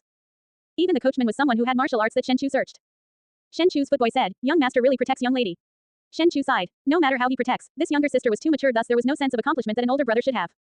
Go, go, go. He waved his hand, returned to practice the sword. Feng Xian pawn shop was the largest pawn shop in the Ding capital. Compared to other pawn shops, this one had some exceptional points. Feng Xian pawn shop only dealt with precious items. If it was ordinary items, then the shop assistant would politely show them the way out. Most likely the owner of the pawn shop was one who was magnanimous with money because when customers' items were really precious enough, that pawn shop would not give a low price. But there was still another rule in Feng Xian pawn shop, which was it would only deal with dead pawn, meaning once the item was pawned, there was no way it could be redeemed back. But if it was once precious things, if things had not reached a dead end, no one would pawn it away, much less a dead pawn. Thus even though Feng Xian pawn shop was rich and powerful and also the biggest in Ding capital, there were only few customers. In such a situation like this Feng Xian pawn shop still managed to maintain itself for many years without collapsing, which made one wonder how they made a living. Today in front of this Feng Xian pawn shop's doors, there stopped a horse carriage. Some of the people passing by could not help but look over, because the people who went to Feng Xian pawn shop were those who were probably desperate to use money, but this carriage looked quite sophisticated. The coachman sitting on the carriage was also not ordinary and it did not look like someone poor. It was somewhat strange, why did the wealthy come over to pawn precious stuff? The pawn shop assistant was a young gray-clad boy and had a bright and capable appearance. When he saw that horse carriage stopped in front of the doors, he was also slightly surprised before a few females came out of it. Most likely the young female that was leading was a young lady of a big family as she wore a cloak with a pair of delicate brows. When she looked over, her eyes were as clear as water. The few guards and maids came up to surround the young female and the little shop assistant went up to welcome with a smile. Does this customer wish to pawn something? There is something that needs to be pawned. That purple-clad young lady said. What is the thing that this customer wants to pawn? Can the goods be examined? That little shop assistant smiled and sincerely spoke. He could see that this young lady was wealthy and respectable and his smile was even warmer. Who knew that the other person only shook her head? I want to see the person in charge. This is not according to the rules. The little shop assistant shook his head and said. He had seen a number of people who came to look for trouble and there were some who were also from distinguished families, but Feng Xian pawn shop was never afraid of these individuals. The thing I want to pawn is too big, you are unable to see. That young female did not get angry but only spoke lightly. Being looked by that pair of eyes, that little shop assistant had a feeling of falling into ice pits. He had yet to speak when he heard a charming voice, who wants to see me? From the back came a young female and this female was not considered beautiful but possessed a kind of seductive charm that made the few guards behind Shen Miao to somewhat blush. This guest wants to see me. That female leisurely swayed her hips as she walked over and asked with a smile. Shen Miao shook her head. I want to see the one in charge, Bai Xiaosheng. The female's smile suddenly stiffened. Bai Xiaosheng was not a person but an industry. In one's time in the living, there are thousands of poses and attitudes, there are imperial courts and families, and also the commoners in the pugilist world. In the 36 trades and 72 industries, there were also people who belonged to the 3 religions and 9 schools of thoughts. It does not sound serious or noble but there were many opportunities and roles in them. There were times when these people from the 3 religions and 9 schools of thoughts would maintain and preserve the sporadic relationship between the imperial court and the pugilist world. And Bai Xiaoshen was one of those industries.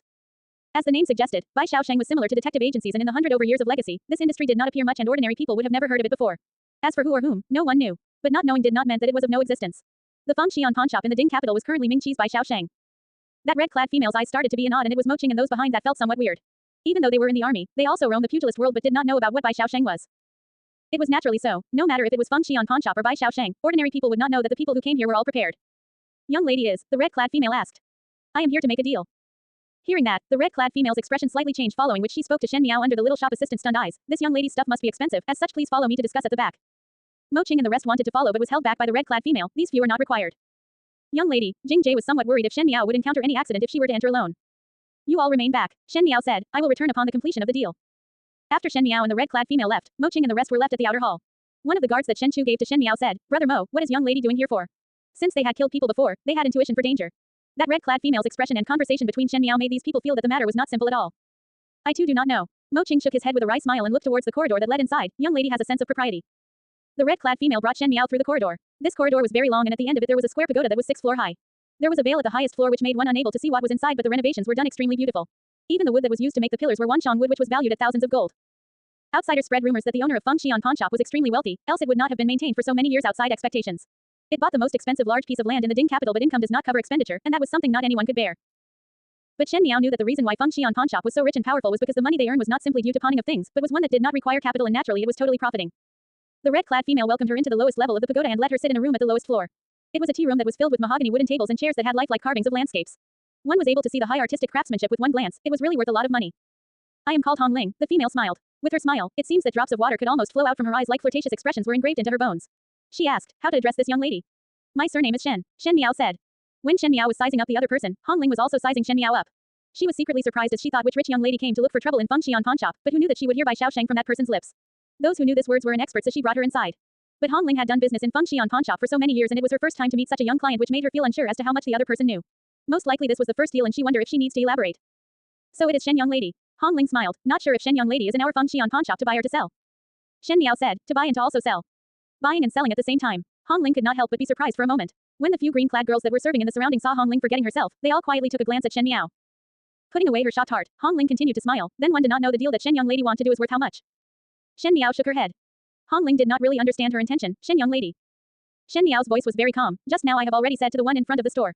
The deal I am making is too big, he cannot see and you are also unable to see. If this is to be discussed, get your master to come over. Hong Ling's voice was somewhat unsmooth. For so many years she was socially active but because those who came here for business knew about what industry Bai Xiaosheng was, they would be courteous to her, thus this was the first time she had such a rude call. She initially wanted to flare up but when she raised her head and looked at Shen Miao's eyes, she was momentarily surprised. The young female's age opposite her was not big and had a pair of clear eyes but when they saw someone, there was a bursting sense of coolness and calm, also an inexplicable majesty to them.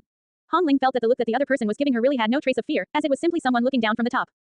Hong Ling's heart quivered and in an instant the anger that was displayed disappeared. After doing so much business with others, she was able to see one clearly. This young lady's air was a little shocking. She did not know what went on that made her feeling somewhat anxious. Shen young lady, I am the supervisor here so all the dealings made are naturally done by me. Despite feeling that Shen Miao's identity was not normal, Hong Ling was not afraid and the smile on her face was much more beautiful. No matter how much money it is not as though I have never seen before. It has nothing to do with money. Shen Miao slightly smiled. I had said before, you cannot make the decision for this deal. She looked around. I came with sincerity but you all did not have any. Bai Xiaoshen is no more than this. Hong Ling had never encountered such a rude person like this and immediately her facial expression became a third colder before saying, I instead feel that Shen young lady is not sincere in doing business. Since Shen young lady cannot trust me then I have no choice. Shen Miao stared at her. After a long while, she said, like this, I will first sell a news to you. Hong Ling paused and saw the calmness from the opposite young female's expression before she speak a sentence. In the beginning, Zhonggan's province's Chen family's younger sisters were missing and current whereabouts are unknown. How about selling this news to you? If this news is valued, please let me meet the manager and then discuss about the news to buy. Hong Ling was startled and looked at her in shock. After a moment, she corrected her expression and said, "May Shen young lady wait for a moment, Hong Ling will withdraw first." Hong Ling hurriedly left and the remaining green-clad girls in the tea room looked at her with curiosity. Apparently they did not know why did Hong Ling suddenly left after listening to her words. Shen Miao looked at the light tea in her hands. The tea was premium yin zhen junshan type of tea and it has a very rich flavor when it enters the mouth. The light touch of incense in the tea room that accompanied made one could not help but feel relaxed and happy. It was obvious that the owner knew how to enjoy. This Bai Xiaosheng industry dealt with pugilist world's news and was focused on the buying and selling of news. There were people who want to buy news. There were people who want to sell news. When the seller and buyer of news are linked, this business deal was considered successful. The Bai Xiaoshen industry was like the fire beacon transfer point in a battlefield and linked the buying and selling side together. And this news that Shen Miao was selling was a sensational case in Mingqi that year. Zhonggan's province's Chen family had two younger sisters that were stunning beauties. With this kind of appearance, if they were to enter the palace, they would be able to gain the position of a consort. Even though the beauties in the world are all painted skins and were white bones with rosy cheeks, the true beauties were like the most exquisite jade that an additional glance was profane. The Chen family was a big household and has a big family business, and having two daughters like this was not a good thing. When daughters' appearance are too magnificent and there was no protection of the same level, it would only bring disaster to the family. It was fortunate that not only the Chen family was the richest in Zhongnan, they also had a status in the pugilist world. The Chen family had a good network, had many friends, and old Master Chen did a favor to a sex of the Chen family also had backing. Who knew that even with such, the Chen family's sisters when they were 16, during the Lantern Festival, disappeared under their eyes. The Chen family had been unsuccessfully searching for a long time and 3 years has passed since the Chen sisters went missing. The Chen family still spent a lot of energy and money to find these two daughters even though they knew the odds were not in their favor, but they never gave up. They even went to look for Bai Xiaoshen and spent heavily in gold to buy news. But there were no news in all this time. Now someone suddenly want to sell news on this 3-year-old business, how could Hong Ling not be surprised? Chen family's remuneration was very high that even if Bai Xiaosheng were to only do this one business, even if it was only a faction, they would be able to gain quite an amount of money. Business people would talk accordingly to money. Shen Miao did not believe she would not be able to find the master behind the scenes. The inside the pagoda of Feng Xian pawn shop, it was called Xian Linjian. The first floor was a place for business, but from the second to the 6th floor, it was for the enjoyment of the family master. At this moment in the tea room on 6th floor, there sat 3 people in front of the table. Yu Shi, how do you arrive here so quickly? Gao Yang frowned as he looked at the person opposite him, did not even greet at all. Opposite him sat a 17 or 18 youth, and this youth was especially adorable, which was different from Xie Jingxing generally shining handsomeness. Gao Yang's gentle temperament was like the water, but this youth was like a student next door. There was an inexplicable sense of affinity. He wore a lake green long robe, and when he smiled, it was rather lively and joyous. He said, "Heard that there are changes in the Ding capital plans and know that you two would definitely need someone who possess remarkable abilities like me to help out, so I specifically returned to lend a hand." Hee. What answered him was Gao Yang cold laughter. But third older brother Xie, the youth who was called Yushu, suddenly turned to him and said, "Yi Qilu's young lady Xiao Yao recently treated me cold and indifferent and I felt terrified. Third older brother have always been liked by young ladies, why not teach me a move or two?" This youth looked amiable and harmless but was a veteran in playing games. Xie Jingxing did not even look at him, looking at appearance. Could it be that third older brother think that a person like me with such looks is not handsome? The youth's face was red in anger, thinking of that year, I was considered a flower and sought after by tens of thousands of people. Is third older brother saying such stuff due to jealousy? Gao Yang could no longer stand it and knocked Yushu's head. "Ji Yushu, you can return for saying these words." Yushu immediately sat up straight and spoke seriously. "Third brother, let's talk about the plan for this trip." He had yet to complete his words when one saw a red-clad female coming from downstairs. She had a charming appearance but did not enter and stood across the gauze and called out, "Family master." Hong Ling, Yushu guided patiently, "Told you many times that even though you are good looking, when I am talking to my brothers, it is better not to come up. Even though I dote on you, but one must not have a sense of propriety." His young and tender looks were like of one who did not know about the world, but his words were like those of an old fox. It was fortunate that Hong Ling was his subordinate, as if it was an ordinary female who heard it, her face would be red with embarrassment. "Family master, it is a big business. Customer insist on seeing you," Hong Ling said. "Hey," Yushu waved his hands, "which family's youngster is so arrogant? My Feng Xian pawn shop has no lack of money, who cares about losing that business of his? No deal then no deal, let him leave. There is not even a door to see this lord." "But family master, that deal is not normal." "Already said no deal. Feng Xian pawn shop do not serve those people." Yushu's hand reached out to eat the snacks in front. Hong Ling was somewhat troubled but was also helpless. Just as she was about to withdraw, she heard the purple-clad boy that she did not know what he was thinking about speak. "What is the deal?" Hong Ling was startled and looked at Yushu. She knew that these two people in front had close relations with family master, but at the end this matter was very confidential, so if it was spoken like that, one was afraid. Yushu looked at her hesitant eyes and slapped his tights. "You were asked to speak, then you should speak. These two are our own people and also the managers of Fengshan pawn shop. Their words are my words. If I am not here in the future, they are the managers." His voice hardly landed when Gao Yan laughed. Seeing as such, Hong Ling calmed down before speaking with a smile, "Here to sell news. The news is related to the case of Zhonggan's province's Chen family's sisters 3 years ago." The voice just finished when Gao Yang was the first one to shout in surprise, "The Chen family's case, to have news even after 3 years. This deal is a little big." "Exactly." Xie Jingxing also spoke, "The Chen family has extensive forces in the Zhongnan area. By taking this deal, regardless of silver, there would be additional benefits. Speaking this and that, means that it has to be done." Yushu grabbed his head and said, "Since you all have said as such, then I will go and take a look which youngster it is who dare to bother this lord. This lord's appearance is very expensive." Hong Ling could not help but laugh. "It is not a youngster but a young lady." "Young lady." Yushu's expression changed and suddenly said in all smiles, "Looks refined. Very refined. With one look, one can tell that she is highly cultured and steeped in propriety." Yushu stood up in a short moment and patted his robes before cupping his hands and smiled. "Two older brothers, this younger brother will take leave first." Finishing, he turned around and rushed over to Hong Ling before saying, "Where?" "Quickly walk." "Hong Ling, why did not say this earlier?" After both of them left, then Gao Yang sighed and had an expression of hating iron for not becoming steel before speaking to Xie Jingxing. "I thought that since there would not be any use for him in Ding capital, you can let him return." It is also suitable as a target, Xie Jingxing lightly said. Shen Miao sat in the tea room and looked down at the tea leaves that were raising and falling in her cup. There were sounds of footsteps from the door, followed by the lifting of the curtains. Hong Ling walked in and respectfully bent over slightly before guiding the person behind. Shen Miao looked up. The oncoming person was a 17 or 18 youth with a look of rare innocence. He wore a lake green-colored long robe with embroidered deer-like patterns. People said that the clothes one wear would tell the character of the person, and this youth character was most likely cheerful, which was fitting of his age, but Shen Miao pondered a while at the person in front. To manage the Fengxian pawn shop properly and also hold the lifeline of the Bai Xiaosheng industry, it really was best not to underestimate him. This youth was definitely not as simple and virtuous as he appeared on the surface.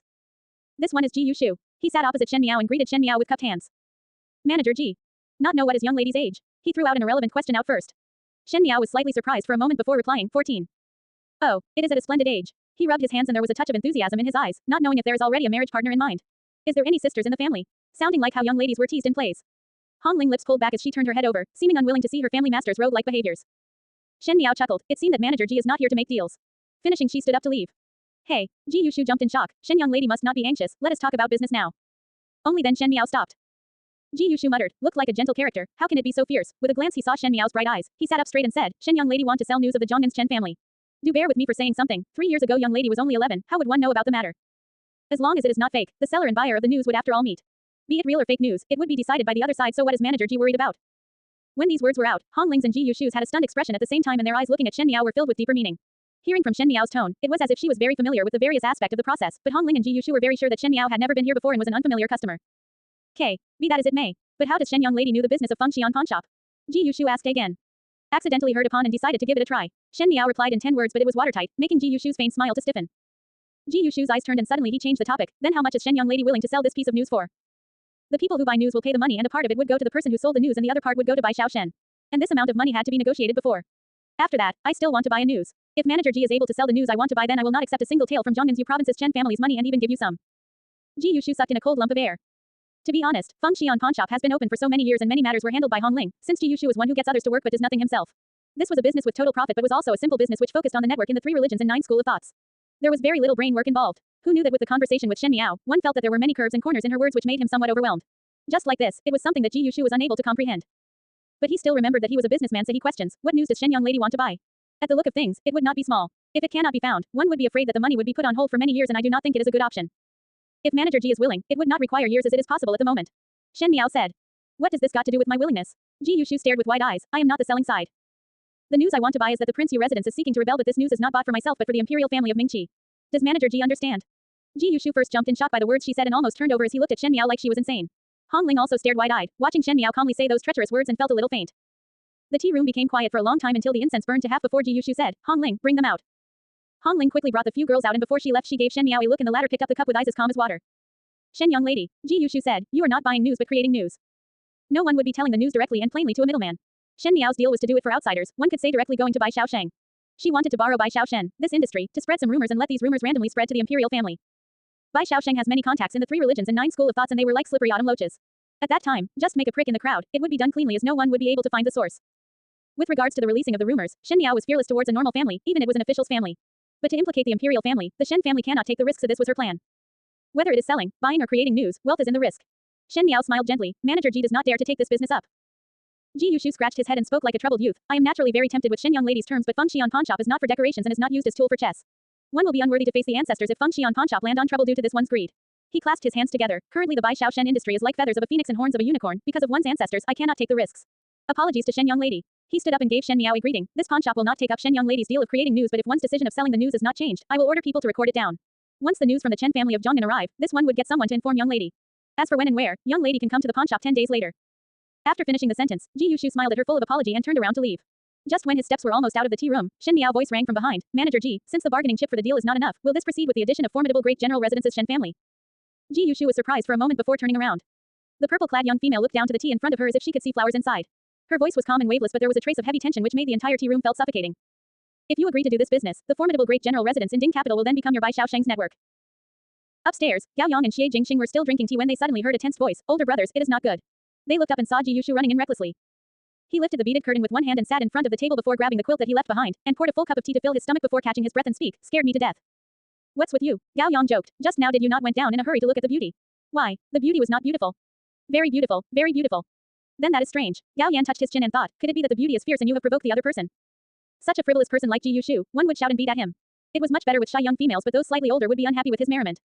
More than very fierce. Ji Yushu had some lingering fear in his heart, simply a monster. I have been doing Bai Xiaosheng work for so many years, but it's the first time meeting such a deal like this. Is not it the Zhongyans Chen's family matter? Could it be that she is robbing in the daylight and want lots of money? Gao Yang asked. More than daylight robbery. It is like a bottomless pit. What exactly is it? Xie Jingxing glanced at him. If you do not speak properly, I will throw you out from here. This customer does not want money for the sale of Zhongyans Chen family's news but said to use the money to buy news. Do you know what news she wants to buy? She wants to buy news for the Imperial family. The news is that Prince Yu of the first rank residence is conspiring to rebel. Damn it. Ji Yushu could not help but curse. This is letting us, Feng Xian pawn shop, build the wraps and want us to create news for her. When Gao Yang and Xie Jingxing heard that, their expression gradually turned serious. Ji Yushu was playful and did not know the seriousness of this, but both of them knew the danger in Ji Yushu's words. The techniques that this customer used were really brutal. Ji Yushu was still shouted unreconcilable. On what basis? On what basis does my good Feng Xian pawn shop have to be a wrap for others? In the future if trouble arises, she will flee and the one suffering will be my pawn shop. Think I am stupid? Since it is like that, you can just not agree to it. Gao Yang said. Hey. Ji Yushu suddenly changed and laughed twice before saying, good thing I bargained and forced her to talk and offer a bigger price. You guess what is it? What? Xie Jingxing lazily asked. It is the formidable great General Shen's family in Ding capital. When this business is successful, the Shen family will be one of Bai Xiaosheng's network. I just came back and have already helped you a great deal. Quick thank me. Ji Yushu laughed wildly. Shen family. Xie Jingxing stared at him and slowly opened his mouth. Who was that person? A little young lady that looked quite good and bear the Shen surname, most likely as a member of the Shen family. Ji Yushu scratched his head. It is just that she is very fierce and turned a blind eye at my magnificence. The voice just landed and a strange silence fell into the tea room. After a moment, Gao Yang then smiled as he looked at Xie Jingxing. I roughly know who she is. That young lady of the Shen family is somewhat powerful. Even though the smile was warm, the tone revealed a sharp comment. In fact, I also find it strange. Ji Yushu shuddered before scratching his head. When she came over I observed carefully and it seemed that it was not her first time doing business with Bai Xiaosheng. I asked Hong Ling and she had not seen her before. Our line of business has always been secretive and other than a few families in Ding capital that know, there are no others. How did she know? This young lady is not simple at all. Gao Yang thought before speaking. I initially thought that the Shen family of Ding capital were all brainless meat, and sooner or later will be swallowed by others. Now it seems that the water is deeper than one had expected. He glanced at Xie Jingxing and found the latter deep in thought, so he asked, what do you think about this? Xie Jingxing raised his head and looked towards Ji Yushu. Did you agree to her conditions? Such a big matter like this have to be discussed with you all. Ji Yushu bit into another pastry, but I reckon that the Shen family business is big and the military power in their hands is not weak at all. If what that Shen family young lady said is true, in the future when third Xie older brother plan things, it would be much easier. She after all does not fathom that our Feng Xian pawn shop is actually third older brother's secret business. When a sandpiper and a clam are locked in a fight, this was only to the advantage of the fisherman. That Shen little young lady most likely did not know that her promised commitment would only be to the advantage of Xie Jingxing. But this could not be blamed on her as the powerful relationship between them was not even known to Hong Ling, even though she had managed the business for so many years. Even so, Gao Yang pondered, this stakes is just too big. On the news she wants to create, the Imperial family would easily catch the attention if one is not careful. We are very discreet with our actions and if there were to be any mistakes, there will be no losses. As for one Shen family more or less, there is no influence of them in the initial plan so this is not that tempting. What you said also makes sense. Ji Yushu nodded his head and looked towards Xie Jingxing, but at the end, it is still third older brother that makes the decision. You should agree to her condition. When Xie Jingxing said those words, Gao Yang frowned. Why the hasty decision? Since the Shen family has become a variable, it does not mean that there is no role for them in the future. To use them to deal with some people, it is worth a battle. As for her wanting to create news, it is targeted at Prince Yu residence. Xie Jingxing raised his brows. Just nice, we do not need to take action and there will be things that we can do without. When he said so, the others then remembered. Ji Yushu smacked his palms. Oh yes, I almost forgot. She want to create news about Prince Yu residence plotting a rebellion. This was to target the residence of Prince Yu. What grudge does the Prince Yu residence have with the Shen family? Ji Yushu just returned back to Ding capital and usually did not pay attention to the affairs of the court's daughters, so there were things that he was unclear and was unable to make heads or tails at all. It became evident in Gao Yang's mind. He knew about the resentment between Shen Miao and Prince Yu and could not help but be surprised. If it was an ordinary female that came upon such a thing, one would be afraid of Prince Yu residence's power. But not only was Shen Miao not afraid, she was waiting for an opportunity to attack. She was extremely clever to know that the Imperial family was backing the Prince Yu residence, and first worked on driving a wedge between them. If the Imperial family had doubts about Prince Yu, naturally the life-saving charm behind the Prince Yu residence was of no use. But even so, what could she still do? Accept this business, Xie Jingxing said. Inform the Chen family of Zhongnan as soon as possible. Do not worry, I have already let Hong Ling send a letter to Yu province. But the Chen family's case has been dragged on for 3 years. I do not know if that Shen family little young lady's news is really true. After all, in the beginning the Chen family had thought up of hundreds and thousands of methods but there were no news at all, so how could this be known by a little young lady? If her news is fake, most probably the Chen family would not let her live well. Ji Yushu's mouth was stuffed with snacks and could not speak clearly. Since she come here selling the news, it is real. Xie Jingxing frowned. It is just that there are some parts that make no sense. Are you a rice bucket? Gao Yang looked at Ji Yushu's look of wolfing down the food and could not help but shook his head. Could it be that you, a manager of the Feng Xian pawn shop, have never eaten before? Ji Yushu put a finger out and waved it. How would there be other places snacks be as good as the ones made by third older brother's chef? The last time I brought the snacks made by third older brother's chef to young lady Xiao Yao and she actually smiled at me. It can be seen that he lifted one snack to Gao Yang's face. There are some differences to it. Gao Yang was too lazy to scold him when he saw Ji Yushu suddenly had a concentrated look and like he had thought about something, before taking out a piece of banknote from his pocket. Speaking of which, that Shen family young lady gave me 1,000 taels at the end to buy an information. What information? Xie Jingxing and Gao Yang looked at him the same time. To look for someone, a young lady by the name of Lu Ying, and said that. Most probably she is a young lady from a brothel and is located in the Ding capital. And it was essential for me to find her. He asked curiously, why does she want to find a brothel lady? Could it be that she, like me, loves beauties? Gao Yang and Xie Jingxing looked at one another. The former was puzzled and the latter just shook his head lightly. When Hong Ling ushered her out, Mo Qing and the rest gave a sigh of relief after seeing her safe and sound. Shen Miao had stayed inside for far too long, and if she stayed for a moment more, the few of them would have rushed in to get her out. Before leaving, Shen Chu had warned repeatedly that Shen Miao had provoked trouble, so one must be careful during the journey. If they lost Shen Miao, Shen Chu would kill the few of them. Hong Ling politely smiled at Shen Miao. May Shen young lady come here again in 10 days' time? Thanking Supervisor Hong, Shen Miao replied softly. It was the little shop assistant by the door that could not help but glance at Shen Miao a few more times, most likely because it was the first time seeing Hong Ling treating someone that respectfully. After Shen Miao and entourage went up the carriage and left, the little shop assistant could not help but ask Hong Ling, Supervisor, what kind of backing does that young lady have? Go and do your things well. Hong Ling patted his head. After some thoughts, she said more, the next time when you see this Shen young lady, sweeten your mouth. She is not a simple character. The little shop assistant quickly complied. Hong Ling watched the horse carriage getting further away as her heart sighed in relief. Highly talented individuals truly came forth in large numbers in the Ding capital that now even a little young lady was able to scheme major events quietly. As compared to her family master, she was not inferior in any respect. In the horse carriage, Shen Miao was still lost in thought and one did not know what she was thinking about, and Jing Jie and Gu Yu dared not disturb her train of thought and thus kept quiet. Actually, they also did not know what kind of business Shen Miao came over to do. It was obviously a pawn shop, but they did not know what was actually pawned. Since Shen Miao did not talk about it, the two maids would also not shoot their mouths off. But after passing by a place, Gu Yu said with a smile, it is Guang Fujai in front. Since it had been a long time since one came out, why not let this servant buy some snacks from there? Guang Fujai's snacks had always been sought after, and at the moment it was not the time when it was the most crowded, so there was no harm in buying some. Even though Shen Miao herself did not really like to eat them, Luo Shuiyan and Shen Chu do. Shen Miao nodded her head. Go then. Gu Yu jumped off the carriage and headed to Guang Fujai herself. Mo Qing and the few of them surrounded the horse carriage, and because they were all tall and hefty, they were somewhat eye-catching, so those people who passed them would give them a second glance. Shen Miao opened up the curtains for ventilation, but her vision was attracted by another person. That person most likely also came out from Guang Fujai and was carrying a bag of snacks. When the person's eyes just nicely met Shen Miao's, one could not help but be slightly stunned. It was Pei Lang. Shen Miao had not been to Guang Wentang for a long time, since she did not want a reputation of a talented female nor getting scholarly honor. In these days, she was busy with her things and forgot that there would be such an encounter. She looked at Pei Lang and suddenly smiled as she nodded her head in the horse carriage. Pei Lang was stunned for a moment. In fact, Shen Miao was his student. Ming Qi looked upon the respect one had for teachers, not counting Xie Jingxing, all the students would treat him respectfully. But Shen Miao's nod gave Pei Lang a wrong impression, as it seemed that he was looking up to Shen Miao and she was even higher than he was. Before he had time to respond, Shen Miao had already put the curtains down. Mo Qing and the few of them who noticed his line of sight were looking at him vigilantly. Pei Lang stood rooted in place. This kind of rude action would make him, who was arrogant to the bones, angry. But he did not know for what reason, other than feeling of not knowing whether to laugh or cry. There was no other feelings that came out of it. Most likely it was because of Shen Miao's strong performance lately that made him felt that if Shen Miao was like the rest of those students and acted obediently, he would not be used to it. Pei Lang shook his head and could only walk away.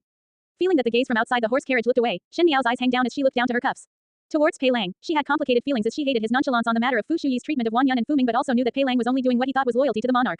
The resentments in the previous life was over, and even though there was still uses for Pei Lang in this lifetime, she should not be tangled up in the matter. It was just that there was some uncomfortableness in her heart. As she was thinking, Gu Yu had returned after buying the snacks.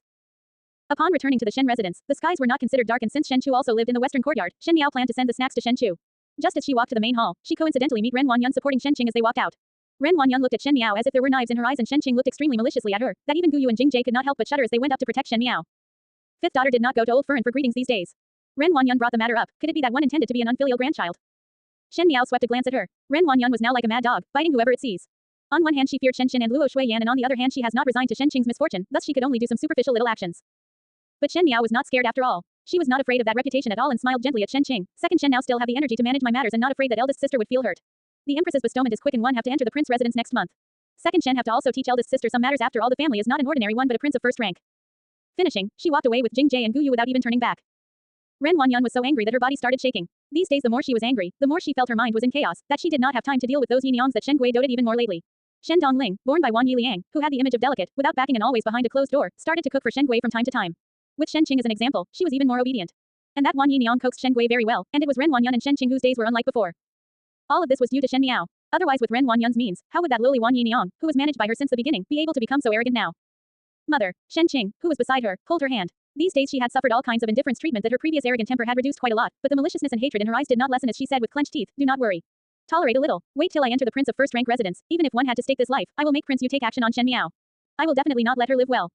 Because Shen Qing was already pregnant, the Empress bestowed the marriage to be held next month so that the matter would be easier to handle early. In such a short time, and moreover because it was an imperial decree, Ren Wanyun had no way out of it and could only watch as Shen Qing jumped into the fire pit. Qing'er must not be afraid. Ren Wanyun said, your older brother will return soon and Yuan-er is the most intelligent. When he return, he will definitely think of ways to ruin that little slut. Shen Yuan would also rush back to attend Shen Qing's wedding, and Ren Wanyun's eyes flashed. Now she was isolated and helpless. If it was not because of Shen Yuan Bo listening to Old Fern's words to please her, one would be afraid that even that old woman would not help her. When Shen Miao returned to the west courtyard, she was surprised to see Shen Chu was waiting for her in there. Seeing her return, Shen Chu then released a sigh of relief and gave one round of checks before saying, why go for so long? One would think that something had happened. At the feet of the emperor and in the bright daylight, whoever takes action mean that they are fools. Shen Miao passed to him the snacks, bought it on the way back. For you. Shen Chu was surprised for a moment and was somewhat touched as he took it. This time coming back, Shen Miao's attitude to him changed and it made him particularly happy. Why is father and mother not in? Shen Miao asked. Just returned to the capital and need to socially interact with colleagues. Shen Chu looked around and said, younger sister was not in today. These few days father has been in conflict with second and third Chu and just now old Fern severely scolded father. Father is in conflict with second and third Chu. Shen Chu saw the look on Shen Miao's face and said after some thoughts, younger sister, you also know that because of the matter of the ancestral hall, father and mother are somewhat dissatisfied with second and third Chu. Naturally they did pay attention to them, most likely old Fern was anxious and thus reprimanded father. Speaking till here, Shen Chu could not help to show an expression of unfairness, old Fern's heart is just too biased. What wrong do father have? Second and third Chu did not take good care of you in the residence and even I am angry about it, let alone what father feel. Shen Chu did not use grandmother but old Fern, apparently also had some misgiving for old Shen Fern. After finishing that sentence, Shen Chu could not help but look at Shen Miao's expression. Shen Miao was after all raised by old Shen Fern all these years and previously when he returned, he saw her being very respectful to old Shen Fern.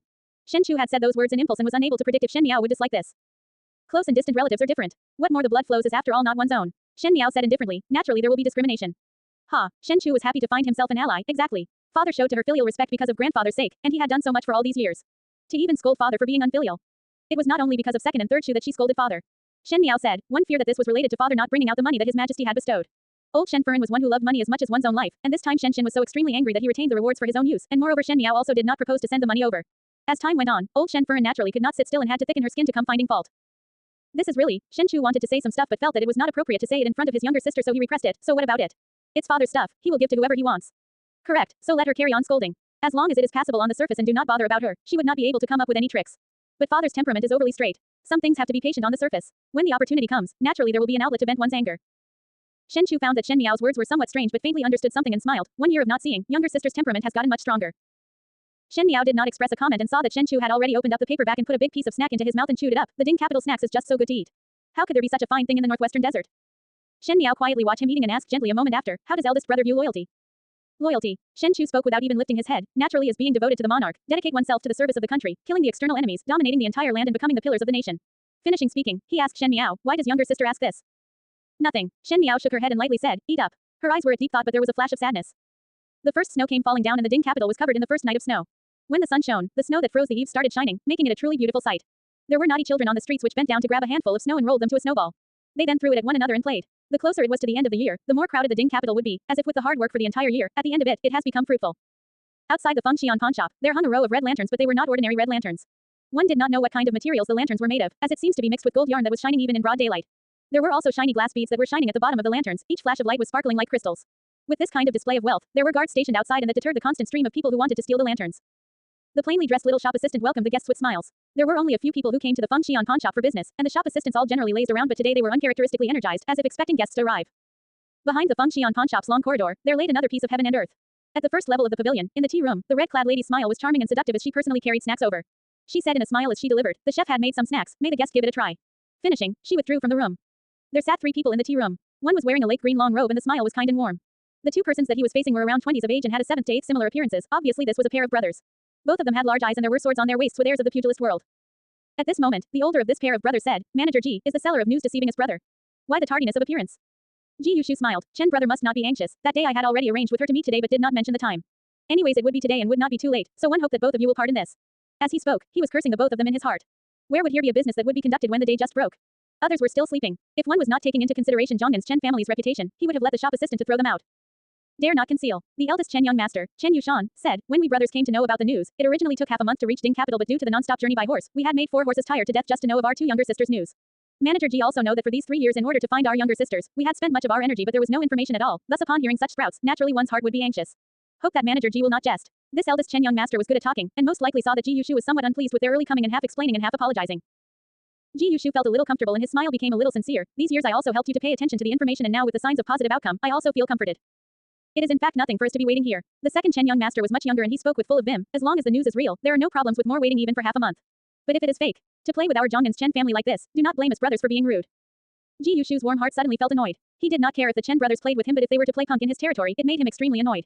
His smile did not change but his tone of voice became much colder. My Feng Xian pawn shop only care about the buying and selling of news and when this deal is successful, then there will be an exchange of money but if it is unsuccessful then it would be dispersing with a clap. What Chen brother want to do, I would not care. This Feng Xian pawn shop of mine is however a place purely for business and cannot afford any trouble. Chen Yushan paused and fiercely stared at his younger brother. He naturally knew the power of the seemingly friendly and harmless youth in front, and that his current appearance now was not as simple as what he was showing. Chen Yuhai saw his eldest brother's look and knew that he had said the wrong thing and did not continue. The atmosphere became silent. After a long time there were footsteps at the door but it was Hong Ling that parted the beaded curtain with a smile and spoke to Ji Yushu, manager, the customer is here. The Chen brothers unconsciously looked at the door and a purple-clad young female walked out from behind Hong Ling. This young female looked delicate and adorable and seemed to be around 13 or 14 of age. But one did not know why her brows were as calm as water, like she was much older than she appeared, thus it made others feel somewhat confused. She opened up the curtains and sat down on the empty chair before nodding at Ji Yushu, Manager Ji.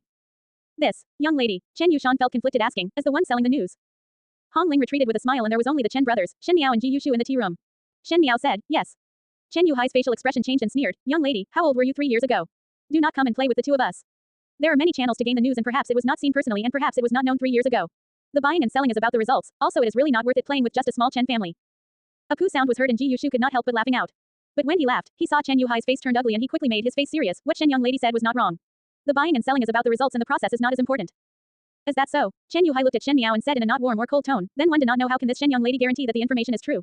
It is especially particular in business that the results are not false, so if the results are indeed real, as brothers would definitely provide a heavy amount of gold for thanks, but if it is not real, do you know the consequences? When speaking the last part, Chen Yuhai's tone became sinister. Those who wandered in the pugilist world had a little viciousness, and in that moment the fierceness burst out, and it was enough to intimidate normal people, much less a little young lady. But one only met with silence as Shen Miao was looking at him without blinking. There was not even a trace of a change of emotions. Her calmness seemed to make Chen Yuhai felt like one who stirred up trouble deliberately. Ji Yushu wanted to laugh but could not laugh, so he could only hold it in. The silent Chen Yushan finally spoke. Shen young lady, my younger brother is somewhat rude and I apologize for him. The two of us are sincere in buying the news, and if young lady's news is true, we will definitely offer tens of thousands of gold as thanks. There is no need for tens of thousands of gold. Shen Miao said, just give some as you prefer. It is just that Zhongnin's Chen family's connections are widespread and I only wanted to receive good karma. One would be unable to say for certain that in the future if there is anything that requires Chen family's help, hope that both would take this into consideration to the news provided and take care accordingly. The two persons she was facing were males that were much older and had also experienced much more, but there was no conceding in terms of her words and everything was done properly, as if there was some heroism of the pugilist world. This made Chen Yushan view her higher and cupped his hands in agreement. But he did not know that Ji Yushu was long cursing Shen Miao as an unscrupulous merchant in his heart. One knew that the money earned from the sold news would all be given to Feng Xian pawn shop, but now Shen Miao took the initiative to tell them to give lesser money. Was not this making Feng Xian pawn shop earning less? You better speak about that news. Chen Yuhai was after all somewhat anxious. Shen Miao glanced at him and said, the sisters of the Chen family disappeared at Zhongnin's Yu province but were in fact abducted by others. The mastermind of the abduction of the sisters is currently the brother of His Majesty, Prince Yu of the first rank. When the words were spoken, the three persons in the tea room became silent. In the secret room next to the tea room, two people were also stunned. The white-clad gentleman's voice even broke, Prince Yu of the first rank. The purple-clad youth was gently stroking the jade cup when his lips suddenly raised to a smile as he said, interesting. In the tea room, Ji Yushu had a sudden realization in his heart. Previously Shen Miao said that she wanted to create news and it was targeted against Prince Yu residence. At this moment the information that was sold to the Chen family was also related to Prince Yu residence. Was not this beckoning resentment for Prince Yu's residence? It seemed that what Gao Yang said was indeed correct. The Shen family and Prince Yu residence have a deep-seated hatred. People set a trap here for Prince Yu residence and wait for them to suffer a setback. But the more Ji Yushu thought, the more he became somewhat gloomy. The people who came to buy Xiao Shen to do business had always been sincere in trading news, and would be deeply grateful to have a place to provide useful information. Nowhere would it be like Shen Miao, who directly used Bai Xiaosheng as a tool and made use of Bai Xiaosheng to entice the Chen family to go against Prince Yu residence. But Ji Yushu was thinking that even if the Chen family of Zhongning was large, Prince Yu residence had an infamous reputation for so many years, and there was the imperial family protection. So unless there was a huge blood debt, no one would rush into such a danger. As what Shen young lady say is true. Chen Yushan words were labored. Prince Yu's infamous reputation was known to everyone, and if the Chen family's sisters ended in his hands, one could well imagine the end. I have no need to lie to you. How could you prove that what you said was true? Chen Yuhai suddenly shouted out agitatedly. Most likely he did not believe it or maybe did not dare to believe it, so he was particularly fierce to Shen Miao. Both Chen family's sisters were beautiful and were protected by the Chen family rigorously. Prince Yu of the first rank had always been provocative and spent quite a lot of thought into capturing the sisters from the Chen family. After which, they were transported overnight to the capital, and when the Chen family was searching for the sisters' whereabouts in Yu province, the Chen family's sisters had already reached Prince Yu residence. Speaking till here, Shen Miao's paused before continuing, after which, Prince Yu methods of torturing were extremely terrifying and the Chen sisters attempted suicide but were stopped by Prince Yu. Afterwards the older sister intended to fawn so that the younger sister could escape, but in fact Prince Yu was well aware of the sister's plans but pretended ignorance. Afterwards Prince Yu gave the older sister to his subordinates and was tortured and beaten to death. The younger sister was insulted during the escape journey and was blinded in one eye. She found a place to work by cleaning up night soil, but the neighbors around were all put in place by Prince Yu. This was all to play with the younger Chen sister to see her live full of hope in the swamps. Her voice was calm and cool and there was only a little regret at the end, but it made one feel cold as one listened. Ji Yushu was also extremely terrified. Although he was aware that Prince Yu's methods of torturing females were dreadful, but it was the first time hearing someone describing it to such a detail like Shen Miao. Moreover, that younger Chen sister thought that she had escaped and was living full of hope, wishing that there would be a day where one could take revenge and return home, but did not know that the hope was fabricated in one's hand, and what she had all done was just a form of entertainment in the eyes of Prince Yu. Such words like this made the Chen brothers to become quiet. Chen Yuhai slowly extended his hands and clutched his head, and he suddenly held out painfully. His voice was like a wounded beast that made one tear when they heard it. Ji Yushu could not help but cast a sympathetic eye. Shen Miao looked at him and she sighed in her heart. The first half of the Chen sisters' lives were filled with brocade garments and jaded meals and were pearls in the family palms. The lives they lived were carefree and they could be the happiest and most fortunate female in the world. But the next part of their lives were so miserable that it was incomparable to ordinary females. A too magnificent appearance was a sin, and the Chen sisters had sinned. Shen young lady, Chen Yushan was after all more composed than Chen Yuhei, but even so, his voice was trembling as he spoke. How can Shen young lady prove that what was said is the truth? All this is after all, Shen young lady's one-sided statement. Even if the most steady person were to hear the information, they would not be willing to believe it and also would be like Chen Yushan and continue to evade and not face it. Very simple, the younger Chen sister is still alive today, but Prince Yu residents have an impenetrable defense, so if you rush into it like this, one would inadvertently alert the enemy. If one want to know if what I said is true, you should go to the little footboy who comes out to buy stuff and ask if there is a female who clean up the night soil. She is your younger sister, so you will know if you ask. Once the words were said, both Chen brothers' bodies shook and the pain on their faces could not be hidden. Ji Yushu sighed in his heart. Shen Miao said it detailed and confidently, so this information must be true. You. Chen Yuhai stared at Shen Miao and suddenly said, since you were already aware of this, why did you not save her and just watched her fall into the fire pit without lending a helping hand, and instead come here calmly to sell the news? You. He fiercely slammed the table. You are so ruthless. Yuhai. Chen Yushan reprimanded him in a low voice and cupped his fist in the other hand and said, my apologies to Shen young lady. My second younger brother is too deeply hurt and hoped that Shen young lady would not take it to mind. Even though the words were polite, there was a trace of blame when he was looking at Shen Miao. After a quiet moment, Shen Miao did not get angry but laughed instead before looking at Chen Yuhai and said, how would Gentleman Chen think I can lend out a helping hand?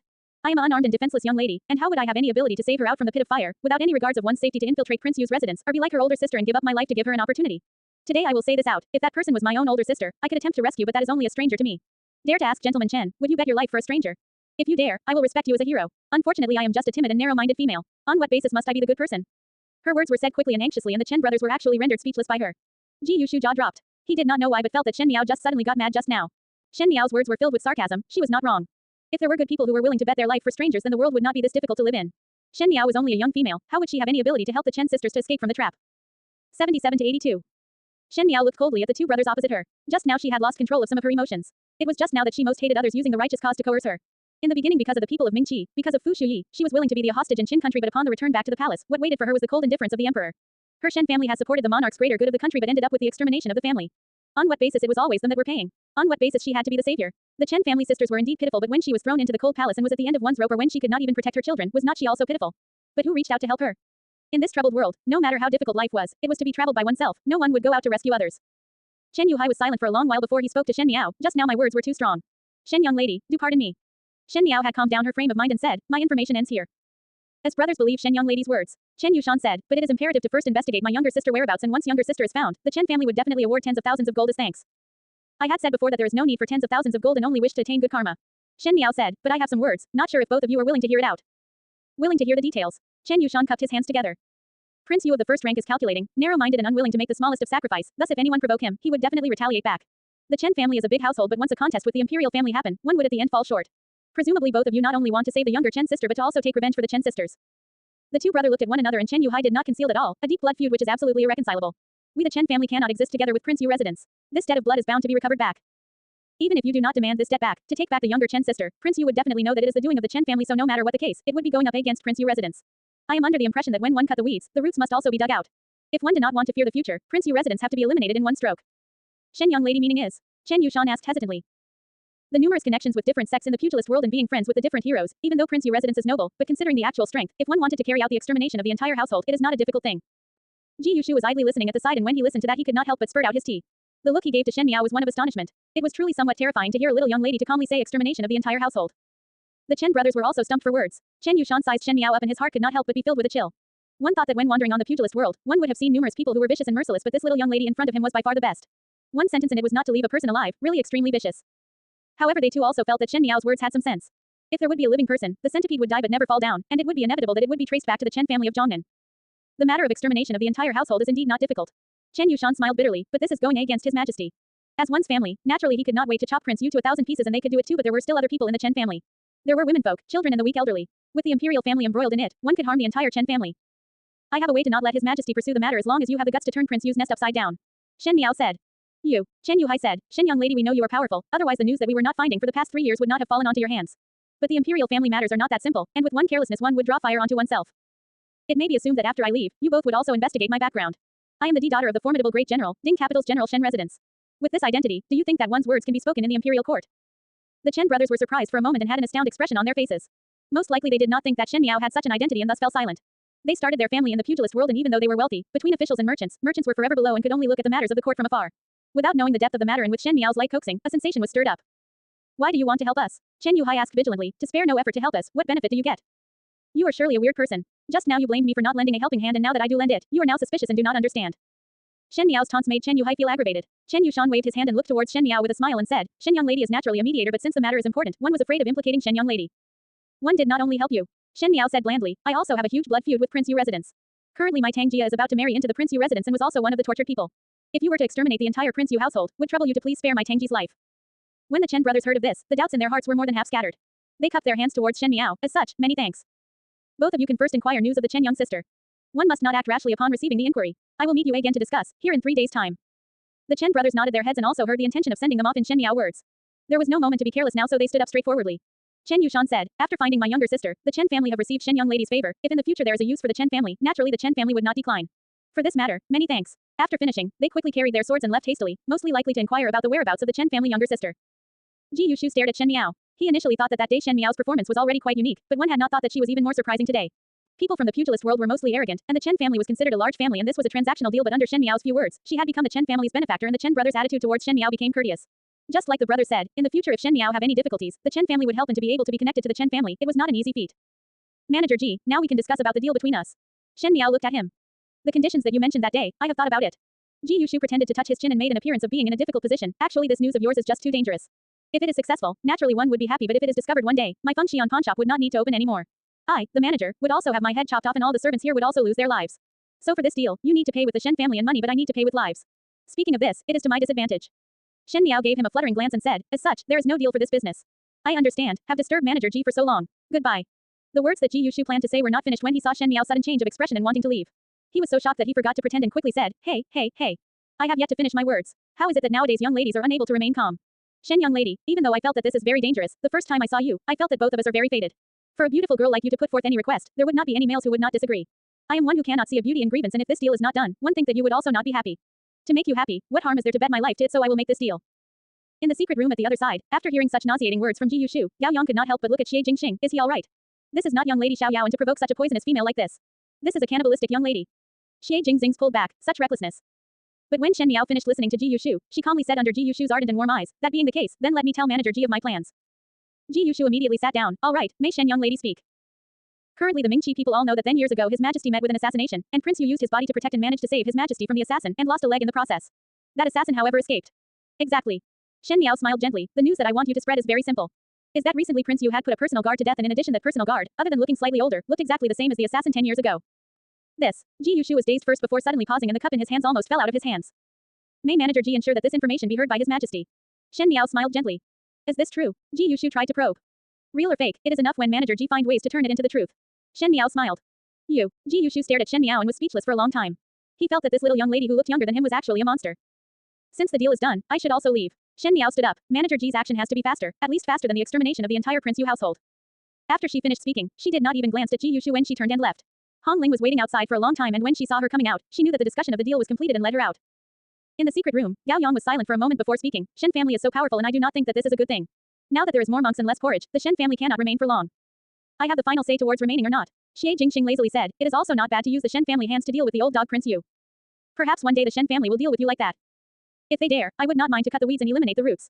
Xie Jingxing's beautiful black eyes lit up. Is there whereabouts for that thing? Yao Yang shook his head. On the extermination day, I will personally take a trip there. Xie Jingxing sat up straight and played with the jade in his hands. I do not believe it can fly away. You really believe that Shen Miao's plan of exterminating the entire Prince Yu's household is done well? But during the actual proceeding, there would always be accidents.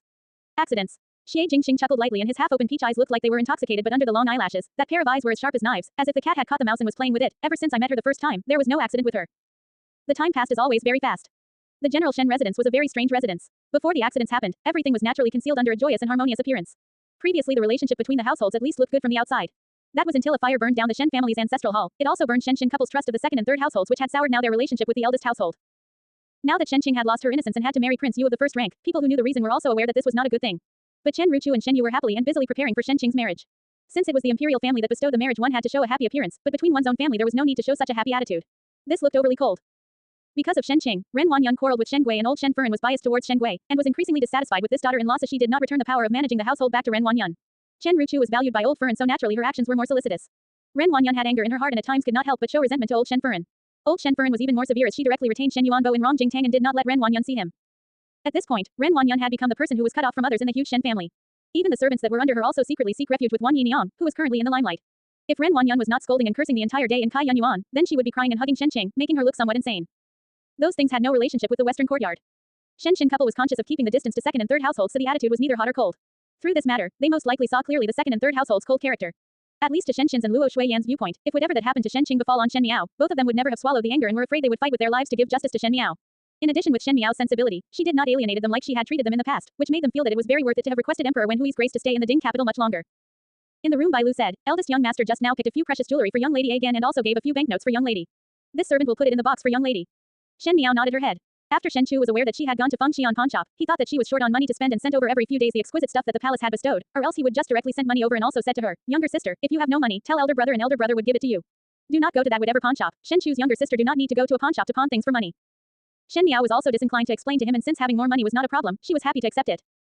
It has been 2 days since the meeting with the Chen brothers and one had to go to the Feng Xian pawn shop again tomorrow. One was not sure if Chen Yushan and Chen Yuhai were able to inquire about the whereabouts of the younger Chen sister. That Chen family's sister's life experience was undoubtedly very pitiful, and when she came to know about the matter, it was during her previous lifetime. She had married to Fu Shuyi, and when Fu Shuyi just ascended the throne, he had no patience with Prince Yu of the first rank. Fu Shuyi was after all not Emperor Wenwei, and Prince Yu had not saved his life. As an emperor who had just ascended to the throne, there was nothing worthy of happiness from a royal Shu who gave trouble to him. Zhongnan Yu province's Chen family finally learned about the Chen sisters' experiences 3 years later, and at that time also tried assassinating Prince Yu. This pair of brothers had the guts and directly crippled Prince Yu's other leg, but unfortunately let Prince Yu live. Prince Yu was furious and wanted to track down who was it and threw this problem to Fu Shuyi. To investigate who were the assassins it was especially difficult, but Fu Shuyi had aides and advisors all over the land, and that also included people in the pugilist world, thus someone mentioned the Feng Xian pawn shop's private business to Fu Shuyi. Fu Shuyi himself did not come forward personally, but sent people to spend heavily to buy the news of the assassins who assaulted Prince Yu. It was also strange to mention that the Feng Xian pawn shop took the business, but the deal was not completed as they said that there was no news received. The Feng Xian pawn shop did not receive it, but Fu Shuyi later found out that it was the Zhongnan's Chen family, so the whole family was drowned in the disaster that they ushered in. In this lifetime, Shen Miao had long thought about this matter, long before Prince Yu had different designs on her. Just as Ren Wanyan had started the transaction, she had already laid out such a scheme. Everything was in accordance with the chess game. Shen Qing was humiliated, Ren Wanyan counterattacked, even Shen Qing's accidental pregnancy were all in her plans. In a natural way, implicate the pregnancy in the returning feast, Shen Qin would want to marry Prince Yu and Prince Yu would be up in a violent rage. Prince Yu would place all his energy on her, thus the Chen family's people would be able to take advantage of this opportunity to work out a strategy secretly. As for the Imperial family, it would be a light work. Actually Shen Miao had a speculation all along that with the Feng Xian pawn shop's ability, it was not exactly unable to find out that it was the Chen family that assaulted Prince Yu in the past life, but Fu Shuyi's people kept not receiving any news. Perhaps the Feng Xian pawn shop deliberately did so, and there was a possibility that there was some discord between the Feng Xian pawn shop's people and Prince Yu. That was why in the pagoda of the Feng Xian pawn shop, Shen Miao deliberately tested Ji Yushu and said extermination of the entire household. Ji Yushu had a stunned look, but there was no gloom on it, so obviously Ji Yushu had no resentment or gratitude to the residents of Prince Yu. But for a person who had died once, sometimes one's intuition was terribly accurate. Ji Yushu's reaction not only did not dispel Shen Miao's conjectures, but also made her have another doubt in her heart. If it was so, then everything was not unexplainable. Perhaps the owner behind the Feng Xian pawn shop was not Ji Yushu. Who was the person behind the scene? Shen Miao was unable to call it to mind. She originally thought that due to being an empress in the past life and also being by Fu Shuyi's side, all these big and small secrets would be in the palm of her hands, but it seemed that the depth of this waters was more dangerous than she had imagined it to be. But in any case, Prince Yu's household must be exterminated and Prince Yu's life be collected. As for Shen Qing, naturally should be kept alive in a manner where death was better than living. In the previous life Shen Qing came to see her in jail, now in this lifetime, she would return the favor with thanks. Shuangzhong carried a flower pot in and smiled. Yesterday the sun was especially big, so this servant brought this pot of flowers out to bask in the sunlight. Initially this servant did not believe when young lady said that most likely there would be snow in these past few days, and made this servant bring out the parasol covers. Who knew that early this morning, there was snowfall? Thanks to young lady's preparation, or else these pots of flowers would be miserable and this servant would also get into trouble. Speaking of which, young lady seemed to like making preparations. Bai Lu smiled. To prepare things early, one will be able to think of things that could go wrong, and every time we encounter critical issues, we are able to get by it easily. This character of young ladies is very good to have. Shen Miao smiled lightly and the pair of bright eyes reflected the scenery outside but were as firm as a rock. She said, "It is nothing. I just do not like accidents." A planned day would often go by very quickly. On the third day, when Shen Miao came to the Feng Xian pawn shop, the Chen brothers had been waiting for a long time. Compared to before, both of them seemed to have changed a lot. Especially Chen Yushan, that bold and uninhibited air was gone and replaced by dense clouds. Shen Miao gave Chen Yushan and Chen Yuhai a glance and had an idea about it in her heart. In all likelihood both of them had already inquired about the younger Chen sister's information, perhaps had also personally saw her. To witness for themselves the miserable situation that their sister had fallen to, was the greatest provocation for someone who was decisive in killings in the pugilist world. Otherwise in the previous life the Chen family would not have recklessly went forward to assassinate Prince Yu. Shen young lady. Chen Yuhai first spoke. Previously Shen young lady said that there was a way to let the imperial family not being able to trace the matter back to the Chen family. Is it possible to tell us brothers?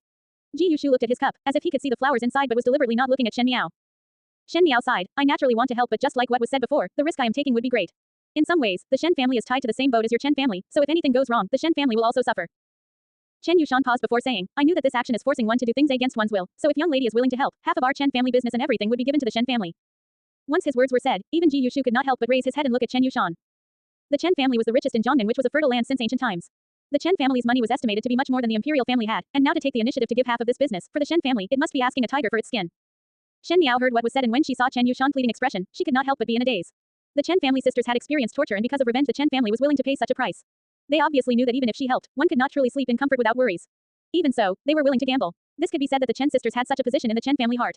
In the previous life when she was imprisoned and when she was isolated in the inner palace, if at that time the Shen family was still around, would her parents and elder brother also spared no cost to save her? Shen young lady. Seeing Shen Miao lost in thought, Chen Yushan spoke out to call her attention. Shen Miao recovered to her senses and smiled gently. Do not bother about half the family business. I will help with this matter, but not because of your family business but to build a relationship. In the future if there is any need for your Chen family, one hope that one would not decline. Secondly, I also have a blood debt with Prince Yu residence, and if the Prince Yu of the first rank residence is not exterminated, there will be a day when trouble will come.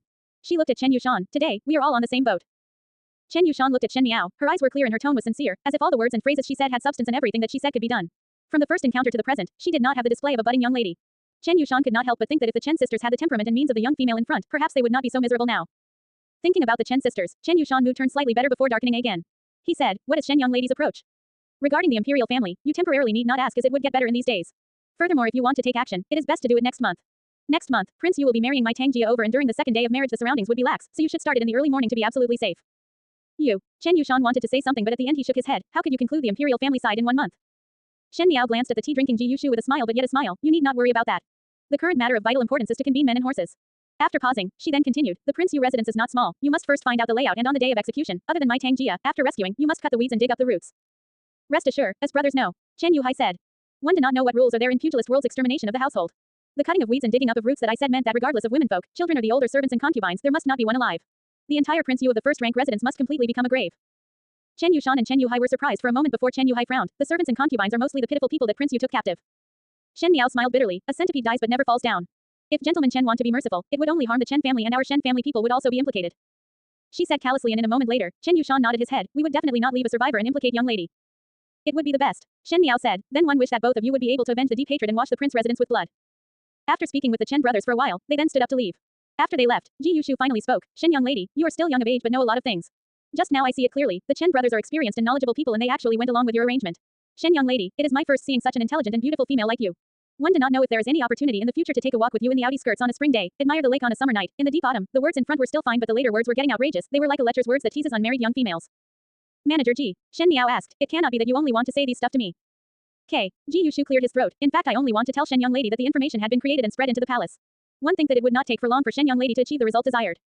Shen Miao was secretly slightly surprised. Although she knew that the Feng Xian pawn shop had the ability, but she did not know that other side's action would be this fast. Presumably there were also people in the palace that were colluding, else there would be some twists and turns to get the message quietly penetrated into the palace. The waters of the Feng Xian pawn shop really ran very deep. Just now she did not conceal the deal with the Chen brothers because she knew that it could not be covered up.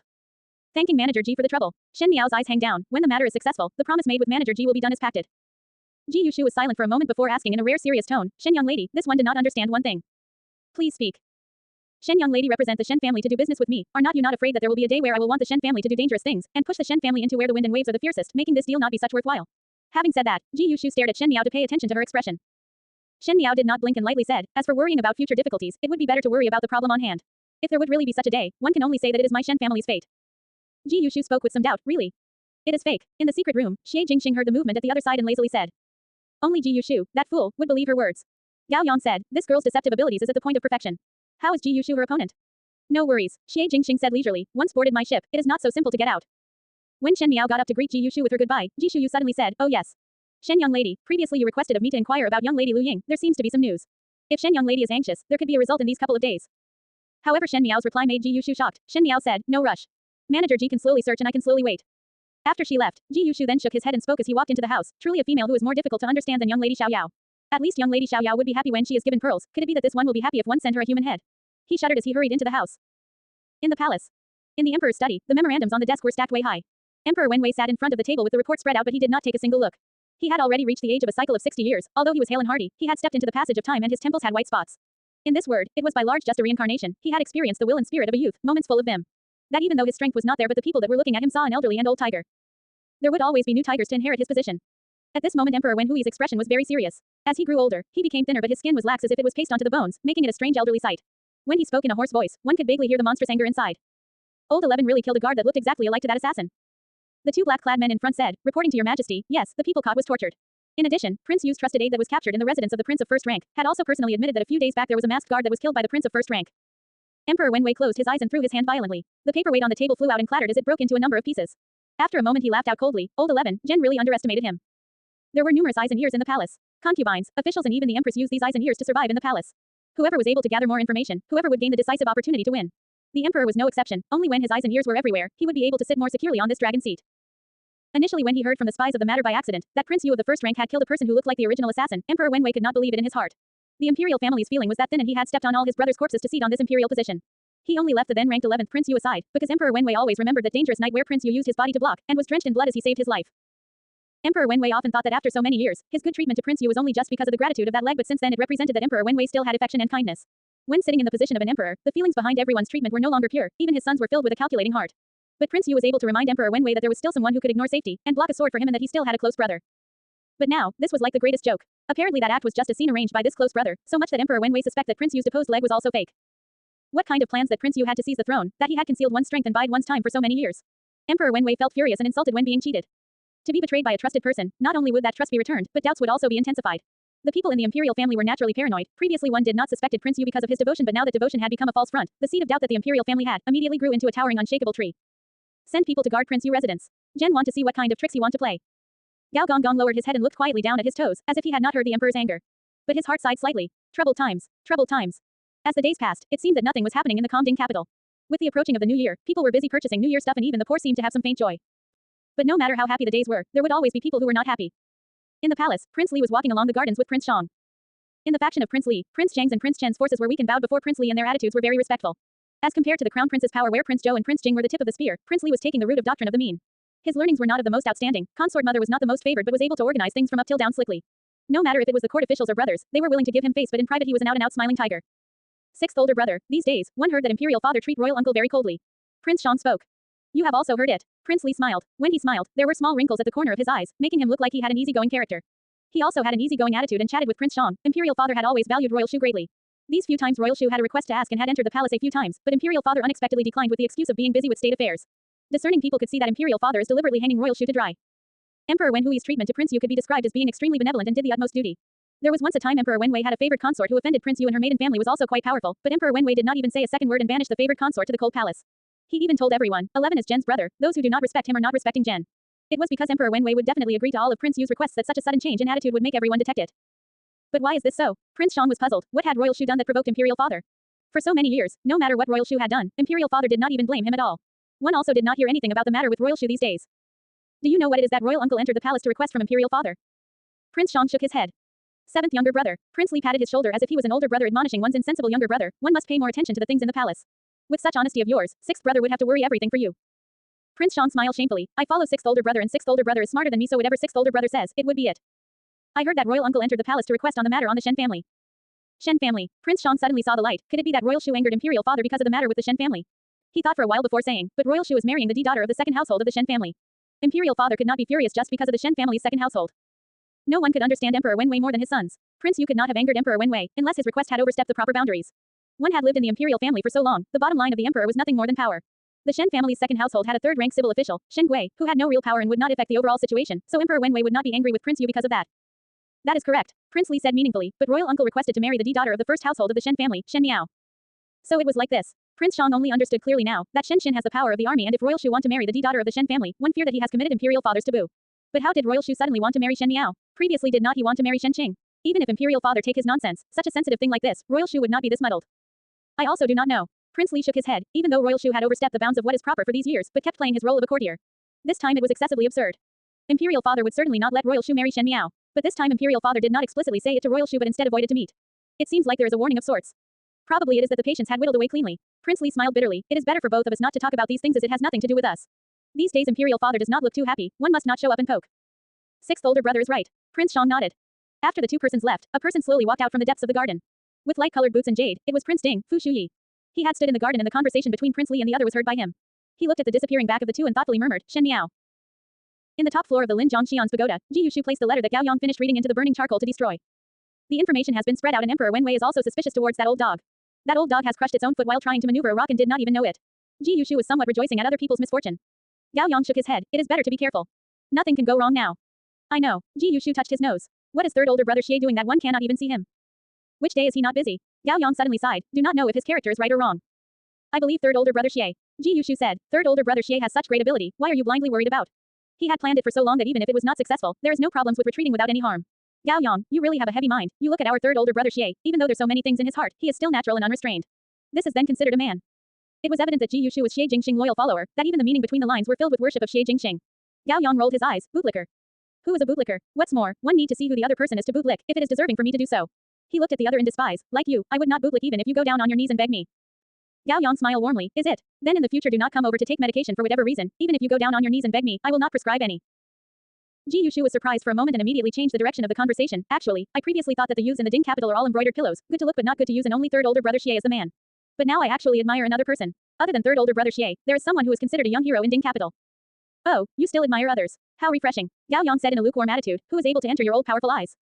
It is Shen family young lady, Shen Miao. Ji Yushu slapped his thigh. Damn, I have never seen such a daring female. Even dare to scheme the imperial family and towards Prince Yu residence. That is a residence of a first-rank prince, but then she want to get rid of it all at once. You have not seen before. Gao Yang scoffed. Previously Shen Miao burnt down her own ancestral hall in a big fire and even dared to use her own life to bet, and it was at that time that Gao Yang felt that Shen Miao was really a madman. They were accustomed to scheme and plan, and when taking action it would be cautious but dependable, so at the first glance upon seeing such actions without fear of one's life, Gao Yang initially had the mindset of watching a show, as he was certain that with Shen Miao's rampage, she would not live for long, but he did not expect it was him who judged incorrectly. In every seemingly reckless event, she would be the final winner of it. Gao Yang sometimes felt very strange. People like them view themselves as exquisite porcelain, unless it was the last resort. They would not risk one's life if there was no confidence, as the opponent was not worth their own lives. But Shen Miao was the other extreme. She treated herself as the hardest rock there was, and her opponents were porcelain, and she seemed to have lost nothing, but those porcelains up against her were all smashed into pieces. Not everyone had the courage to treat themselves as a rock, but it was because of that Gao Yang felt Shen Miao was much more dangerous. And towards an enemy who could grow, the best way was to kill her before she could grow in time. But Gao Yang was somewhat unsure what Xie Jingxing was thinking. It was not possible for Xie Jingxing to not see the variables on this girl. If Shen Miao become the obstruction to their plans, it would only mess up the overall of things. Previously, did she do any brave deeds? Ji Yushu asked in shock and then nodded. Formidable great general's daughter, it is normal to be brave. Even though she does not have any martial arts skills and was not brought up by Shen Shen's side, no one would dare to bully her with this temper. Seeing Gao Yang was somewhat out of sorts, Ji Yushu suddenly thought of something and continued speaking. Speaking of which, even though it was I who made the news for this matter of the imperial family, but everything was done in accordance to Shen Miao's plan. Now to think about it, she is truly scary. Do not know what was wrong with Prince Yu. These days it seems that he had lost his head in anger and actually told Emperor Wenwei directly he wanted to marry Shen Miao. He obviously knew that Shen Shen had military power in his hands, and whoever married Shen Miao would become people with evil plans in the emperor's eyes.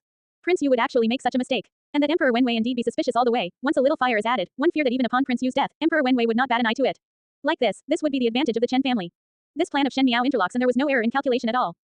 Because she is one without any accidents. Gao Yang was somewhat rueful. What Xie Jingxing said was correct. Every time when one saw Shen Miao doing a seemingly dangerous thing, at the end she would be able to reach her initial purpose. In her plans, there was never any accidents. Gao Yang thought mischievously, if there was a day where he could see Shen Miao panic-stricken and become dumbfounded because of accidents, how happy would he be? In short, I think that this Shen Miao is worthy to be considered a friend. Ji Yushu seriously said, in addition to my ability to see appearances, she would definitely become a beauty in a few years' time. An intelligent and beautiful female like this, how can I, Ji Yushu, miss? He exposed a self-considered romantic smile. I have decided, other than young lady Xiao Yao, she would be placed in my heart. From now onwards, other than young lady Xiao Yao, she is considered my intimate female friend. Gao Yang simply turned his head away to not look at this stupid fool. And at the moment the intimate female friend of Ji Yushu's mouth was picking and choosing things in a room. Younger sister, you have picked so many things to gift Shen Qing for her dower. Shen Chu scratched his head and asked. Shen Miao had picked from the safe a portion of things that the emperor had bestowed and was searching for something. Finally she picked out a jade pillow that felt smooth and cooling, that even putting it out on display, it was filled with the lustrous light of jade. It truly looked good. Could it possible that younger sister picked this to gift to Shen Qing? As the day of Shen Qing's marriage was approaching, the entire Shen family started to worry about Shen Qing's marriage. A few days back, Shen Yu actually asked Shen Miao what was she gifting to Shen Qing and was coincidentally heard by Shen Qi. But one did not see Shen Miao do anything and thought that she finally remembered about the matter today. Shen Miao picked the jade pillow and shook her head. No. Oh, Shen Chu asked, does younger sister wish to use it? This jade pillow looks not bad. Shen Miao's eyes drooped. This jade pillow was called a silkworm pillow. In her previous life after she entered the palace, Shen Shen gave it to her as part of her dowry. Much later then she became the empress and Mei Fern was deep in the imperial favor. She said that her health was not well on one fine day and had some headache, and insisted on having this pillow of hers. At that time the ice silkworm pillow was given to Wan Yu. Wan Yu did not comply and quarreled with Mei Fern and broke the jade pillow into pieces. Fu Shuyi severely punished Wan Yu, but after a while, the news of the marriage with the Shangnu came. Now thinking about it, the past were but all old dreams, but still able to break one's heart. Younger sister, Shen Qi called out worriedly when he saw Shen Miao keeping quiet. This is for me to gift another. Shen Miao said, as for eldest sister's additional dowry, if eldest brother have time then help me to casually pick. If eldest brother do not have time, it is the same to let Gu Yu buy. Her words could tell the thin relationship she had with Shen Qing. Oh, Shen Chu mumbled. Only when Shen Miao walked out the room he then pat his head, silly me. I forgot to ask younger sister who she was giving the jade pillow to. Outside the room, Jing Jie also asked, young lady will be giving the pillow to who? A friend. Since there was future use for the Chen family, there could not be no indication. Favor and benefit, sending charcoal in a snowy weather could gain a faithful ally. The technique of managing people was what she learned from Fu Shuyi. To the younger Chen sister with a chaotic mind, soothing the nerves was undoubtedly a good thing. Time quickly passed like it was flying by, and in a twinkling of an eye it was the 8th day of the 12th lunar month. On the 8th day of the 12th lunar month, it was an auspicious day and was good to go get married, and it was the day the long-widowed Prince Yu to marry a Wangfei. After Prince Yu had been widowed for so many years, the residence of Prince Yu was finally welcoming a new mistress.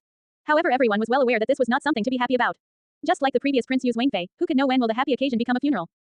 The target that was marrying into Prince Yu residence is the Shen family's daughter of the second household in the capital. There were 3 daughters in the formidable great general residence. Shen Miao was famous for being an idiot, Shen Yu's talented reputation was well known, and Shen Qing was considered to be beautiful, generous and capable, and this last such good female was going to get married to Prince Yu kind of person. This made others unable to bear but to let a sigh go. That Shen Gui has gone crazy. There was someone who was speaking softly in the crowd that was looking at the commotion.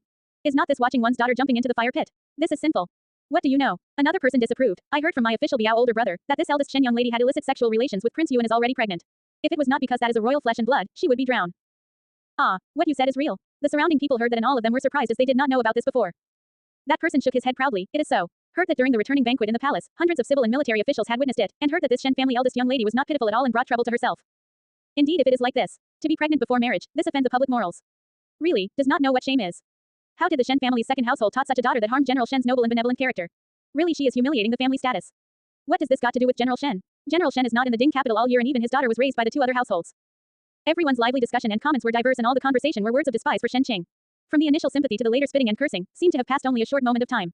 Even Shen Gui's and Ren Wanyun's bones were picked. That person who initially said that Shen Qing was pregnant, only quietly smiled and disappeared into the crowd. In the Shen residence, the matchmaker was putting makeup on Shen Qing. Ren Wanyun stood behind Shen Qing and tightly twisted the handkerchief in her hands and could not wait to shred it into pieces.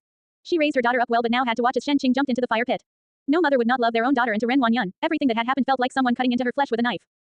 What was different was that Shen Qing did not have such strong emotions as Ren Wanyun. She sat quietly at the seat and let the matchmaker move around, and that matchmaker smiled and said, "Eldest young lady, this old one will thread one's face. Face threading is somewhat painful, eldest young lady must tolerate, and after it, one will be able to be a beautiful bride." It was still alright if these words were not said, but when these words were said, Ren Wanyun only felt pain in her heart and she almost fainted. Shen Qing only looked woodenly at herself in the bronze mirror. If it was not for her blinking eyes, one would think that she was a corpse. The matchmaker also grew apprehensive towards Shen Qing's expression as she took a thin cotton thread from a box and started threading. This face threading made one's face fair and clean, but it was very painful, and normally a noble young lady would delicately cry out with some pain. But when they were doing the threading, Shen Qing was still expressionless as if she was dead. Qing Ren Wanyun could not help but shed tears. When the matchmaker saw such a scene, of the bride not having the joy of being won, but her whole body was filled with despair, she understood a little in her heart. She did not say any auspicious words and quickly put Shen Qing's makeup on and found an excuse to depart. Only Ren Wanyun and Shen Qing were left in the room with a few maids. Ren Wanyun's tears could not stop. It was only a short few months, but she has aged so much that she had now the looks like those of an older woman. Her face was much older and her white hairs have increased. How could one see that previous plump, gorgeously wearingly smart lady? Mother, do not worry. It was Shen Qing who spoke first. Her voice was hoarse and it sounded strange. She seemed to cry, yet as if she was laughing. Today what I have suffered would not be in vain. I will take revenge myself. Qing mother let you down. Ren Wanyun went up and hugged her. Shen Qing woodenly let her mother hug her and said in a hoarse voice, "Father and mother cannot help, but even so I will take my own revenge." Her tone was gloomy, but that burst of grievances could be felt by everyone. Shen Gui looking on coldly by the side, Ren Wanyun's apprehension, their inability to face up to Shen Qing's marriage, and finally Shen Qing hate of her own parents. It was like a strike of lightning for Ren Wanyun to be hated by her own daughter. But she knew how the matter came to this step, and it was not necessarily without her reasons. If she had not schemed against Shen Miao in the beginning, if she went out and took a look in Wolong Temple, or perhaps if she had not written to Prince Yu about the wrong person, perhaps then Shen Qing would not have fallen into such a desperate situation like now. She reluctantly smiled. Qing must not be afraid. Mother swear to definitely take revenge for you. And your second older brother would definitely not let that little slut off. In the big hall of the Shen residence, old Shen Furen's expression was serious as she sat on the seat in the middle, and Shen Yuanbo was half laying in her arms as if he feared old Shen Furen's ruthless expression and obediently dared not move. Make what up? Old Shen Furen said. After doing such a shameless thing, she still have face to increase the trousseau. Number 2, you have raised a good daughter. Old Shen Furen was vain and superficial and loved to have face outside. This time what happened to Shen Qing could not be hidden from her, and knowing that all the civil and military officials were aware of Shen Qing's shameful deed, old Shen Furen felt that her old face was lost and naturally hated Shen Qing and her mother. Shen Gui quickly consented and could not wait to divorce Ren Wanyun on the spot. Shen Chu's expression upon hearing this was weird, seemingly like he wanted to laugh. Most likely old Shen Furen herself had forgotten that she was originally a songstress, and speaking of which, how much better could she be comparing to Shen Qing? She really thought that she was an unmarried daughter of a noble house who was as clear as ice and as clean as jade. Shen Wan did not make any sound, and Chen Ruchu would not take the initiative to attack when old Shen Furen was that angry. As for Shen Qin and Luo Shuiyan, they stood largely on the spot as if they had not heard old Shen Furen's words. Old Shen Furen finished throwing out her temper. The dowry cannot be too much. This kind of daughter is not worth my Shen family's money. When such words were spoken, Luo Shuiyan had a layer of contempt in her eyes. Old Shen Furen was most biased against eldest household, and even if one valued males and belittled females, but Shen Qing grew up under Shen Old Furen. One obviously knew that Shen Qing's marriage into Prince Yu's residence was a tragic start. By giving more money perhaps Shen Qing could live more comfortable, but one did not think that old Shen Furen would be so stingy to that level and be that ruthless. Indeed, a female born from the lowest level that could not be seen in public. Shen Gui agreed. He had always had the attitude of a filial son, and old Shen Furen upon seeing him obedient, her expression was much warmer. When her eyes fell onto Shen Qin, she was about to say something when suddenly Shen Yu exclaimed, "Second older brother." Everyone looked at the direction of Shen Yu's eyes, and there from the door walked in a young male, wearing a stone green long robe. This male looked upright and upon closer inspection, looked a 6th or 7th similar to Shen Wei, but there was a touch of pride in his brows. This was not anyone else but the Shen family's second household's eldest son, Shen Yuan. In the second household, Shen Yuan was naturally clever and quick-witted, compared to Shen Chu's military power where each step all depended on himself. Shen Yuan depended on his genius. Since young, he would score the top ranks in the exams and afterwards had the attention of nobility and went into a career in court. But previously, he had to be posted for 3 years in the outskirts for training purposes, and this year was the last, and he would be an official in the Ding capital after the year ends. Who knew that Shen Qing would fall into a mishap, and it seemed that he rushed back so that he could see the day his younger sister married off. Even Shen Yu could not help but hid behind Shen Wan. Shen Wan patted Shi Yu's back as his eyes fell onto Shen Yuan. Towards Shen Yuan, there were a number of people in the Shen residence that were somewhat afraid of him. Perhaps it was that Shen Yuan had fame at such a young age, or from one's intuition one felt that he had deep thoughts even though he was young. In short, Shen Yu and the previous Shen Miao were all very afraid of him. The happiest person was no other than old Shen Furen. She waved her hands to Shen Yuan in pleasant surprise. Yuan Shen Yuan Bo in old Shen Furen's embrace also called out crisply, "Second older brother." Shen Yuan then only smiled and gave old Shen Furen a greeting, "Grandmother." Then he touched Shen Yuan Bo's head. Yuan Bo grew taller again. Afraid that Yuan Boy has rushed back, Chen Ruchu smiled. The journey must be tiring, why not take a rest first? Now that Ren Wanyun is not here, she was the one managing the Shen residence, so naturally she had a matriarch appearance on. Shen Yuan turned around and glanced at Chen Ruchu. She did not know why, but Chen Ruchu had a sinking feeling and spontaneous fear. After a year of not seeing, Shen Yuan became one that was unable to see through. Chen Ruchu was naturally smart, and when the children were young, she had secretly tricked Shen Yuan, but he was unexpectedly smart, and much later, it was Chen Ruchu that suffered. Chen Ruchu thought that Ren Wanyan was lucky to be able to give birth to a clever son, so even if one were to be dissatisfied with the second household, Chen Ruchu did not dare to completely annoy the other. No need, Shen Yuan said. I return this time is just to see my younger sister get married. If one rests, then it would be too late. Speaking of Shen Qing, the atmosphere became a little awkward, and old Shen Furen did not delve into it. Shen Yuan also did not move, as his eyes almost did not hesitate to look over to the person standing next to Shen Chu, Shen Miao. Not seeing for a long time, fifth younger sister has also changed a lot. He narrowed his eyes. Indeed, females changes 18 times between childhood and womanhood. Fifth younger sister changed so much that I somewhat cannot recognize. Shen Miao calmly looked at him. Shen Yuan's eyes were probing sinisterly, as if they were a poisonous snake slithering in the marsh and tightly wrapping around that made one feel crept out. She smiled lightly. Second older brother stayed the same as always. Chen Ruchu's eyes paused. Shen Yu was somewhat rejoicing at another's misfortune, and Shen Xin and Luo Shuiyan coincidentally frowned at the same time. But Shen Chu smiled as he continued the conversation. Exactly, second younger brother looks like there is no change. He led the conversation to him, and it provoked Shen Yuan to look at Shen Chu as he said meaningfully, did not think that now fifth younger sisters and eldest brother's relationship is actually this good. Since it's real siblings, so feelings are naturally good. Shen Miao smiled warmly. If second older brother go down to see eldest sister, perhaps one can catch her before her makeup. Shen Yuan looked at Shen Miao deeply and smiled. Yes. I will go now. Having said that, he bowed to old Shen Furen. Grandmother, I will go and take a look at younger sister first. I as an older brother is not by younger sister's side, and now she is to get married today. One is not sure if she would be bullied in the future and could only speak a few words to her, so this one will leave first. Finishing, he turned around and quickly left without looking at anyone. From the beginning to the end, not a word was said to Shen Gui. In the past, even though Shen Gui's and Shen Yuan's relationship was not particularly close, but they were after all father and son, and Shen Gui highly regarded Shen Yuan, so he took more care of him, and Shen Yuan also treated Shen Gui with respect. There was obviously some problems with today's attitude. Shen Gui was livid as he clenched his fists. Old Shen Furen gazed at him with a complicated look and also felt something stuffed in her heart as she waved her hands. Support me back to the room. Old Shen Furen did not plan to go to the wedding banquet tonight. To what old Shen Furen sees, those who were invited to participate in the wedding banquet were high-ranking or nobles, so they would have known the ins and outs of this marriage. To throw such an old face of hers away, it would impact her fortune, so she let John Mama support her back to the room at that moment. After old Shen Furen left, it was somewhat awkward in the hall. Shen Yu looked at Shen Miao and asked, fifth younger sister, what did you gift eldest sister as part of her dowry? Just some jewelry only, Shen Miao lightly said. Shen Yu replied with an, oh. Seeing that she had a cannot be bothered look, although she was angry in her heart, she dared not show it in front of Shen Xin and couple and quietly stood by Chen Ruchu's side. Shen Wan looked towards Shen Xin, eldest brother, now that Yuan has returned, what is next? What does Yuan boy got to do with me? Shen Xin said puzzled, I cannot control my own Zhao Zhao and Chu boy, but I need to manage number 2 son. Number 3, your third household has less people, so if there is nothing the matter then you should also help number 2, after all you are all real brothers. He spoke with meaningful and heartfelt words. Shen Xin was one that looked straightforward and honest, but the words he spoke were like poisonous snakes. This could be seen by the Marquis of Linen, Xie Ding, who he had not spoken properly for decades. When he said those words, Shen Wan had yet to respond, but Chen Ruchu was so angry that her nails were embedded into her palms. Everyone knew that the third household had a thin line, and Chen Ruchu, other than given birth to Shen Yu, there were no sons at all. Even though it was said that Shen Wan had deep feelings towards Chen Ruchu, but old Shen Furen had already wanted to give concubines to Shen Wan numerous times because of Chen Ruchu's lack of pregnancy. Shen Xin was poking knives into Chen Ruchu's heart. Yes, Di Shifu. Luo Shuiyan also smiled as she spoke. Do not keep worrying about other families' matter. One know that both of you are kind, but it is also time for you to think about your own matters. You girl is already so grown up. In future when she get married there would not be any brothers to help out. It would be considered as lacking. Shen Miao's eyes were stirring with laughter. Shen Xin and Luo Shuiyan were not experts at the battles in the courtyards, but their battlefield experience made them feel more sensitive and intuitive toward others. Shen Wan and couple wanted to sow discord but were swallowed by Shen Xin and Luo Shuiyan in the mix. Younger sister, let's go and take a look at eldest younger sister. Shen Chu patted Shen Miao's shoulder. Your makeup is still at my place. Shen Miao knew that Shen Chu had something to say to her, so she nodded her head and greeted a few people before heading to the western courtyard with Shen Chu. Younger sister, Shen Yuan is hostile to you. Shen Chu said. I know. It is possible he is aware of the root cause of the matter. Shen Chu was somewhat anxious. He is one who loves to act behind the scenes and is quite scheming. One fear that he would take revenge for Shen Qing and would think of ways to harm you. These days you should stay in the residence and not go out. Shen Chu had a kind of natural hostility to Shen Yuan, and it was something that had unknown reasons. In fact, there were no quarrels or fights between Shen Yuan and Shen Chu, but Shen Chu just found that Shen Yuan not pleasing to his eyes. Perhaps there were people born that were arch enemies. Eldest brother, if he truly want to harm me, no matter how well I hide, he will still find a way. Moreover, what can he do? Rest assured, since he is a cautious person, he would not casually find someone to kill me and would come up with some plans. Talking about schemes, who could compare with her who had died once before? Younger sister, you are still young and do not understand how dangerous some things are. Shen Chu was more anxious. Shen Yuan is not a good person. If you are this careless, you will suffer. Rest assured, eldest brother. Shen Miao looked at Shen Chu, counter soldiers with arms, and water with an earth weir. If there is really anything, is not there still eldest brother? She coldly smiled, but there were words in her heart that she did not say to Shen Chu. Shen Chu's death in the previous life was definitely not an accident. She did not know if it was either the second or the third household, but not one of these people would escape. Even if Shen Yuan did not take action on her, she would not let Shen Yuan live well. This could be considered as paying the debt from the previous life. In Kai Yun Yuan of the eastern courtyard, when Ren Wanyan saw Shen Yuan, she went up to hug Shen Yuan and burst into tears. These days she was alone in fear and felt helpless, and finally everything burst out when she saw Shen Yuan. Ren Wanyan was so shocked up that she could not say a single word, and even Shen Qing, who was already like a wooden puppet when she saw Shen Yuan, her eyes filled with despair, had a glimmer of color. Shen Yuan comforted Ren Wanyan for a while before coming forward to touch Shen Qing's head. Shen Qing tolerated before finally started bawling and said between cries, second older brother, why did you not return earlier? When Ren Wanyan saw Shen Qing cry, she also cried. For a moment, the room was shaking in cries and one would have thought that it was a funeral and not a happy event. A flash of haze appeared in Shen Yuan's eyes. He grew up in the general residence, and although the most powerful in the general residence was the Shen Qing couple, but to him, those two people only knew how to fight and the children they had were all fools, and all of them were easily played in the hands of their second household. As for his mother and younger sister, they have always been elegant and noble, by contrast that Shen Miao was like a country bumpkin who was from a small family. And now, that household of fools actually forced Ren Wanyan and Shen Qing to this point. This was undoubtedly provocative to Shen Yuan. Ren Wanyan explained the context of things clearly in the letters to him and in Shen Yuan's view, even though Ren Wanyan's plans were not perfect, but for Shen Miao to fight back and even escape without harm was actually a surprise to his expectations.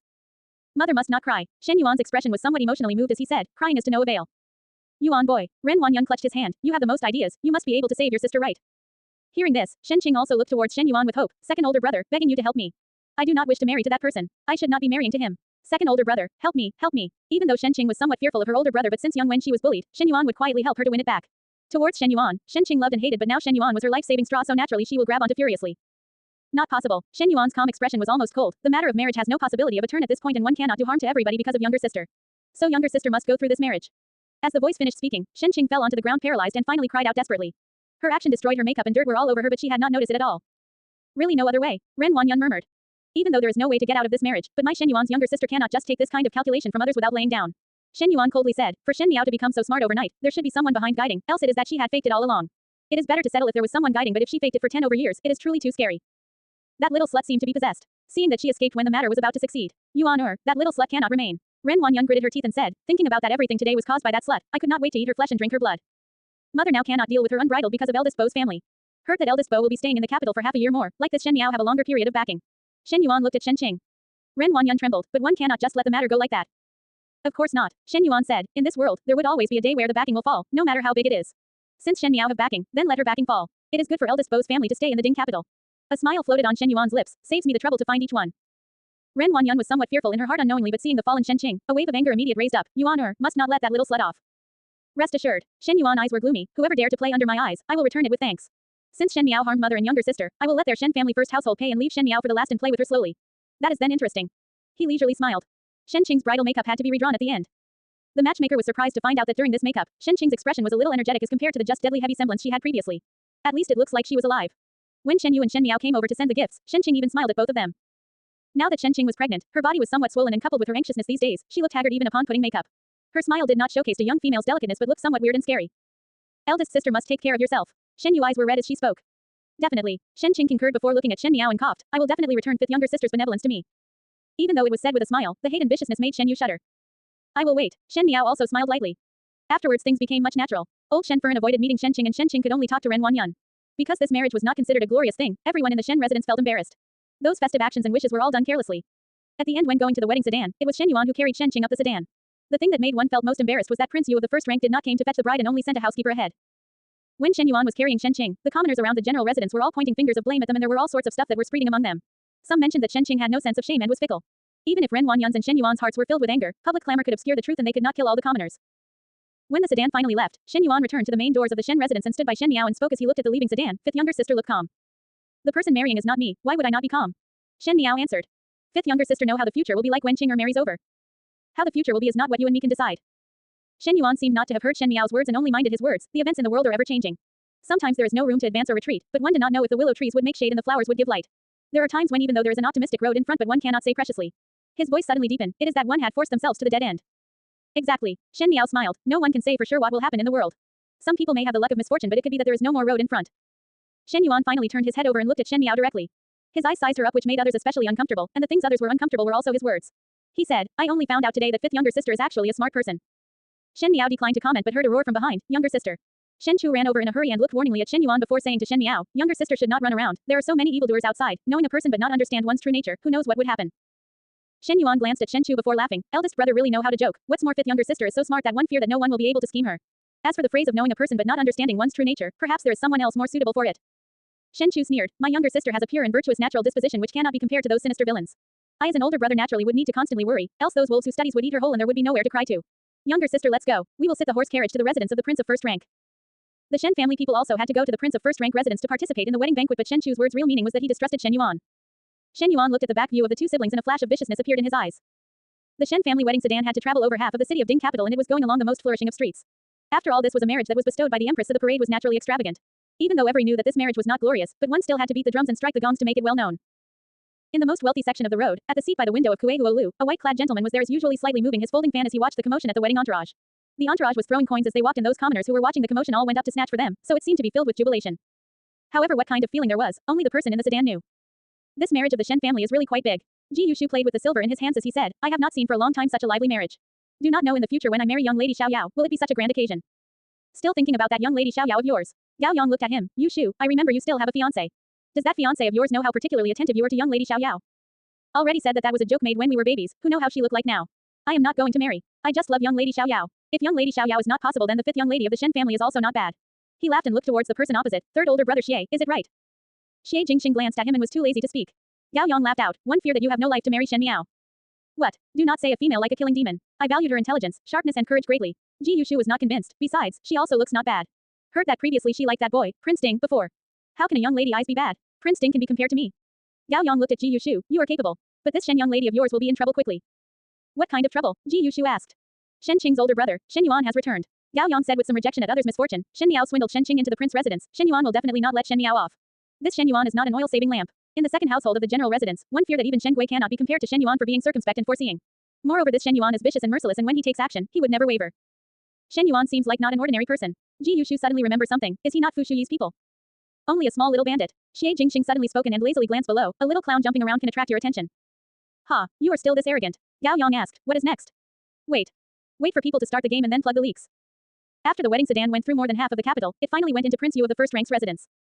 There were already a number of guests that had arrived at Prince Yu residence. Although Prince Yu was considered fierce and cruel normally, ministers and officials would still attend as he was after all one from the imperial family. Emperor Wenwei and the princess had yet to arrive but gifts were already sent from the palace. Probably because these days Emperor Wenhui's attitude made Prince Yu unhappy. When the people from the palace came over, he did not show any moves and action to let the other person give thanks or to drink a cup of wedding wine. When the gong from the palace saw such a scene, he coldly scoffed in his heart. Perhaps to other people they were only worthless castrated people, but in fact they were the people who were the closest to the emperor. There must be problems between Emperor Wenwei and Prince Yu. Prince Yu still carried on as usual but Emperor Wenwei was no longer as tolerant as before. The actions Prince Yu did today would only make Emperor Wenwei angrier. When the people from the palace left, Prince Yu then turned his head to instruct the servants to continue to welcome the guests. Today Prince Yu of the first rank wore bright red wedding robes, and that fabric and embroidery was undoubtedly very intricate but when worn on his body, one side of the pants was empty which made it look awkward. Moreover he had a fierce look but had to fill his face with smiles, even though no one knew who he was smiling for but when one saw him smile, a layer of goosebumps would form. The Shen family also arrived. Shen Gui and Shen Wan had long gone to look for their familiar colleagues for a chat. Shen Gui currently was now fixing a broken pot and since everyone was aware of Shen Qing's scandal, they took advantage of Shen Qing being married into Prince Yu residence and used the relationship with Prince Yu to pave some way for their career. As for Shen Wan, even without mentioning, since he was the more ambitious of the two, naturally he would not miss this opportunity. Shen Xin and Luo Shuiyan sat together at the bride's side of the family and they looked down upon Shen Gui's attitude. It was Ren Wanyan who came over and sat with Shen Yuan at the side. She had carefully done her makeup that covered up her red eyes, and was afraid of angering Prince Yu so she forced herself to smile but no matter how one looked at, that smile had anger in it. Shen Yuan did not have any expression but the looks that he gave when his eyes swept by Shen Miao were filled with meanings. Shen Chu noticed Shen Yuan's gaze and often blocked it in a huff. When Luo Shuiyan found out, she thoughtfully asked, dumb boy, what with you and Shen Yuan? Shen Xin couple was not aware of Shen Qing's and Shen Miao's grudge so Shen Chu responded vaguely, he is not pleasing to the eye thus there is a little friction. You are really good. Luo Shuiyan glared at him, to hit a person without martial arts. Shen Chu, how old are you this year? Shen Chu looked towards Shen Miao for help but Shen Miao only feigned ignorance and did not speak as she looked at her teacup. The guests complimented each other and from the looks of it, it was a scene of peacefulness. In a blink of an eye, it was time for the wedding ceremony of Shen Qing and Prince Yu. Shen Qing's head was covered as she was supported by her maids Chun Dao and Shui Li. After finishing bowing to the heavens and the ancestors, Shen Gui's expression was very awkward. Prince Yu's eyes were laughing as he looked at him, as it was a terrifying matter letting Prince Yu bow to them husband and wife. Sure enough the steward of Prince Yu residence haughtily said, His Highness the Prince of first rank is feeling inconvenienced so this ceremony would be excused. When the words were out, the hall fell into silence. Ren Wanyan gritted her teeth and even the muscles on her cheeks were trembling. Bowing to heavens and ancestors were completed but when it was time to bow to the parents, Prince Yu then remembered that he was feeling inconvenienced. This was obviously indication that Prince Yu did not recognize Shen Qing, and also deliberately made Shen Gui and Ren Wanyan embarrassed. Although Shen Gui felt his face scorching hot, he was one who bullied the weak and feared the strong and was afraid that Prince Yu would blame him so he immediately said, Since His Highness is inconvenienced, then it should be excused. The younger guests could not help but laugh and they did not cover up their laughter and Ren Wanyan almost rushed up to quarrel with them. Just as she was unable to bear it, Shen Yuan suddenly reached his hand out and held her arm and shook his head gently. Ren Wanyan then calmed down and Shen Yuan retrieved his hand back before his eyes landed on Shen Gui who was smiling flatteringly and his expression became darker. Number 2 actions are really too shameful. Luo Shuiyan said in despise, how could one let others bully one's daughter like this? I initially though he only coveted wealth and riches and did not think that he was completely crazy and ridiculous. Shen Xin shook his head and said in a disappointed tone, how did number 2 become like this? We were fine by ourselves but now is also avoided together. It is really bad luck. Shen Chu said sulkily. At the other end, Shen Yu's entire family also turned red. Even though Shen Wan was also very ambitious in his career he was unable to mask it like Shen Gui, and Chen Ruchu upheld the high requirements of a scholarly lineage herself. They were after all the Shen family and Shen Gui's attitude made them feel shameless. After Prince Yu humiliated Shen Gui, he was very satisfied seeing everyone's contempt of the Shen family. During the bowing with the bride, he deliberately prolonged the time. Shen Miao did not know if she was seeing things but when the bride walked by them, it seems like her body was shaking. Even the crashing of the bridal chambers were avoided for this marriage. Shen Qing was currently pregnant and one feared that there would be any accident during the crashing of the bridal chambers, and no one could afford to bear the offense of harming a royal member, so after Shen Qing was sent to the bridal chambers, Prince Yu was still outside at the banquet, drinking and making merry. Congratulations to His Highness Prince Yu of the first rank. The officials came over to toast. Same to you, Prince Yu replied. On the surface Prince Yu was happy today and even enjoyed it with the officials but Shen Miao did not ignore his occasional cold expression when he swept his eyes over. Prince Yu had forcibly planned a fight with her and kept thinking of getting back at her. As the vision grew closer, Prince Yu gave a toast with someone and suddenly made a dirty gesture and licked his lips. Shen Miao just looked calmly at such a malicious expression, but it was Shen Chu at the side that saw her staring at the distance and also looked towards the direction of her gaze. What is younger sister looking at? Prince Yu had already turned around to drink with others, so Shen Chu did not see anything.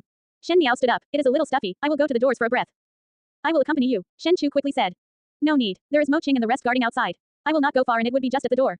Shen Miao refused him and got up from her seat and left alone. Prince Yu residence was very big and Mo Qing was guarding outside the garden. When he saw her going out, he immediately went up. Shen Miao did not go far and just stood on the spot and looked entranced at the southwest corner of Prince Yu residence. Until there was a voice behind her, fifth younger sister. Shen Miao turned back and one did not know when Shen Yuan also came out and smiled at her. Shen Yuan's smile was different from Fu Shuyi's gracefulness and also different from Shen Chu's simplicity and honesty, and was even more unlike Ji Yushu's mischievous. His smile always seemed to contain other intentions and made one feel very uncomfortable. And when he stared at other people's eyes, it was like a poisonous snake that was eyeing the prey and that cold atmosphere was wrapped around the air.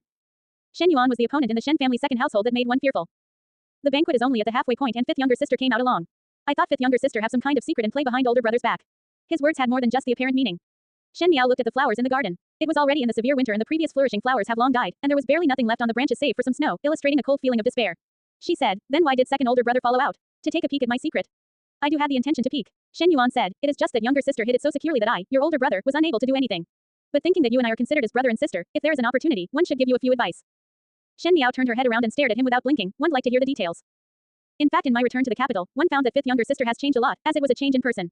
Perhaps fifth younger sister has grown up or perhaps there is someone showing guidance. But I, the second older brother, have walked on more roads than fifth younger sister after all in some matters, see more clearly than you all. He paused and slightly looked at the wedding hall. In there, everyone's voices were exchanging wishes, the sound of the clinking of cups and the reply of greetings and congratulations.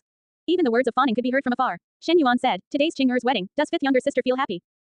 Honestly speaking, to the satisfaction of one's heart. Shen Miao smiled lightly. A flash of color appeared in Shen Yuan's eyes before he laughed. Fifth younger sister really do not know to exercise restraint.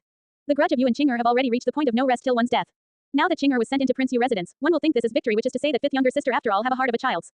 He touched Shen Miao's head, like a close brother, but it is not necessary that Qing'er does not have a chance to turn around after entering Prince Yu residence. After getting over this period, one cannot say for sure how Qing'er days will be like, but one would be afraid that fifth younger sister will be struggling a lot. Shen Miao did not speak and only heard Shen Yuan continuing. If I were fifth younger sister, one would not have gave Qing'er an opportunity in the beginning and would remove the opponent early and end her life. The so-called peak and so-called letting the opponent suffer more pain, are only increasing one's trouble. He looked at Shen Miao and smiled kindly. It is assumed that you are still young and do not understand the logic of tolerating is nurturing an evildoer. It is the ideal case to end the opponent life early. Shen Miao quietly looked at Shen Yuan in front and her heart was slightly moved. Shen Yuan was indeed the most intelligent person of the second household and he did not see the process but just looked at the result. If one offended him, he would use the simplest of method to end someone's life. Such direct and vicious means that trouble was nip at the bud. This kind of person, calm and rational, would not be emotional because of other things, thus when dealing with such a person, one could not be enraged. She smiled. What second older brother said is correct. I am after all young and do not treat relations lightly. When such mocking words landed in Shen Yuan's ears, Shen Yuan smiled without a care, but before he could speak, he heard Shen Miao's faint voice. Even though I am not like second older brother treating relations lightly, but there is one point that I am similar to second older brother, which is I too do not like to retain future trouble. You guess if eldest sister would be able to turn around after marrying into Prince Yu residence. Shen Yuan stared at her. Do you think not? Will it? Shen Miao answered the question with another. She had been speaking calmly and obediently, but this will it was filled with thick provocation and ridicule. It was like one is high up ridiculing, which made the all the while unmoved Shen Yuan abruptly shrink. After Shen Miao finished this sentence, she lightly chuckled and did not look at Shen Yuan again and headed to the wedding hall as she left the garden. Whether Shen Qing will turn around made her lips slightly raised up. That kind of pleasure from her heart made Mo Qing, who was following behind, surprised for a moment. After following Shen Miao for this long, Mo Qing was gradually aware. He had seen Shen Miao ruthless moments and most of the times it would often be Shen Miao calmly giving out orders. Even if she laughed, there would be a touch of majestic to it. But at the moment her eyes were curved as if they were very happy. One did not know what matter made her that happy. Mo Qing looked at Shen Yuan who was still standing blankly in garden, and his heart was filled with doubt of how Shen Miao could be so happy just by talking a few sentences with Shen Yuan. No matter how grand the banquet was, there would be time for it to end. Just when one was tipsy and merry, guests started leaving in twos and threes and Shen Miao also stepped into the carriage to return back to the residence. In the carriage, Luo Yuyan remained silent. One did not know what she was thinking about when she held Shen Miao's hands and asked, Zhao Zhao, what kind of man does your heart admire? It was in fact somewhat out of line for a mother to ask her unmarried daughter. But most likely because Shen Qing was married today, it had touched on Luo Shuiyan's worries. She was often out in batters and now thinking about, she actually knew nothing about what Shen Miao was thinking in her heart. She only knew of Shen Miao liking Prince Ding and Luo Shuiyan had seen him before. He was indeed a giant among men and was elegant and talented, but that kind of person's aspiration would not be shortened towards matters of relationships. One may not be able to achieve happiness when marrying to such a person. Shen Miao was surprised for a moment before she smiled and looked at Luo Shuiyan. What kind of person does mother wish for me to marry? Luo Shuiyan did not think that Shen Miao would answer a question with another, so for a moment of time she ignored the question and looked at Shen Miao. There was no trace of embarrassment, as if this was a common and simple question.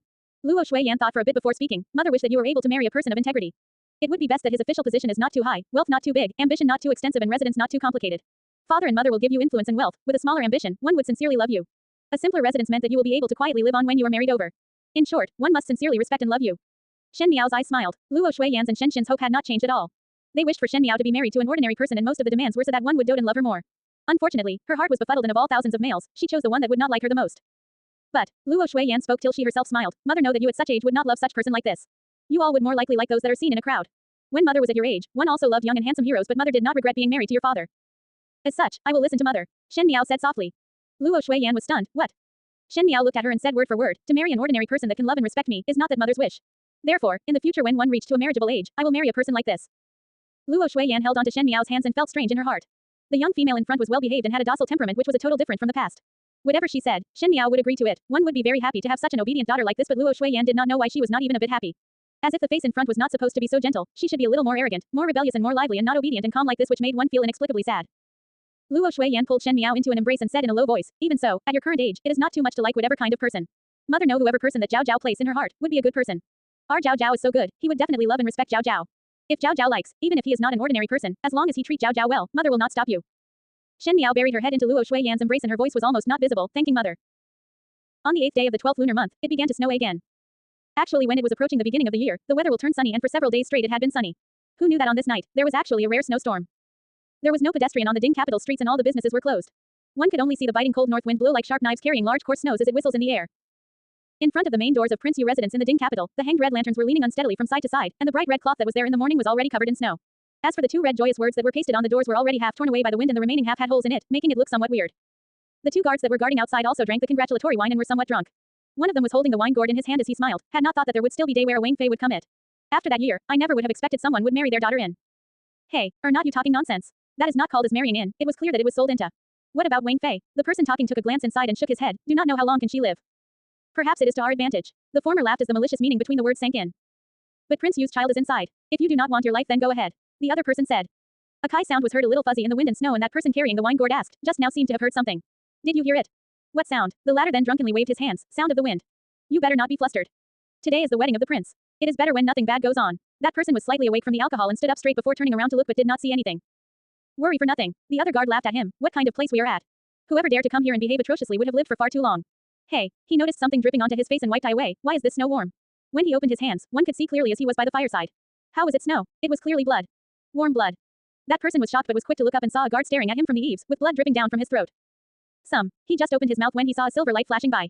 He felt that something hot was spraying from his throat and his whole body lost its strength as he softly went down. When he fell onto the ground, he saw his partner that he was talking to also fell onto the snow and his chest was bright red, and even the snow also displayed such shocking traces of it. From the eaves of the house, over dozens of people jumped down and they were all clad in black and had masked their faces almost blending into the night. At the other side two people jumped out and moved the two corpses at the doors away and after a moment, new guards stood in front of the doors. The black-clad man leading did a hand gesture and a line of people noiselessly sneaked into the Prince Yu residence. In the Prince Yu residence, in His Highness' room, Shen Qing was sitting on the bed with her entire body trembling. Prince Yu was laying on the soft couch and two irresistible pretty maids were tenderly feeding and massaging him, and from time to time whispered words that increased one's heartbeat. Shen Qing bit her lower lip as an unspeakable shame gurgled up in her heart. She was originally a high-born daughter and would marry to His Highness Prince Ding, such an impressive and talented man, but who knew now she ended up in Prince Yu's hands. Now she as the formal wife had to be humiliated by such cheap females, from who knows where. Seeing such a shameless scene, Shen Qing was fearful and angry but the hate was towards Shen Miao, through and through. You should be glad that you are pregnant with this princess seed. Prince Yu noticed her semblance and his expression darkened, otherwise you would not be able to easily pass tonight. He appreciated Shen Qing's somewhat fearful eyes but a pair of clear and calm eyes kept coming up in his mind. Suddenly a wave of anger gushed out and Prince Yu looked at Shen Qing before saying slowly, however, once you deliver this prince's child, this prince would not ill-treat you. There are so many guards in this prince's residence and these guards went through thick and thin with this prince. Since you are this prince's wife, you should comfort them for this prince. A buzzing sound was heard in Shen Qing's mind and she almost fainted. The terrifying things in Prince Yu's words made her think about the future, and now even the courage to carry on living was gone. Ah, this prince will definitely treat you well. The more gentle Prince Yu's voice were, the more fanatic his eyes became that even the two maids beside were somewhat trembling. Tremble what tremble. Prince Yu suddenly frowned and was about to speak when the maid on the left side suddenly staggered and fell onto Prince Yu, and a pair of jade arms just nicely went around Prince Yu's head. Prince Yu had yet to react when the other maid suddenly took the hairpin off and pierced it onto Prince Yu's throat. Prince Yu screamed but he was not one who would do nothing. A honk sound was heard and the two maids were overturned by him. He also had martial arts skills and his action was very vicious as both maids struggled on the ground a few times before their breath stopped. Shen Qing who was at the side, was scared stunned and in a panic hid under the table. Prince Yu pulled the hairpin out from his throat. That hairpin was not thrusted deep but there were still a lot of blood flowing out. Prince Yu cursed before crying out, guards, guards. One guard quickly answered and came in. Prince Yu kicked the two corpses on the ground, go and check what plaything are these. Yes, that guard bowed and complied. Prince Yu just turned back when he heard a kai sound. When he looked down, he saw a silver tip stained with blood sticking out from his chest. It cleanly went through his chest. The guard who just complied drew his sword out and Prince Yu's body became unstable. He seemed to want to call for someone but after walking a few steps, he collapsed. The tip of the blade was glistening in the night reflecting a large stain of blood. The technique was very skillful like one slaughtering pigs or sheep as one stroke was enough to kill and no excess strokes were required. The guard glanced at Prince Yu's corpse and then looked towards the shivering Shen Qing who was hiding under the table. You are Shen Qing. Is warrior, are you sent by second older brother to save me? Shen Qing's eyes lit up as she looked at the other person. That guard did not say anything and turned to walk out. Shen Qing had some doubts in her mind and wanted to go out and after some thoughts, she finally was afraid to face Prince Yu's corpse so she took some gold and silver on the table and wrapped it in a cloth before heading out. Just as she opened the door, she almost tripped and the lantern shone onto the particularly frightening body of a guard. Shen Qing screamed as she looked out. In the dark, there seemed to be a dark shadow quickly passing through and a heavy thud sounded.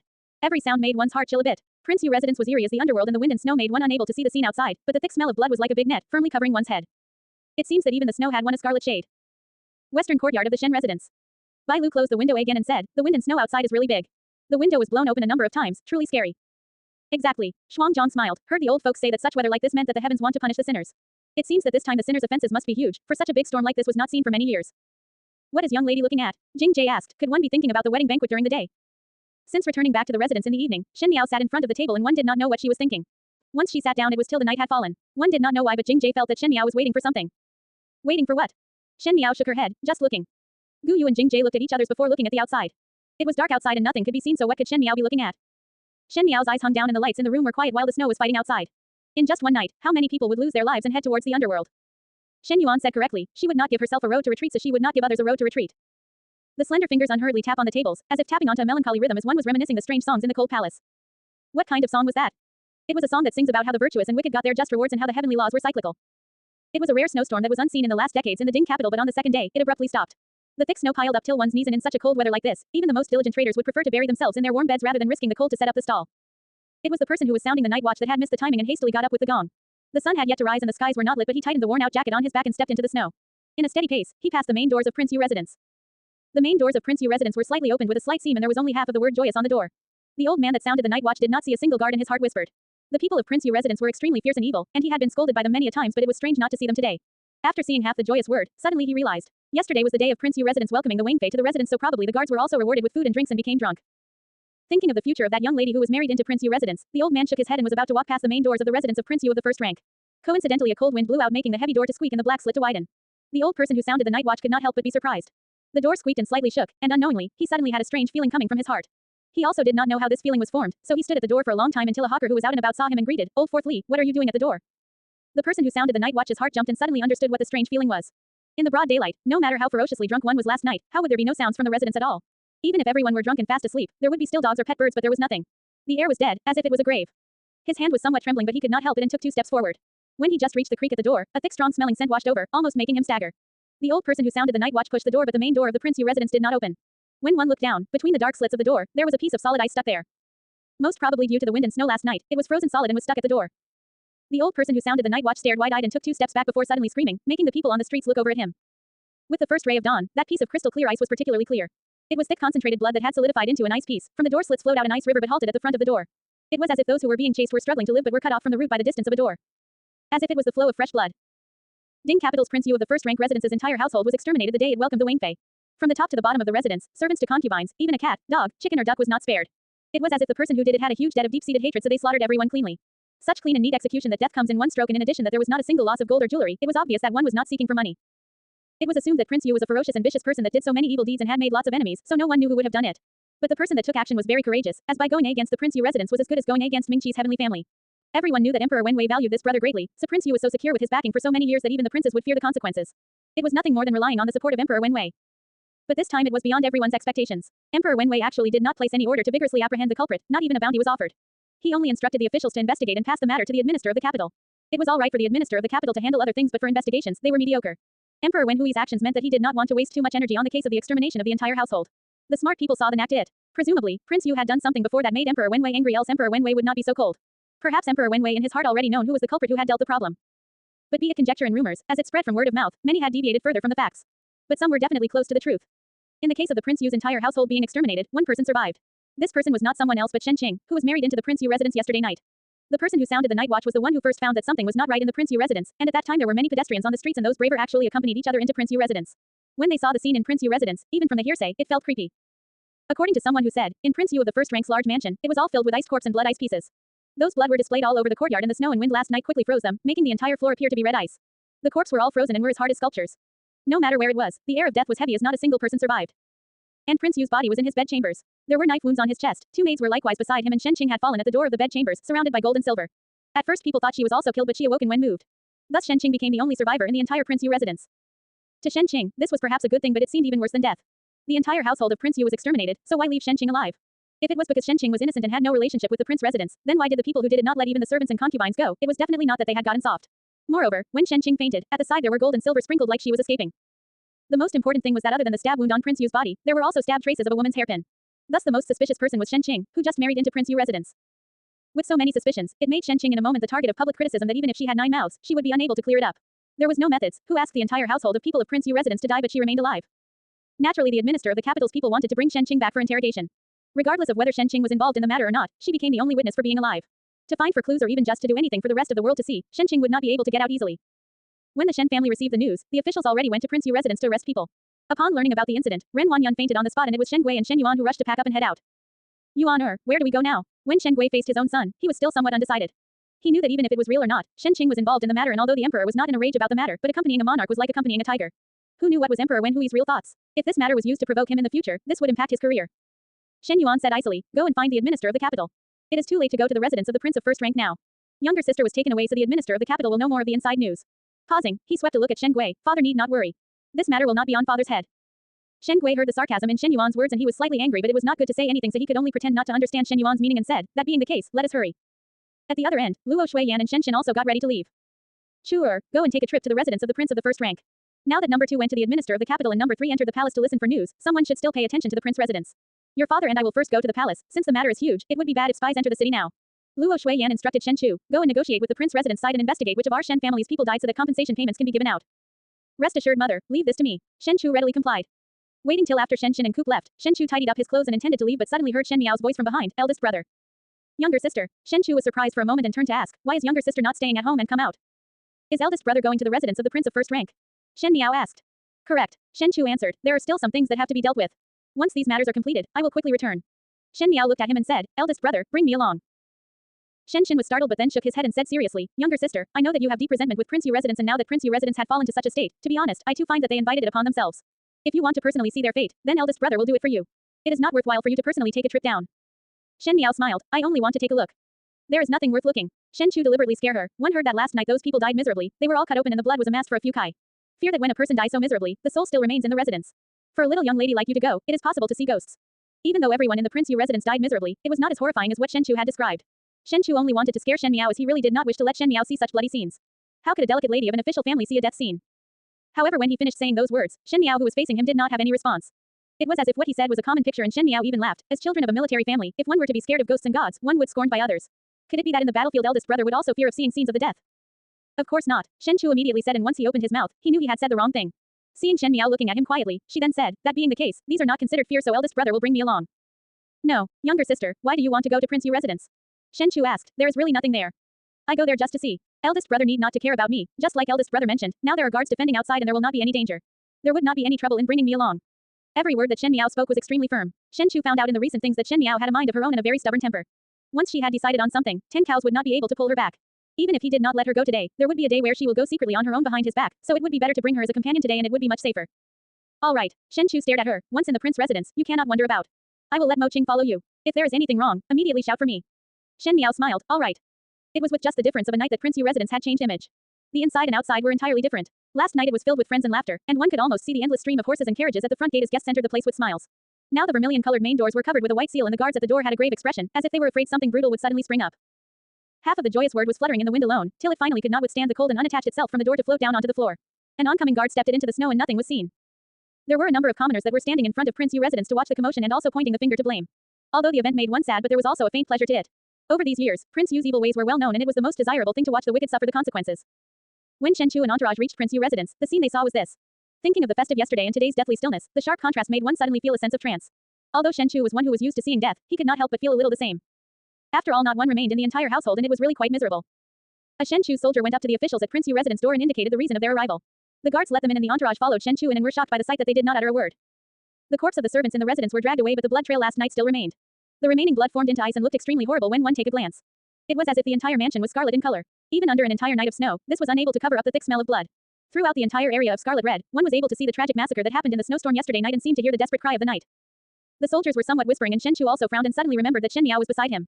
Afraid that she would be frightened, he quickly looked at Shen Miao, intending to comfort her. But who knew that when he turned, Shen Miao's eyes were calmed and was even more undaunted than his soldiers. Shen Miao looked at the scarlet scene in front. What was this considered? The blood of the enemies would only make one feel excited but the blood that was spilled during the extermination of the entire Shen family in the previous life was much more tragic than this. She was not moved, had no sympathy and no sorrow. She hated that she could not throw her head back and laugh loudly and make some stabs to Prince Yu's body. Younger sister, Shen Chu asked hesitated, I want to investigate a little. Do you want to rest in the house? Shen Miao looked towards the southwest corner of the Prince Yu residence and smiled gently. Yesterday when I was here, one heard from a prince residence's maid that there is a tea room to rest. I will head there to take a seat. How about eldest brother coming over to find me when everything is done? Over there, Shen Chu looked towards Shen Miao's site. The trees of the southwest corner were lush and pruning was done delicately. It seemed that the prince deliberately renovated the place up to enjoy the flowers and entertainment. He nodded his head. Let Mo Qing follow you in. Do not run around. Shen Miao complied and went with Mo Qing towards the southwestern area.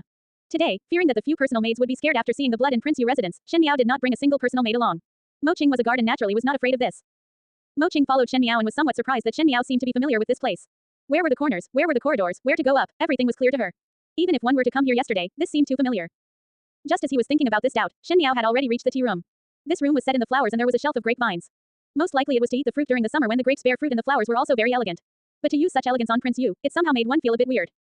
Wait for me outside, Shen Miao said to Mo Qing, I will go in alone. Mo Qing was somewhat hesitant so Shen Miao said as she looked at him, it is just a tea room. If you do not feel reassured, then go with me to take a look. Mo Qing immediately cupped his hands, yes. Finishing, he took the lead and went in with his hand on the sword. Shen Miao looked at Mo Qing back and was distracted for a moment. In this life or the previous, no matter what identity she had, Mo Qing seemed to always been so cautious and loyal. The tea room was large and was divided into 3 areas with screens and each area was very extravagant. It was different from the elegance outside and had the interior design of the palace. Mo Qing carefully scrutinized the place to ensure that there were no assassins hiding before cupping his hands to say to Shen Miao, young lady just call Mo Qing for anything. Mo Qing will be outside guarding. Finishing, he walked out. After Mo Qing left, Shen Miao walked to the front of the table at the front of the tea room. The green flowers and blue-based tea set was displayed on the table. It had a good glaze on it and seemed to be from the palace. Shen Miao took a glance and walked over. After walking past the first folding screen and the second folding screen, she reached the third area of the tea room. At the third area of the tea room, the walls were filled with calligraphy and paintings. If one looked carefully, their inscriptions all came from famous people. This entire room of calligraphy and paintings was most likely valued at thousands of gold. Shen Miao looked at each individual piece, as if she was appreciating those paintings but her steps stopped when she walked past a painting. It was a painting of a night banquet and came from the previous dynasty famous great artist, Lu Yan, and what was drawn was a record of a grand banquet of the previous dynasty officials. The maids were beautiful, food was exquisite, fine wine was present and the guests were enjoying. The people were drawn very lifelike and the ink and brush strokes were fine, also had a flair to it and the colors were exceptionally bright. In the entire wall of paintings, this one was not outstanding but Shen Miao was spellbound by it, as if she was sucked into the scene. She stared at the painting of the night banquet for a long time, and after a moment she finally reached out and run her hands along the calligraphy and up to the painting. She slowly explored the paper until she touched the painting of the protagonist of the night banquet, the lapel of the pot-bellied official. The lapel was very delicately done that even it was a painting, when one felt it, it was almost as if one could feel the buttons on the jacket. In fact, Shen Miao had touched it. There was a slightly raised feeling on her fingertips which was different from the rough texture of the paper. Shen Miao pressed it and only heard a soft caw sound. Accompanying the slight sound, the wall of calligraphy and painting suddenly split in half and a secret room appeared. From the outside, one could only see the long corridor and there was a torch that lit the area which made it as bright as outside. Shen Miao gently gave a sigh of relief. Without any hesitation, she lifted her skirt and stepped in. In the deepest of the secret chamber, there stood a coffin that was already opened. After the insides were revealed, it was actually empty while 2 people stood in front of the coffin. A purple-clad person and a white-clad person. They were exactly Xie Jingxing and Gao Yong. Xie Jingxing was holding a bright yellow cloth bag. One did not know what it was holding but it looked heavy. Gao Yong laughed. Prince Yu, that old dog actually put the thing in here. If it was not because of the massacre by the Chen family, we would have to take a lot of trouble to find this thing. So one only need to wait for the leaks to appear. Xie Jingxing said, check if there is anything in the surrounding area. Gao Yong complied and went around looking. Speaking of which, the old Yu dog did not even place a guard here. Seeing that this place is so secretive, it seemed that other than him, no one knew of this place. The Fu family are paranoid. Xie Jingxing lazily said, if it was you, would you not hide? Naturally I would hide. Gao Yong lightly shook his fan and his smile was very gentle and elegant but the words he spit out were scary. If I was that old Yu dog, if anyone were to know about this place, no matter who is it, even if they did not know the secret, as long as that person is able to enter this secret chambers, I would eliminate them. Only the dead can keep secrets. The one thing that old Yu dog did well was this. Xie Jingxing could not be bothered about it and went around looking. At the same time, Shen Miao was holding a torch, quietly walking in the dark secret corridor. Compared to her usual slow pace, this time she walked more urgently. There was no other reason that she did not know when would Shen Chu come over, so before Shen Chu came to search, she had to retrieve that thing. This secret chambers were originally found by Fu Shuyi. The conversation between him and Peng Lang was inadvertently eavesdropped by her. At that time Pei Lang had copied a blueprint and told Fu Shuyi that the switch to Prince Yu's secret chamber was the lapel of the host of the painting of a banquet. That time Pei Lang also said, that thing is in the secret chambers. Your Majesty can investigate. As for what the thing actually was, Shen Miao did not know as she only heard from Pei Lang's and Fu Shuyi's tone that the thing was very important to Fu Shuyi. Thus when Shen Miao mentioned about exterminating the entire household, other than not to leave future trouble, it was also for this matter. If the entire household was not exterminated, perhaps there will be one among the people left in Prince Yu residence that knew about the secret chambers and this would in turn invoke trouble. Now that everyone in Prince Yu residence were all dead, presumably this secret would not be found out for the time being. After all, the Fu Shuyi in the past life only knew about the matter when he ascended to the throne. As long as that thing was very important to Fu Shuyi or was beneficial to him, one must never let Fu Shuyi attain it. Either obliterate it or send it to Fu Shuyi's enemies' hands, at least that thing would be an advantage when dealing with Fu Shuyi in the future. This was the motive of following Shen Chu to the prince residence today. Shen Miao headed into the corridors of the secret chamber. The corridors snaked around and were much longer than she had imagined.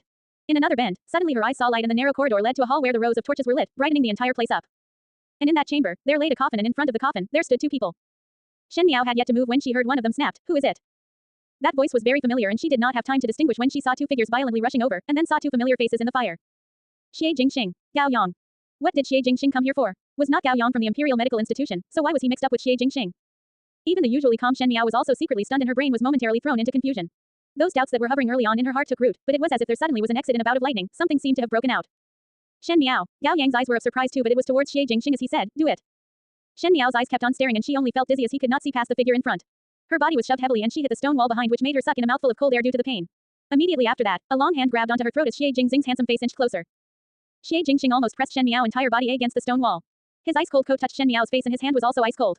They were clearly some bright and burning brows and eyes like the sun, and the curves of his lips made one fascinated but his sight was so sober that it was almost cold. Shen Miao cannot be left alive. Gao Yang rapidly said, the matter is of grave importance and it is her bad luck to die here. Leave the body here and let us get out. No one will find out. Third Xie, you must not be soft-hearted, do it. Shen Miao looked towards Xie Jingxing. The hand that was holding her neck was slender and looked good, but there was a blatant and fierce force that was firmly fastened on her neck. The purple-clad youth's eyes got darker under the light and the charm was like drawn out from a painting. The more moving his appearance was, the more brutal the smile was. It was as if the cat had caught the mouse and its eyes revealed only indifference and the intention to kill. He really wanted to kill her.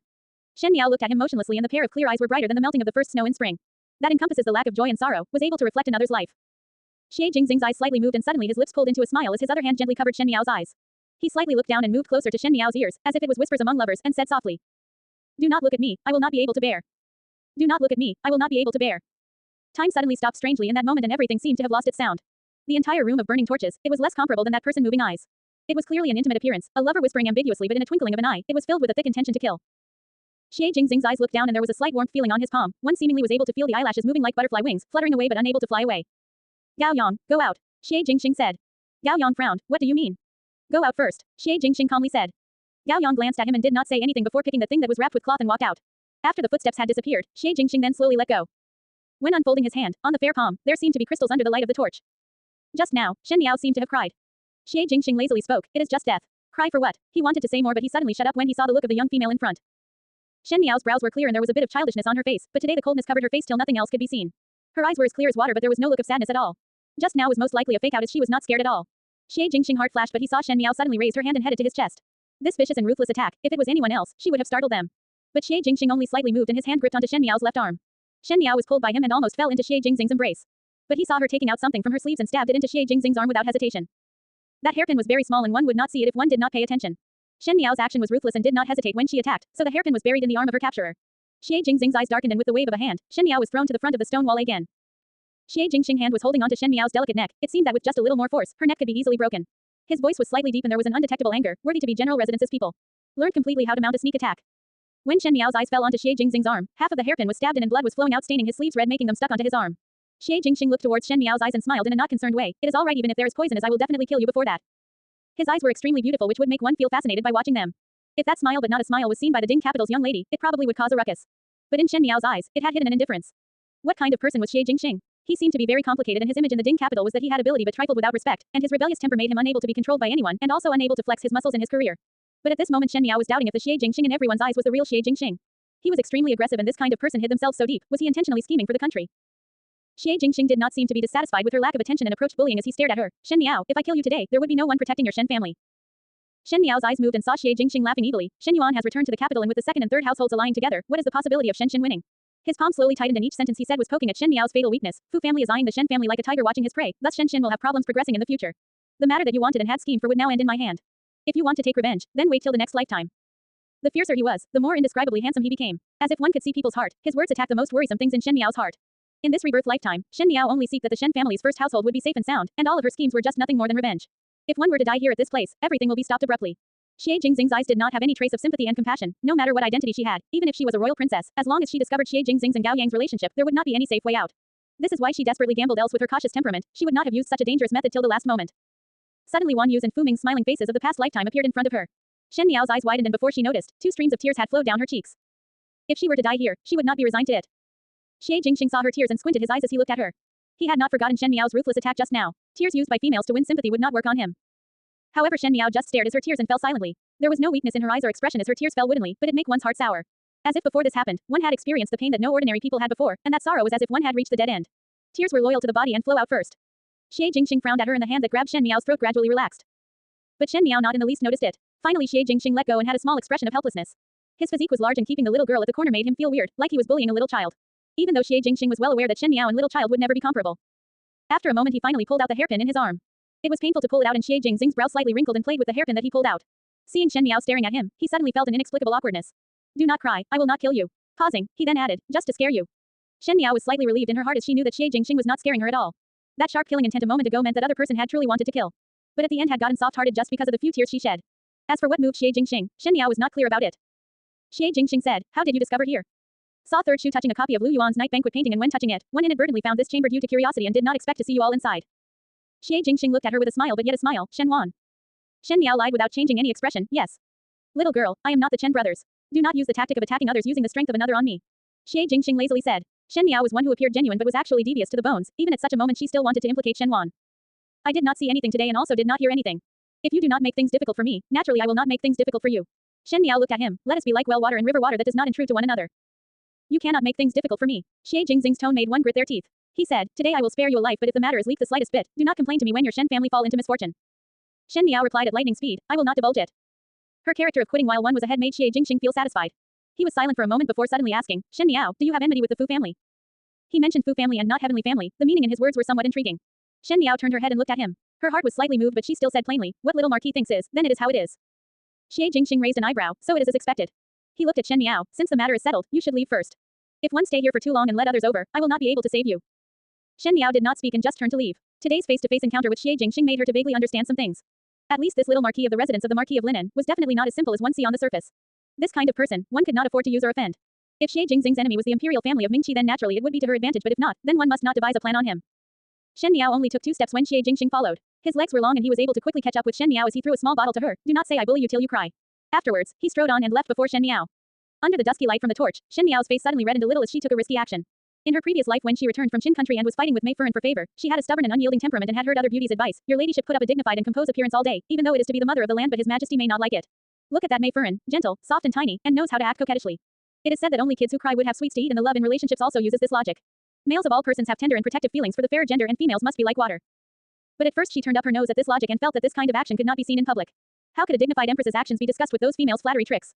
But just now under Xie Jingxing's killing intention, she suddenly remembered that beauty words of only kids who cry would have sweets to eat. Now she was still a young female who looked naive and immature, and did not have the robes and body of an empress thus if one were to have some spoiled actions, it should be acceptable. Shen Miao had never thought even when dreaming that with such a strong character like she has, she would be able to cry like a pear blossom bathed in rain to a guy.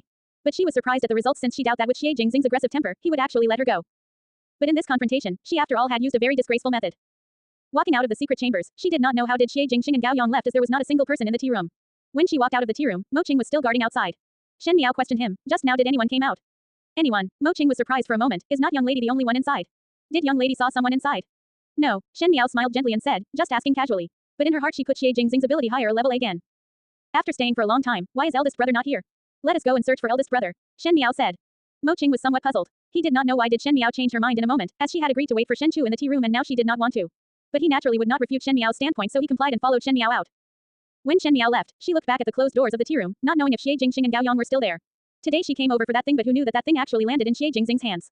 Shen Miao was unable to make heads or tails out of it in a moment of time, accordingly to the vestige of the past life, at this time Xie Jingxing should not have discovered the secret chambers. Could it be that there were changes in this lifetime and even Xie Jingxing's fate was also changed? Or perhaps in her short and tragic life, there were some truths that were overlooked. This question was not solved even until she saw Shen Chu and returned back to Shen residence in the evening. However, when Shen Chu saw Shen Miao dazed after coming out of Prince Yu residence, he thought that Shen Miao was scared at the bloody scene and told the kitchens to make soup to calm her nerves, and was even scolded well by Luo Shuiyan for bringing Shen Miao to such a calamitous place. Shen Chu felt very wrong but Shen Miao was totally unaware of it. At the other end, there was someone who was coming to Xie Jingxing's aid for justice. That girl's actions were really too vicious. Gao Yong was stunned looking at the injury in front. Xie Jingxing took off his outer robe and his middle robes were hanging on. The middle robe's collar was loose, revealing half of his buff physique. His sleeve was half folded up and his arm was exposed. The injury that was caused by half of the hairpin was so deep that the bone was seen. As Gao Yong was applying medication on Xie Jingxing, he was playing with the hairpin in his hand. That hairpin was just an ordinary silver hairpin and the pattern on top was also a simple waved one. But the pointed part of the hairpin was ground till it was incisively sharp that it was comparable to a hidden silver needle weapon, and the tip was curved as if it was a barb. If someone was stabbed with this hairpin, it would definitely tear a big piece of flesh off. For instance, the wound at Xie Jingxing's arm. Shen Qin's family are all noble and benevolent of character, but that girl's action was this vicious. Really do not seem to be Shen Qin's daughter. Could it be a wrong baby was carried back? Gao Yong was still surprised. You can see that when she attacked, her hands did not hesitate. It went into the meat. He sprinkled the powder onto the wound and Xie Jingxing frowned and sucked down a lump of cold air. Even if it is painful, one must tolerate. Gao Yong snapped. Third Xie, I have followed you for so many years and have never seen you to have tender and protective feelings for the fairer gender. What kind of muddle did you mix your head with? She collided into such a big matter and also harmed you, but you just let her go like this. I say. Gao Yong stroked his chin. Could it be that you really took a fancy on her? She is still a little girl. Are you crazy? Xie Jingxing impatiently said, all right. I am not that shameless to bully a little young girl. You speak as if you have never bullied little young girls before. Gao Yong smiled coldly. I really do not know what are you thinking about. He wrapped the bandage carefully around Xie Jingxing's arm and gave a sigh upon completion. Now that the thing is in our hands, what next?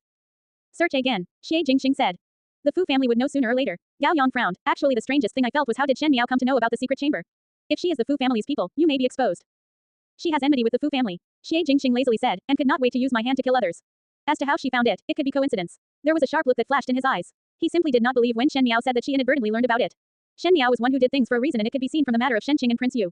It may seem on the surface that it was of no use, but at the end, it played an unexpected role. Xie Jingxing even had a conjecture that Shen Miao dealing with Prince Yu was perhaps because of the thing he currently had. But how did she knew about it? Even he and Gao Yang only came to be aware of it and also spend a lot of energy. Shen Miao was an unmarried daughter and it would be very inconvenient to investigate the matter, but she knew about the secret. The secrets she had were no less than others.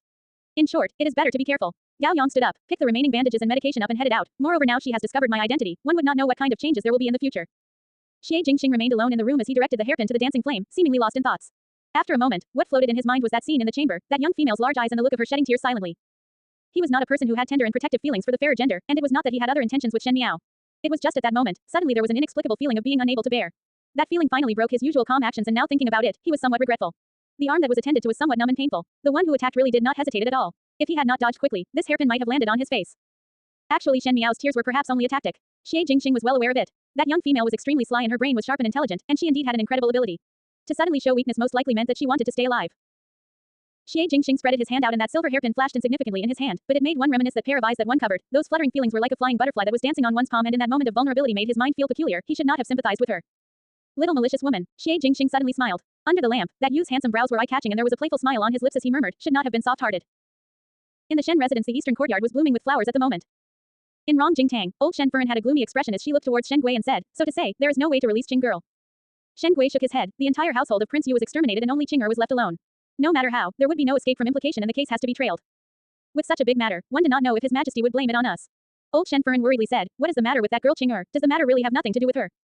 When Ren Wanyan heard those words, she burst out. Ren Wanyan suddenly flew out and knelt in front of old Shen Furen, scaring her as she cried, Old Furen, you saw Qing grow up and you should know what kind of character she has.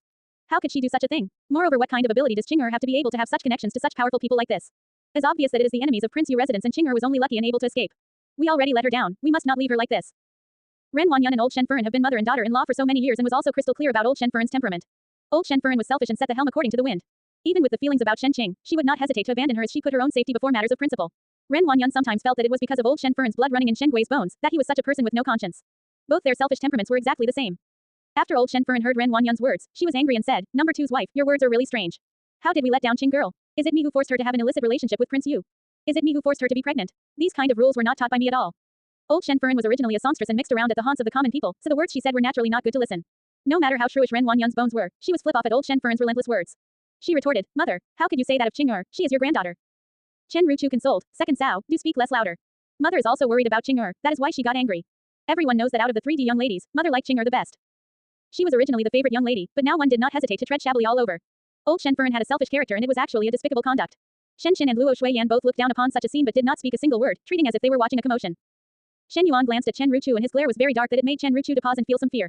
Shen Yuan walked to Ren Wanyan's side and supported her up before looking towards old Shen Furen. Grandmother need not be anxious, the matter have yet to reach a terrible state. Now younger sister is only suspected and no offenses were charged. Younger sister has nothing to do with this matter, so one thing that after a period of time the truth will unveil. I will seriously investigate the matter and would not let younger sister to be wrongly accused for no reason. When old Shen Furen heard of this, her eyes warmed up. Out of all her grandchildren, she loved the youngest grandson Shen Yuanbo the most, but was the proudest of this young and extremely capable Shen Yuan. Moreover, Shen Yuan had always delighted her, so she nodded her head. Since it is so, you should investigate it well. If Qing girl is really innocent, I naturally do not wish for her to be wrongly accused. Pausing, she also sneered at Ren Wanyan, but I see that your mother is really possessed. If her mind is really not clear, then do not go out. Stay in the residence and give me less problems. Ren Wanyan was angry and resentful. She did not know from when onwards old Shen Furen's dissatisfaction increased, and now to even wantonly humiliate her in front of her children. Even Chen Ruchu's eyes were laughing at her when she sees her. It was until Shen Yuan supported her back to Kai Yun Yuan that Ren Wanyan then managed to breathe properly. She grabbed onto Shen Yuan's arm. Yuan think of a way to save your younger sister. How could Qing have such an ability? How could she be the perpetrator? Mother, do not worry. Shen Yuan comforted her. Since younger sister was wronged, then one would not be afraid of investigating. Now she was suspected, because the real perpetrator had not yet been brought to light. Thus once the real perpetrator is found out, then younger sister's grievances would naturally be resolved. When Ren Wanyan heard this, it was as if she had found a life-saving straw and her eyes became somewhat alive. She asked with joy, then when will the perpetrator be found? How long does your younger sister need to be locked up for? When will you be able to find the perpetrator? Shen Yuan watched attentively at Ren Wanyan. She looked very haggard and had not been putting on makeup for a long time. Her skin looked old and bleak and her hair was disheveled. Where was the meticulous appearance she had before? She had always been a rich person who paid a lot of attention to appearance, and now to be this sloppy, it felt as if she was a different person. And the cause of all this came from a young female that was formerly known as an idiot by others. Shen Yuan was feeling somewhat of a headache. He had claimed to be smart but did not expect that upon his return to the capital, there was such a big mess that was given to him. Ren Wanyan's status in the residence had plummeted, and disregarding Shen Qing's pregnancy before marriage, now the involvement with the case of the extermination of the Prince Yu entire household make matters worse. Shen Yuan did not know why, but he suddenly remembered that day when Shen Qing was married. He spoke to Shen Miao and Shen Miao said this at that time. No one can say for sure what will happen in the world. Some people may have the luck of misfortune, but it could be that there is no more road in front. Now, there is no more road in front of Shen Qing, and even if there was a road, it would be extremely difficult. Only she was left alive in the entire Prince Yu residence, and just this point, Shen Yuan had saw it clearly that the person did not leave Shen Qing life as it is because of being soft-hearted. By leaving a life, it became Shen Qing's talisman to press for her death. Dying in a household massacre and dying under murder charges were totally entirely different things. It was obvious that the perpetrator deliberately put Shen Qing in such a difficult situation, but Shen Qing was just a little young female. Who would be so ruthless to such a young female? Was it Shen Miao? Then how could Shen Miao gather that many assassins to kill everyone in Prince Yu residence? It was very complicated to get such a number of people. Shen Yuan's eyes deepened. No matter if the mastermind was Shen Miao or not, he had to investigate thoroughly. Since that person targeted Shen Qing, it may be directed toward the second household of the Shen family. Even though Shen Qing's prospects were bleak, they were not yet at the point of desperation. He must uncover the people behind and return it to them 1,000 times. 83 to 88. Shen Yuan thought like this, but he did not expect that, just as Shen Miao had said, in this world no one can say for sure what would happen in the world. Some people may have the luck of misfortune, but it could be that there is no more road in front. His road, on the second day, was sealed and became a dead end. For such a big thing that happened in the Ding capital, the entire city was up abuzz with the topic of the case of the extermination of the entire household of the Prince Yu residence. The rumors grew bigger like a snowball accumulating snow, and the more the rumors spread out, the more outrageous they became. There were thousands of positions and hundreds of attitudes with so many different types of conjectures. Some people suspected that the extermination of the entire household of Prince Yu was done by the enemy of the Prince Yu's consort who just married in a fit of anger, sent the entire household to the grave because of a beauty. Such a rumor was very alluring, as if adding a trace of charming color to the brutal truth. Such rumors like this were found everywhere, and when one heard it, one may not have any thoughts, but in the big river of rumors, there was one that was alarming. The summary of the rumor was that the matter of the extermination of the entire household of Prince Yu residence overnight came from the Shen family. As the reason to why the general's residence was to do that, the waters were too deep and each officials would think themselves. Those rumors that were spoken up front only brought ridicule and sneers to Shen Qing and her family, but these sinister rumors' only intention was to push the Shen residence out to everyone. The entire household of Prince Yu was exterminated so thoroughly that even a single animal was not spared, but the newly married bride was left behind. What kind of ability and possibility did the new bride have to make the other person spare her life, unless she was originally involved? If it was the Shen family, then everything would naturally make sense. But why would the Shen family oppose Prince Yu? Perhaps they were not happy about this marriage, but as one went in deeper to explore, with the currently different undercurrent forces in the court, who knows if the Shen family was incited by others or was trying to say something? These ordinary folks are not about to see it, but the old seniors in the official circles would not let it go. In a moment, the entire Shen family were pushed to where the winds and waves were the fiercest. Early in the morning, Bai Lu and Shuang Zhang came over with snacks for Shen Miao to eat, as the entire household of Shen residents had no mood to be bothered of other matters, that even the 3 meals from the kitchens were carelessly done. Other than Rong Jingtang's side, everyone else all dealt with themselves, so Bai Lu and Shuang Zhang simply went out to buy snacks, hoping that the sweet broth would help Shen Miao warm her body when she eats. After having breakfast, Shen Miao also finished grooming and looked at her appearance in the mirror and slightly frowned before causally speaking to Gu Yu. Go and bring that fox fur muffler that eldest brother sent over. Ah, young lady thought about wearing that muffler. Gu Yu searched for the muffler in a chest and wanted to put it on Shen Miao, but she stopped her. I will do it myself. The muffler was made of a white-bodied fox fur and there was not a single mixed fur found on it. It was hunted by Shen Chu in the northwestern mountain range. Initially he saw that the fur was precious, so he got it made into an elaborate muffler for Shen Miao, but she previously did not like to wear it, so it was placed at the bottom of the chest. One did not know the reason, but Shen Miao suddenly remembered it, which made Gu Yu somewhat happy, as it was after all a beautiful fur, and to place it at the bottom of the chest without seeing the light of day would make one feel sorry about it. When Shen Miao wore the muffler, Gu Yu praised, the muffler around young lady's neck looks really good as it highlights one's fairness. It also looks nice and warm. Really good. Shen Miao's eyes hung down as her hands gently brushed against the soft fur, but she was thinking of the bruising around her neck when she looked at the mirror, as that was the trace that Xie Jingxing left when he choked her. This person did not hesitate at all. She did not notice it yesterday, but it was particularly obvious today. Even though all the collars of winter clothes were high, if one was not careful enough and let others see, one feared that Shen Xin and Luo Shuiyan would not easily let it go. It was better to have one matter less than one additional problem, so she tightened the muffler. Placing down the bronze mirror in her hand, Shen Miao opened the door and walked out, coincidentally seeing Shen Chu standing in the courtyard instructing the soldier by his side. Shen Chu's guards all came from the army and were different from the ordinary guards, as they had more of a valiant air. Seeing Shen Miao, Shen Chu said a few more words to the soldier before turning around to her and smiled. Younger sister. What happened? Shen Miao asked. Usually in the early morning, Shen Chu would not be shaken by thunder as he stood in the courtyard to practice spears and swords. The best thing about the west courtyard was this empty area in the courtyard. Previously Shen Chu and Shen Xin loved to engage in body combat in this courtyard, and occasionally, according to the atmosphere, Luo Shuiyan would also join. These days Shen Miao was also used to seeing Shen Chu practicing martial arts when she opened the door, but today there was an unprecedented lack of action, which naturally meant that something had happened. Shen Chu laughed twice before saying, nothing. Why is younger sister up so early? Why not sleep a little more?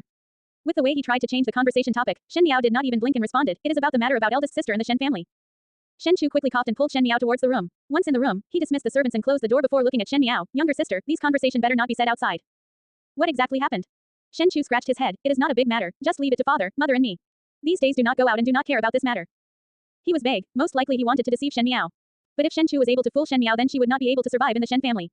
She looked unblinkingly at Shen Chu. All right, eldest brother, you need not hide it from me. It is about the matter of the extermination of Prince Yu's entire household, and others are suspicious of eldest sister and now started to be suspicious of the Shen family. Shen Chu was surprised for a moment before feeling powerless in his heart. He felt increasingly unable to have the feeling that an older brother should have in front of Shen Miao, as she knew everything. First he was scared that she would be bullied when she was stupid, and now that she was intelligent, one felt helpless. Seeing Shen Chu not speaking, Shen Miao continued, eldest brother is worrying about this thing. Younger sister, Shen Chu seriously said, you are still young and do not understand about the matters in court. Even though the matter looked easy, but there will be people who slander behind the back, and if one was not careful the Shen family would be implicated. He looked at Shen Miao and hesitated for a moment before asking hesitantly, younger sister, the case of Prince Yu residence, are you aware of it? When he spoke it out, he immediately replied his own question, it is assumed that younger sister is not aware of it. Younger sister is an unmarried young lady, how could one have such an ability? Ever since Shen Miao told Shen Chu of the plan to scheme that the second household and Prince Yu had on her, Shen Chu was unable to swallow it down. If it was not for Shen Miao not letting him tell their parents and also forcing him not to act rashly, one was afraid that Shen Chu would have replied with that anger in his heart and take revenge for Shen Miao. From the beginning to the end, Shen Miao told Shen Chu clearly that she had a method to handle everything. And the events that happened next was as if the second household was in an extremely bad luck to keep continuously having fortune turning its back on them. Shen Chu was already very surprised that the discovery of Shen Qing pregnancy during the returning banquet and later the marriage to Prince Yu residence was contributed single-handedly by Shen Miao. But this time, the entire Prince Yu residence was exterminated. If there was Shen Miao's part in it, Shen Chu only felt some chill in his heart. One had to know that to make the entire Prince of First-Rank residence disappear silently from this world, even if Shen Qin were to take action, a lot of energy and effort was required. Shen Miao was a delicate and gentle little young lady, how could it be?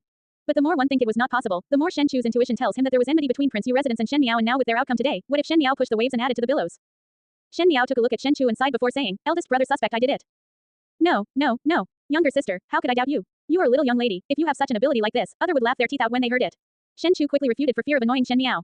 Shen Miao could not help but give a slight sigh in her heart when she saw his cautious gaze landing on her. She could not tell Shen Chu the truth, as all the people of the first household of the Shen family had noble and benevolent characters and were honest and loyal. If they knew that such malicious methods were arranged by her, their heart would be very painful. She could only lie to Shen Chu, so Shen Miao gently smiled. I definitely do not have this kind of ability, so eldest brother do not need to be suspicious of me. It is just that the matter that eldest brother is worrying about, in fact, need to worry at all. Shen Chu looked at Shen Miao and unconsciously when he faced her, the conversation had some meaning of inquiry. Why does younger sister think so? The people in the world are not fools. How can a few rumors be able to convict someone? If one were to truly convict, then there would be 12,000 evidences. Moreover, what relationship does eldest sister have with our first household? Father and mother are not in the residence most of the year, so even if the dirty waters are splashed, they would not be able to reach us here. Even if the situation at present is 100 times more complicated, it would not need us to be worried about. Naturally, there will be able and efficient people who will resolve these problems. Able and efficient people. Shen Chu was puzzled. Who is that? Able and efficient people. Shen Chu was puzzled. Who is that? The voice hardly landed when they heard Bai Lu loudly speaking. Second young master, why are you here? You see. Shen Miao turned back and a smile fleeted in her eyes. The able and efficient person has come. Shen Chu's eyes turned and in 2 or 3 steps he had reached in front and opened the door, and sure enough, Shen Yuan was standing outside. Shen Yuan had always placed importance on one's appearance but looked a bit haggard today, most likely because he was up the entire night. As compared to the act that was put on a few days ago, the look that he gave to these siblings was unconcealed dark. He said, fifth younger sister, I have something to say to you alone. My younger sister has no words to say to you. Shen Chu stood in front of Shen Miao to block and deliberately emphasized on the 3 words, my younger sister. There is no harm, eldest brother. Shen Miao said, it happens to be that I also have something to say to second older brother. Younger sister, Shen Chu said anxiously and almost said the words of that thing is not a good person. Shen Miao patted Shen Chu's arm, do not worry. If you cannot feel at ease then stand at the doors to guard. Then I will guard at the door. Shen Chu quickly said. The 2 siblings' conduct made Shen Yuan's expression turn green. Previously, no matter how much Shen Chu was uncaring toward him, on the surface he would still be amiable. However, this time, it was as if a pin was against an on. Shen Yuan's gaze landed on Shen Miao. There were so many matters that would have gone well if things followed according as planned, but it had deviated from the planned route so much that it could not be rounded up. This was all because of Shen Miao. She was then the biggest variable of the Shen family. Fifth younger sister, follow me in. Shen Yuan coldly glanced at Shen Chu. Eldest brother, please guard by the door. Finishing, he took the lead and stepped into the room. Under everyone's worried eyes, Shen Miao also walked in. After the doors were slowly closed, Shen Miao turned back and saw Shen Yuan's gloomy look. You did it. He had an affirmative tone that he did not even bother sound her out at all. Shen Miao gently smiled. Which matter is second older brother talking about? The matter of exterminating the entire household of the prince of first rank residence, or the matter of the spreading rumors? Which one was not done by you? Shen Yuan sneered. I actually looked down on you. One fear that second older brother had attached too much importance to me. Shen Miao did not care. I do not have such an ability to be able to make such a calamity happen and still be able to retreat without harm. Oh, Shen Yuan sized her up before speaking. Now are you living happily? Mouth is on others' body and I do not care about what others say. Since second older brother insisted upon it, I am also too lazy to explain since you would not believe. Is not second older brother here to denounce one publicly for one's crimes? Shen Yuan endured and tolerated. The young female's smile was as light as a breeze and her lips curled up to that of a ridicule, and her eyes were as clear as water reflecting him in a sorry condition. He was prideful and conceited but now was suffering from a girl's action. Naturally he was very unhappy in his heart. However, since the matter has reached to such a point, it was indeed that he had underestimated the enemy. Are you not afraid of implicating the Shen family with your actions? Like this, eldest Bo's entire family would not be well too. Shen Yuan ferocious said. Hearing those words, it was like Shen Miao had heard a funny joke, as at the moment she looked at Shen Yuan full of smiles until Shen Yuan could not tolerate it. She then blandly said, I did not do anything. In addition, second older brother's words are just too strange. Even if the matter involved the Shen family, what does it got to do with my first household? She lightly and casually highlighted. My parents and older brother are in the northwest region in the entire year, and you cannot expect to say that I, a little young lady, is able to make the decision of the first household. Even if the Shen family is really involved, second brother, at least the first household can be innocently extracted. Shen Yuan on the contrary sucked in a lump of cold air. It is not that he did not think to that layer, but when she said those words, he wanted nothing more than to say that Shen Miao did not understand the matters of the court. No matter how smart and cunning Shen Miao was, that was only in the confines of the inner courtyard, since the court was the world of men, and who would want to analyze the situation for Shen Miao, who was always in the Shen residence? Shen Gui, Shen Wan, one would laugh their teeth off. But at present with Shen Miao's sarcastic words, it could clearly indicate that she seemed to understand this situation better than anyone else. So you long have plans at the back. Shen Yuan's expression changed and he sneered. It seems that your first household is ready to take action. We never had the leisurely heart to worry about other people's matter. Shen Miao remained calm and composed as she looked at him, but it is second Shu and third Shu who had to now give a good explanation. But the most worried should be you, second older brother. She shook her head and said in a sorry tone, you just returned back to the capital to take office and to encounter such a matter.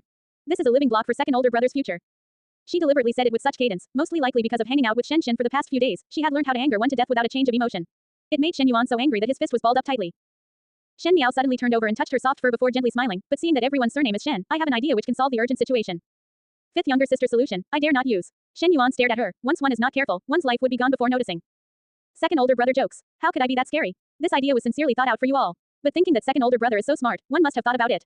Even though Shen residence is already implicated, it would be alright as long as the Shen family can come out of it. Second older also know that rumors are not real. It is just that when they are spread out for too long, it would make one suspicious. So before the rumors would spread more, make it as a passing rumor. As to how to turn it to a passing rumor, one have to let eldest sister clarify it.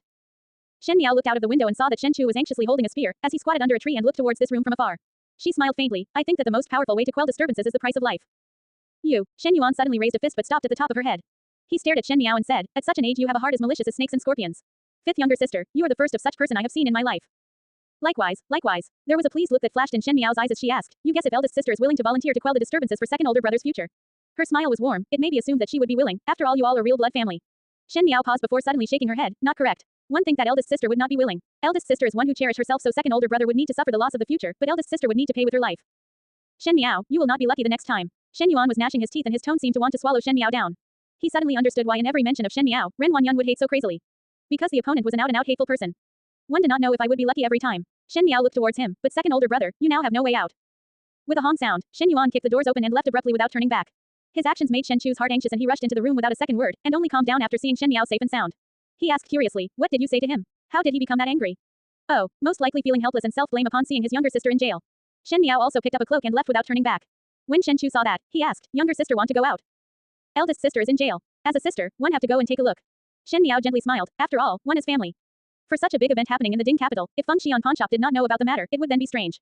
One feared that if Bai Shaosheng's ancestors were aware of it, they would jump out of their coffins to admonish them. In the Linjian pagoda, Hong Ling placed the delicate pastries on the table and set the teacups before silently retreating. Ji Yushu picked one piece of a snack and took a bite before spitting it out. What kind of thing is this? It is horrible to eat. After saying so, he shyly looked towards Xie Jingxing, third Xie brother, do lend me your chef for a few days. Xie Jingxing gave him a concise and comprehensive word, get lost. Gao Yang drank tea as he spoke. Now that the entire capital is talking about prince of first-rank residence, you still have the heart to eat snacks. Ji Yushu, you are really admirable. No need to admire me. Ji Yushu chicly adjusted his collar. I have been so outstanding all these while. But what does the prince residence's matter got to do with me? Why can I not eat snacks? Do not forget, the Chen brothers mentioned before taking action that the news was spread out by the Feng Xian pawnshop. Gao Yang reminded, what assassination and rebellion, your news creation is really not small at all. Ji Yushu blew up when he heard it. That person who created the news was Shen Miao, and one did not see her being too agitated to sit or stand or not eat any snacks. I heard that early this morning she even went to the prison to take a look at Shen Qing. See, this is then called hard like a ceramic glaze as one faced on calmly. If I was Shen Qing, I would have been angry to death. Xie Jingxing smiled and he nipped a snack up to eat. Most probably the taste was not to his liking. He slightly frowned as he put the remaining half down and no longer ate. How could you compare them? Gao Yang said breezily. One fear that the fifth Shen young lady's courage is able to pierce the heavens. One need to know that to be able to stab our third Xie older brother and still able to escape unharmed, she is the first one I meet. What? Ji Yushu shouted and looked towards Xie Jingxing, third older brother, you actually got stabbed. Xie Jingxing glared at Gao Yang. Is it that you want to return? Gao Yang immediately sat upright and still. I spoke nonsense just now. But it was evident that Ji Yushu had found an interesting news and kept pursuing Xie Jingxing energetically. How did she stab you? With a sword. Third older brother, you did not avoid her at all, so her moves must have been very fast. And at the end managed to withdraw without harm. Heavens, third older brother, you cannot beat her.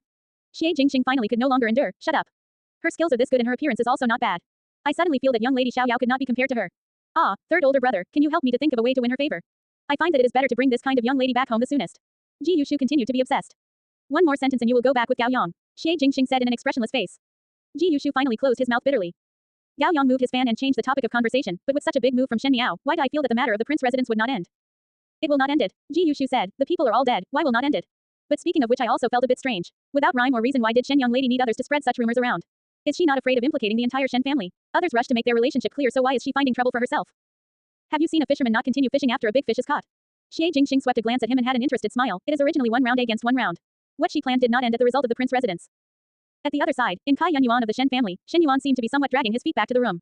When Ren Wanyan saw him, she immediately went up and asked full of hope, Yuan what is the matter? Shen Yuan shook his head. It is somewhat difficult. Yuan you must save Qing Ren Wanyan's tears suddenly flew down. As these days she had been washing her face with tears, her eyes were so swollen that they were somewhat scary. Furthermore, she did not bother to clean herself up and thus her body was emitting a strange smell. Shen Yuan moved away without a word and Ren Wanyan grabbed onto his arm. She is your younger sister, you must save her. Qing is so pitiful, she is innocent and would have been very scared when she was arrested. We are not by her side and only you, as a brother, can save her. As she said that, tears and spit sprayed onto Shen Yuan's body. Shen Yuan felt anguish in his heart and when he saw Ren Wanyan's attitude, the annoyance in his heart increased. He said, I know. He then turned to return to the room. When Ren Wanyan saw that, she became anxious and held back Shen Yuan. Yuan, how could you return back to the room? Should you not go to the government office to put things in order? Or go and seek the emperor's help? You are so intelligent and know quite a lot of people in the court, thus can definitely help your younger sister. Is it that you need money? Mother will go get it for you now. Mother, Shen Yuan fought the irritation in his heart before saying, at present, I am unable to do any help in the government office. Do not anyhow stir trouble. I stir trouble. Ren Wanyan was surprised for a moment before screaming loudly, I am saving your younger sister. There is not a good person in this residence. Your father does not have a conscience and only know how to mix with that vixen. How would he care about the life and death of his mother and daughter? Now even you do not want to care about your younger sister. You also want to learn from your father. I raised you up with so much effort and this is how you repay me. Shen Yuan, your father does not have a conscience. You are also one without conscience. The more Ren Wanyan spoke, the louder she got. Now she was already somewhat crazy and could not be agitated anymore. One did not know which of Shen Yuan's words provoked her that made her go crazy like a madwoman. Not only scolding and blaming, Ren Wanyan even pushed out Shen Yuan. With all her scolding and screaming, where was the appearance of a dignified and wealthy fern that she previously had? It was like seeing a shrew from a common small family. Shen Yuan suddenly felt tired. Shen Miao's words kept ringing in his ears over and over again. He initially had such great future prospects and now upon his return to the capital, he should be soaring like an eagle from the start. He would depend on a just monarch's support and become a famous prime minister in this generation and step everyone under his feet, and everyone's gaze will be looking up upon him. But now, what was this? His mother has become a shrew and his father was weak and useless, that even the younger sister he had that could help roll the carpet in his career had become a prisoner. All of these became his stumbling blocks. Even though his blood relatives were important, but was not his future prospects important too?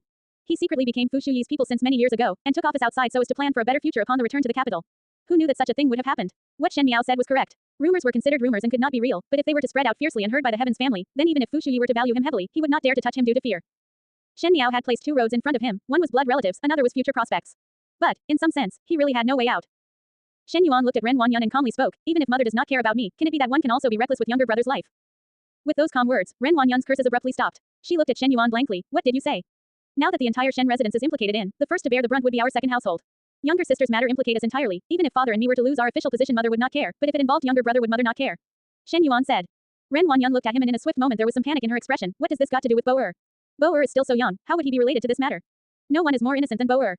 Mother, everyone is innocent in this matter. Shen Yuan laughed grimly, do not tell me I am not innocent. He tolerated and continued, mother, the rumors has spread out more intense and if the Shen family provoke matters now, one fear that the entire residence would suffer. He looked at Ren Wanyan and said in a serious tone, even if mother have the same feelings of ending in mutual destruction, could it be to also include younger brother? Ren Wanyan's body shook and was unable to suppress the trembling. One knew that she indeed had that mindset. It was admittedly true that the hate she had for Shen Miao was unusual but the entire Shen residence's indifference, Shen Gui's heartlessness, old Shen Fern's pragmatic acts and the third household's detached eyes of a bystander made Ren Wanyan felt a great anger towards the Shen residence. She even thought that even if Shen Qing implicated the entire Shen residence, it would not matter if the eldest household could be pulled into it and die together. As such it can be considered revenge. But Shen Yuan happened to point out one thing, which is that if the Shen residence really suffered a calamity, even Shen Yuanbo would not avoid it. Since the ancient times the emperors loved the eldest sons and the commoners doted on the youngest son. Shen Yuan was intelligent since young and Ren Wanyan did not really worry over him, but Shen Yuanbo was young and naughty so Ren Wanyan doted him to the core. If Shen Yuanbo were to also lose his life, it would be something that she was not willing to see. Then, Yuan what should we do? Ren Wanyan looked at Shen Yuan, as if the state of madness she was in had left without trace, and as if Shen Yuan was her life-saving straw, her backbone. Mother, one cannot be greedy. Shen Yuan looked at her as his eyes were filled with brutal cruelty, you can only choose one, younger sister or younger brother. Outside the Ding capital's government office's prison, there stood a guard outside. In the case of the extermination of the entire Prince Yu's household, Shen Qing was indeed in a very awkward position. On the surface, she was also a pitiful person as she only just married when the massacre happened and fortunately managed to escape with her life.